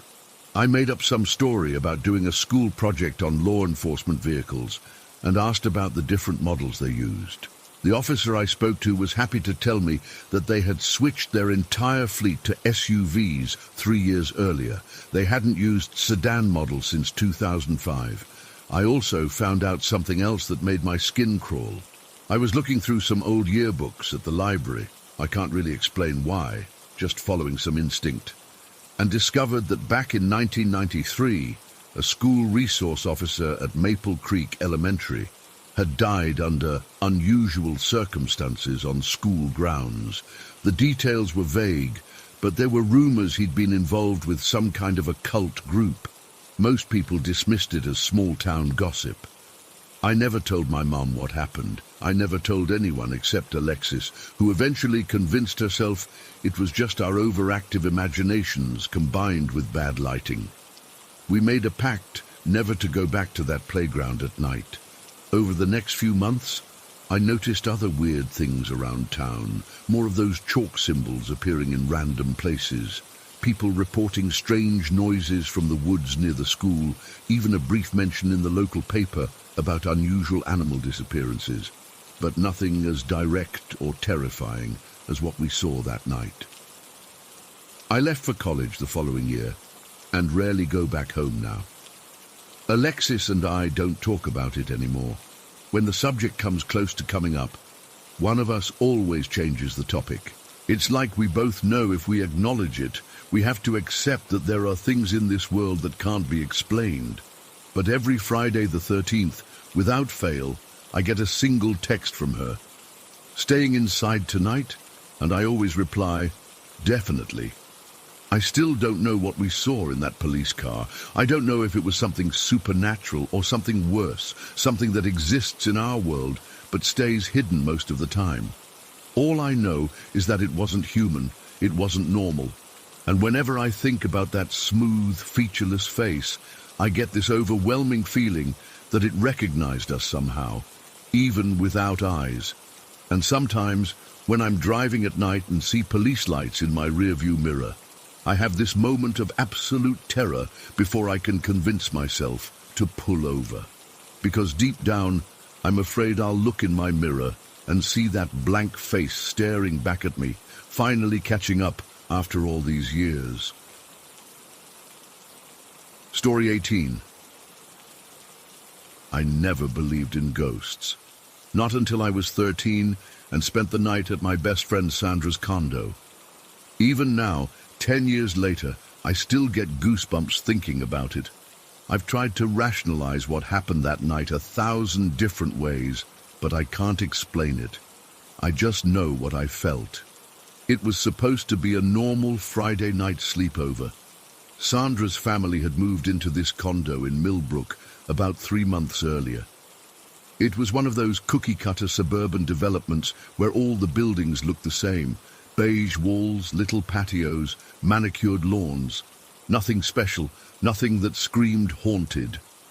I'd been to Sandra's place plenty of times before without anything weird happening. This night started out totally normal too.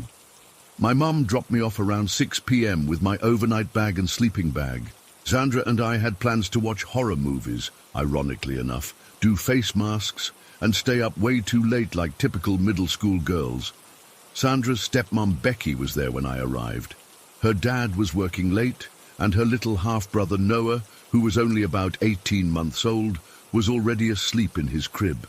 They also had this old bulldog named Rufus, who basically just slept all day and snored super loud. The first couple hours were completely normal. We ordered pizza, painted our nails, and gossiped about school drama. Around 9 p.m. we headed to the kitchen to grab some snacks and sodas from the fridge. Becky was sitting at the kitchen table with a glass of wine, probably her third or fourth by then. She always got chatty when she drank. I was leaning against the kitchen counter waiting for Sandra to grab the chips when I felt it, this weird cold poke on my back. At first, I thought it was Sandra messing with me, but she was still digging around in the pantry. I brushed it off, thinking maybe it was just a weird draft, though the AC wasn't running and there weren't any windows open. That's when Becky looked over at me with this weird smile and said, "You feel her too, don't you?" "Feel who?" I asked, confused. Becky waved her hand dismissively. "The old lady, the one who died here before we moved in." Sandra rolled her eyes. "Oh my God, Becky, shut up. You're being weird." I laughed awkwardly, assuming Becky was just being dramatic because she was tipsy, but something about the way she said it made my skin prickle. "What old lady?" I asked, trying to sound casual, even though something felt off. Becky took another sip of her wine. "The real estate agent told us after we signed the papers. Some elderly woman lived here alone for like 30 years. Died right in the master bedroom. They found her like a week before we moved in." "Becky," Sandra hissed, "stop it. You're just trying to freak us out." I felt another cold spot on my back, like fingers gently pressing against my spine. I stepped away from the counter quickly. "Whatever," I said, trying to play it cool. "Let's go watch that movie." We headed back to Sandra's room with our snacks. Her bedroom used to be the old lady's sewing room, according to what Becky had told her. It was painted lavender now, covered in posters of whatever boy bands we were into back then. We sat on her bed with our backs against the wall and started watching some cheesy horror movie on her laptop. About halfway through the film, I felt it. At first, it was just this weird sensation on my scalp, like someone was gently touching my hair. I thought maybe it was just the air from Sandra's ceiling fan, but when I reached up to scratch my head, I realized the fan wasn't even on. The touching continued. It felt like fingers were methodically separating strands of my hair. I tried to ignore it, focusing on the movie, telling myself it was just my imagination running wild after Becky's ghost story. But the sensation got more distinct. It felt exactly like someone was braiding my hair, picking up sections, crossing them over each other, working slowly and deliberately from the crown of my head down to the ends. I sat frozen, afraid to move. Sandra was completely absorbed in the movie, occasionally reaching for the chips between us. She didn't notice anything strange. I didn't say anything. What would I even say? "Hey, I think your dead elderly housemate is doing my hair right now." The braiding continued for what felt like forever, but was probably only about 15 minutes. Then it stopped. The weight of the braid rested against my back. My heart was pounding so hard I could barely hear the movie. I reached back and felt my hair. It was definitely braided. I hadn't put it in a braid. It had been loose when we sat down to watch the movie. "Sandra," I whispered, my voice shaking. "Look at my hair." Sandra paused the movie and turned to me. Her eyes widened. "When did you do that? It looks really pretty." "I didn't do it," I said, my voice barely audible. "I was watching the movie the whole time." Sandra laughed. "Very funny. What? Are you saying a ghost did your hair?" I didn't know what to say. I just knew that I hadn't braided my hair, and neither had Sandra. I could still feel the phantom touch of fingers against my scalp. We tried to go back to watching the movie, but I couldn't focus. The sensation of invisible hands in my hair had freaked me out too much. Around 11 p.m., we went to the kitchen to get more soda. Becky was still up, now watching TV in the living room. She looked up when we walked in. and her eyes immediately fixed on my hair. The color drained from her face. "Who did your hair like that?" she asked, her voice suddenly sober. I glanced at Sandra, who shrugged. "I don't know," I said honestly. "It just happened while we were watching the movie." Becky stood up and came closer, examining the braid. "That's a Mormon braid," she said, her voice hushed. "It's a very specific type of braid. My grandmother used to wear her hair like this." I felt a chill run down my spine. "What do you mean?" "The old woman who lived here, Mrs. Winters, she was Mormon. The agent mentioned it because she left some religious books behind. She wore her hair in this exact braid every day. There are pictures of her in the condo listing. Her hair was always like this." The kitchen suddenly felt about 10 degrees colder. I could see my breath forming little clouds in front of my face, even though it was July in the Midwest. "How would you know how to do this braid?" Becky asked, her fingers hovering over my hair without touching it. "It's not a common style anymore. It's very old-fashioned." "I don't know how to do it," I said, my voice cracking. I was just sitting there and it felt like someone was playing with my hair, and then it was braided. The moment I said it out loud, everything changed. Rufus, who had been sleeping in his dog bed in the corner of the living room, suddenly jerked awake and started making these horrible, choking sounds. His eyes were wide, and he was staring at something behind me that I couldn't see. At the same moment, Noah, who had been sleeping peacefully for hours, started screaming from his bedroom. Not normal baby crying. This was different.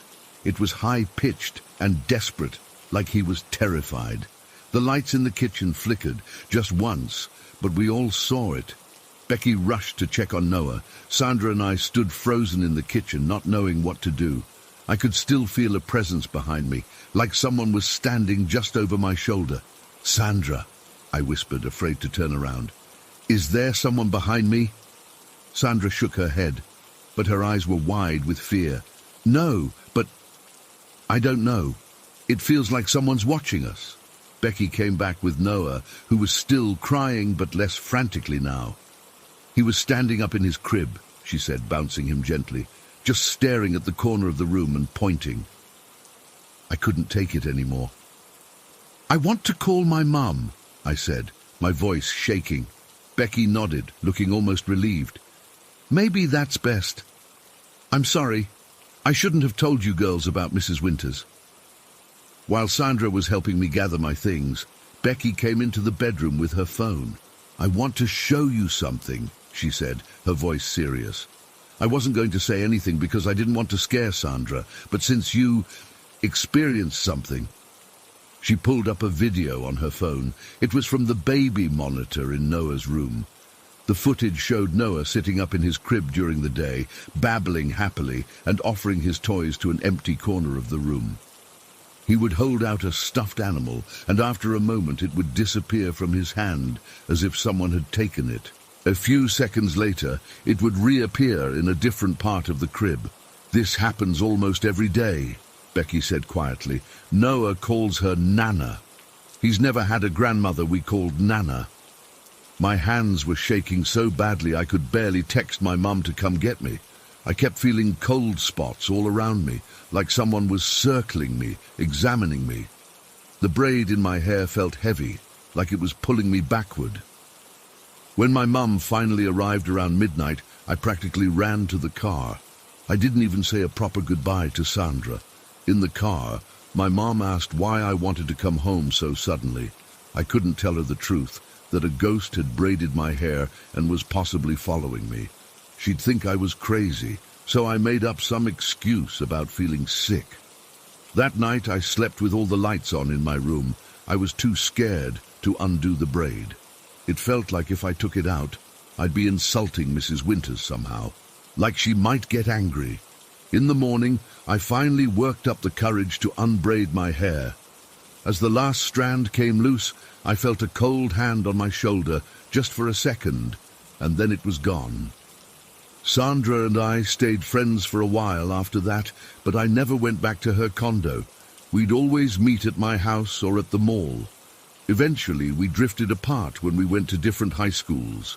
Years later, I ran into Sandra at a coffee shop.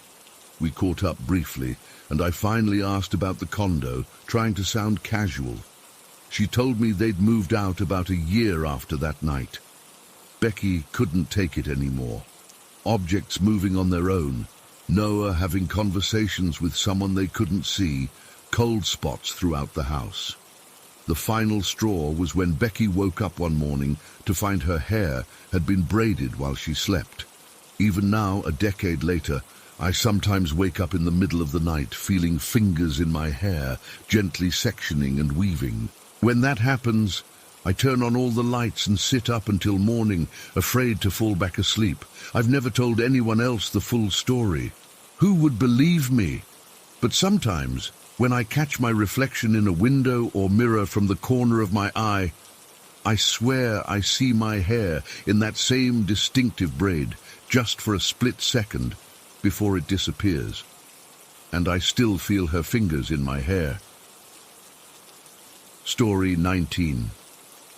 I've never been one to share my personal experiences online, but after what happened 3 months ago, I need answers. I need to know if anyone else has encountered something similar, because I'm struggling to make sense of what attacked me that night. I'm 19, and I've lived in the same small town in southern Finland my entire life. It's one of those places where everyone knows everyone. Population around 15,000. Nothing ever happens here. The most exciting event is probably the annual summer festival, where the same local bands play every year. We have more forests than people, and the streets get completely deserted after dark, especially during winter when the sun sets before 4 p.m. I've always been drawn to spiritual stuff, not hardcore religious, but I believe there's more to this world than what we can see. My grandmother was the same way. She always told me stories about spirits and energies, both good and bad, that exist around us.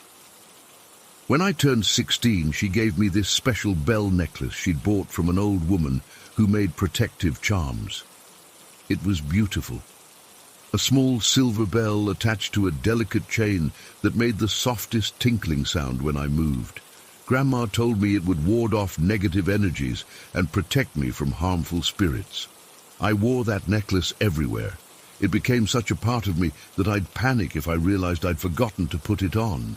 My friends would tease me about my superstitious nonsense, but I didn't care. The necklace made me feel safe, and that's what mattered. The night everything happened, I was heading home from my friend Alina's place. We'd been studying for exams and watching stupid videos until way too late. It was around 1 a.m. when I finally left her house. Normally, my mom would have picked me up that late, but she was visiting my aunt in Helsinki for the weekend. The walk to my house wasn't that long, maybe 20 minutes. I'd done it countless times before. Our town is incredibly safe, the kind of place where people don't bother locking their doors. I put my AirPods in, cranked up my playlist, and started walking. It was early March, still very cold with patches of snow on the ground. The streets were completely empty, and the only sounds were my footsteps and my music. The streetlights cast long shadows across the pavement. There's something eerie about walking alone at night, even in a safe town. Your mind starts playing tricks on you. Every shadow seems to move, and every noise makes you jump. I was about halfway home, walking past the old playground that's been there since I was a kid when it happened. I felt a sudden snap against my neck, followed by a light weight sliding down my chest. My bell necklace had broken, the chain had snapped, and before I could catch it, it fell to the ground with a soft tinkle that somehow seemed louder than my music. I paused my music and took out my AirPods, bending down to pick up the necklace. As soon as my fingers touched the bell, I felt this wave of... I don't know how to describe it exactly. Dread? Like when you suddenly realize you're in danger. The air felt heavier, colder, my skin prickled, and the hair on my arms stood up. The street suddenly seemed darker, the shadows deeper. I quickly stuffed the broken necklace into my jacket pocket, planning to fix it as soon as I got home. That's when I heard it, a sound that still haunts my dreams. It was a howl, but not like any animal I've ever heard. It wasn't a wolf or a dog. We don't even have wolves in our area anymore, just the occasional fox or deer. This sound was wrong. It started low, then rose to a pitch that made my teeth hurt, before dropping again. It sounded almost human, but distorted, like someone trying to imitate an animal but failing horribly. And it was close, too close. My first thought was that some drunk person was messing around. We get tourists in the summer who sometimes drink too much and act stupid. But it was March, and something about that sound felt predatory. I started walking faster, keeping my eyes fixed ahead. That's when I heard it again, closer this time, coming from behind me. Against my better judgment, I looked back. I wish I could tell you I imagined what I saw. I've spent months trying to convince myself it was just shadows and fear playing tricks on my mind. But I know what I saw. About 30 meters behind me, at the edge of the streetlight's glow, was something moving on all fours. At first glance, it might have looked like a large dog, but the proportions were all wrong. Its back was unnaturally slouched, its limbs too long and jointed in places they shouldn't be, and its eyes, they caught the light from the street lamp and reflected back, glowing like a cat's eyes, but larger and a sickly, yellowish-green color.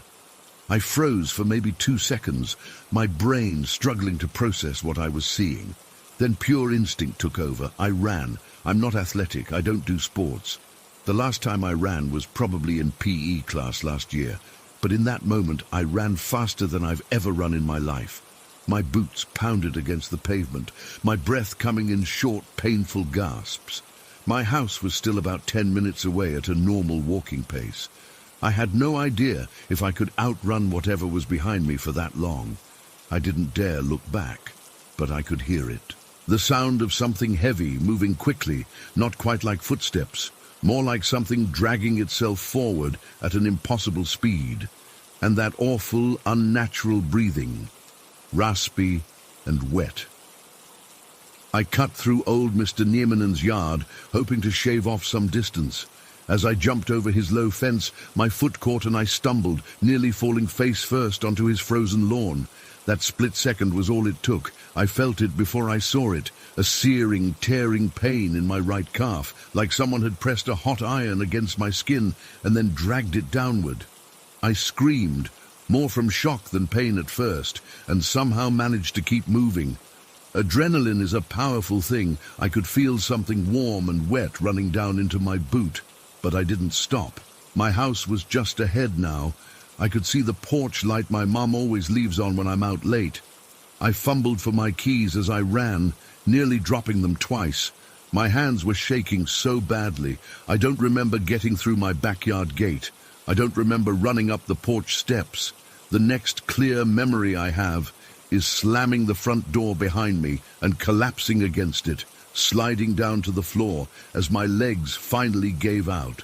For several minutes, I just sat there, gasping for breath, clutching my broken necklace in one hand and my keys in the other. The house was dark except for the porch light shining through the window. I was afraid to move, afraid that if I looked outside, that thing would be there, watching the house, waiting for me. Finally, the pain in my leg became impossible to ignore. I reached down and pulled up my jeans. What I saw made me sick. There was a gash running from just below my knee down about 15 centimeters, deep enough that I could see layers of tissue. Blood was still oozing from it, soaking my sock and pooling in my boot. I should have called an ambulance. I should have called the police. But I was alone in the house, and I was terrified that making those calls would somehow draw that thing to me again. Instead, I dragged myself to the bathroom and did my best to clean and bandage the wound. It looked like claw marks, 3 parallel gashes, as if something had swiped at me with curved talons. I used nearly an entire bottle of hydrogen peroxide and all the large bandages we had. I spent the rest of the night huddled in my bed with every light in the house turned on, jumping at every sound. I didn't sleep, I couldn't. Every time I closed my eyes, I saw those glowing eyes and that unnatural, hunched silhouette. When morning finally came, I checked the wound again. It looked even worse in daylight, the edges red and inflamed. I knew I needed actual medical attention. I called my friend Elena, and she drove me to the clinic. I told the doctor I'd been walking near the forest edge and got attacked by some wild animal, maybe a fox or a stray dog. I could tell he didn't quite believe me. The wound didn't look like any animal bite or scratch he'd seen before, he said. But what else could I tell him? That I was chased by some monster through town. They cleaned the wound properly, gave me antibiotics, and stitched me up. 12 stitches. I still have the scar. 3 distinct lines running down my calf. Sometimes it throbs and aches, especially at night. When my mom returned from Helsinki the next day, I told her the same story I'd told the doctor. She was upset I hadn't called her immediately, but relieved I was okay.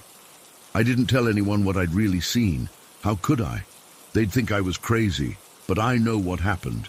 I know that something was out there that night, something that shouldn't exist. And I'm convinced it only found me because my protection broke. That bell necklace had kept me safe for years, and the moment it snapped, that thing appeared. I haven't walked alone at night since then. I drive everywhere or get rides from friends. I've replaced my necklace with a new protective charm, a stronger one made of iron, that I found at a small shop specializing in spiritual items. The woman who sold it to me seemed to understand my fear without me having to explain it. She said some things are attracted to vulnerability, to moments when our usual protections fail. I still have nightmares. In them, I'm running down empty streets that never end, with that howling sound getting closer and closer. Sometimes I wake up with my scars burning like they're fresh wounds again. I've researched local folklore, trying to find anything that matches what I saw. Finland has plenty of myths about forest spirits and creatures, but nothing quite fits. The closest might be stories of the Ajatar, a female spirit said to take the form of a snake, or tales of the Meninkainen, underground dwellers that sometimes emerge at night. But neither is described as looking like what chased me. I need to know if anyone else has encountered something similar, if anyone else has had their protection fail at the worst possible moment, if anyone knows what that thing might have been. Because I can't shake the feeling that it's still out there, waiting for another chance, for another moment when I'm vulnerable. And sometimes, when I'm lying in bed at night, I swear I can hear that unnatural howling in the distance, calling out through the darkness. Story 20. I've never really told many people about this. Even now, 30 years later, typing this out makes my palms sweat. I guess I'm sharing it now because I need to know if anyone else has experienced something similar. Maybe someone out there has answers. This happened back in 1993 when I was 8 years old. We lived in a quiet neighborhood in London, Ontario. One of those places where most houses look the same, with small front yards and wooden fences separating the backyards. My parents had moved us there when I was about 5, and it was a normal, boring suburb where nothing interesting ever happened. Until that day. We had neighbors next door, a single mom and her son Kevin, who was exactly my age. Kevin had started at my elementary school a few months before the incident. He was kind of quiet at first, but we quickly became friends. He had this sandy blonde hair that was always perfectly combed, and he wore these collared shirts that made him look like a miniature businessman. His mom worked a lot, so he often came over to play at my house after school. Kevin and I did all the usual kid stuff together. We rode bikes up and down the sidewalk, collected hockey cards, played with super soakers in the summer, and built snow forts in the winter. Normal kid stuff, nothing weird about any of it. That particular day was a Saturday in late April. The weather had just started getting nice, and I remember being excited because my mom let me wear shorts for the first time that year. Kevin and I had spent the morning in my backyard playing with my Ninja Turtles action figures in the dirt beneath our deck. We must have been out there for at least 2 hours when Kevin suddenly stood up. "I got some new toys yesterday," he said, brushing dirt off his knees. "They're really cool. You want to come see?" Now, I had never actually been inside Kevin's house before. We always played at my place or outside. I remember feeling both curious and a little nervous. Going to a friend's house for the first time always had that mix of excitement and uncertainty. "Sure," I replied, already imagining what awesome toys Kevin might have. "Let me ask my mom." I ran inside, found my mom folding laundry in the living room, and asked for permission. She seemed happy that Kevin had invited me over, giving me the standard, "Be polite and listen to Kevin's mom's speech" before sending me on my way. I remember she told me to be home by 5 and for dinner. It was probably around 2 in the afternoon when I headed next door. The front door of Kevin's house was painted this dark green color, and it had a brass knocker in the shape of a lion's head. I knocked first, but nobody answered. I tried the doorknob and found it unlocked, which wasn't that unusual back then. People in our neighborhood often left doors unlocked during the day. "Kevin?" I called as I pushed the door open. "It's Marcus." The house was completely silent. Not even the hum of a refrigerator or the ticking of a clock. Just nothing. That was the first thing that felt off. The layout was similar to my house, but mirrored. The entrance opened into a small foyer with a living room to the left and a dining room to the right. The furniture looked barely used. Everything was so tidy and perfect, like a display home. There were no family photos on the walls, which I thought was strange even as a kid. "Kevin?" I called again, louder this time. "Where are you?" No answer. I took a few more steps inside, the hardwood floor creaking beneath my sneakers. The sound seemed impossibly loud in the quiet house. A strange smell hung in the air. Not bad, just different, like furniture polish mixed with something metallic. I figured Kevin must be in his bedroom, so I headed toward the hallway at the back of the house. As I passed the kitchen, I noticed all the counters were completely empty. No mail, no dishes, no appliances, just spotless countertops. The hallway was dimly lit, with 3 doors, one on the left, one on the right, and one at the end. I knew from talking to Kevin that his room was the one on the right, so I headed there. "Kevin?" I called one more time before reaching for the doorknob. The door swung open silently, and what I saw inside made my blood run cold. Kevin's room was painted light blue and had a window overlooking the backyard. There was a small desk, a dresser, and a twin bed pushed against the wall. And on that bed lay Kevin and his mother side by side, fast asleep. But this wasn't normal sleep. They were both fully dressed. Kevin in the same clothes he'd been wearing outside with me just minutes ago. His mother wore a beige blouse and dark pants, her work clothes. They were lying on top of the covers, perfectly straight, hands at their sides. Their eyes were closed, and their chests rose and fell with slow, deep breaths. What terrified me most was how they were positioned. It looked staged, like mannequins arranged to look like sleeping people. And Kevin's mother, I'll never forget her face. It was completely expressionless, like a doll's face. No slight smile, no furrowed brow, nothing that people normally have when they sleep. I stood frozen in the doorway for what felt like forever, but was probably only seconds. My mind couldn't process what I was seeing. How had Kevin gotten from my backyard to his bed so quickly? Why were they sleeping in the middle of the afternoon? Why were they both on Kevin's small twin bed, instead of his mom being in her own room? Then Kevin's eyes snapped open. He didn't wake up gradually like a normal person. 1 second his eyes were closed, and the next they were wide open, staring directly at me. But he didn't move. He didn't sit up or say anything. He just stared. His eyes looked different somehow, flatter, with none of the life I was used to seeing in them. I backed away from the door, my heart hammering against my ribs.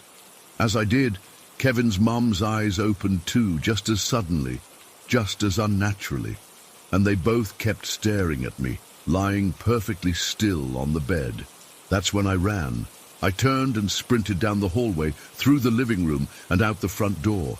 I didn't stop until I was back in my own house, slamming and locking the door behind me. My mum found me sitting on the floor in the entryway, hyperventilating. "Marcus, what's wrong? What happened?" she asked, kneeling beside me. I tried to explain, but the words came out jumbled between gasps. I told her about finding Kevin and his mom asleep, about their eyes opening, about how wrong it all felt. She tried to calm me down, suggesting maybe they were just taking a nap, and I startled them. But I knew this wasn't a normal nap. It was something else entirely. My mom must have sensed my genuine terror because she didn't make me go back. She called Kevin's house, but no one answered. Later that afternoon, I saw Kevin and his mom outside, getting into their car. They were acting completely normal, as if nothing had happened. The following Monday at school, Kevin acted like everything was fine. When I nervously asked him about Saturday, he looked confused and said he'd been at his grandma's house all weekend.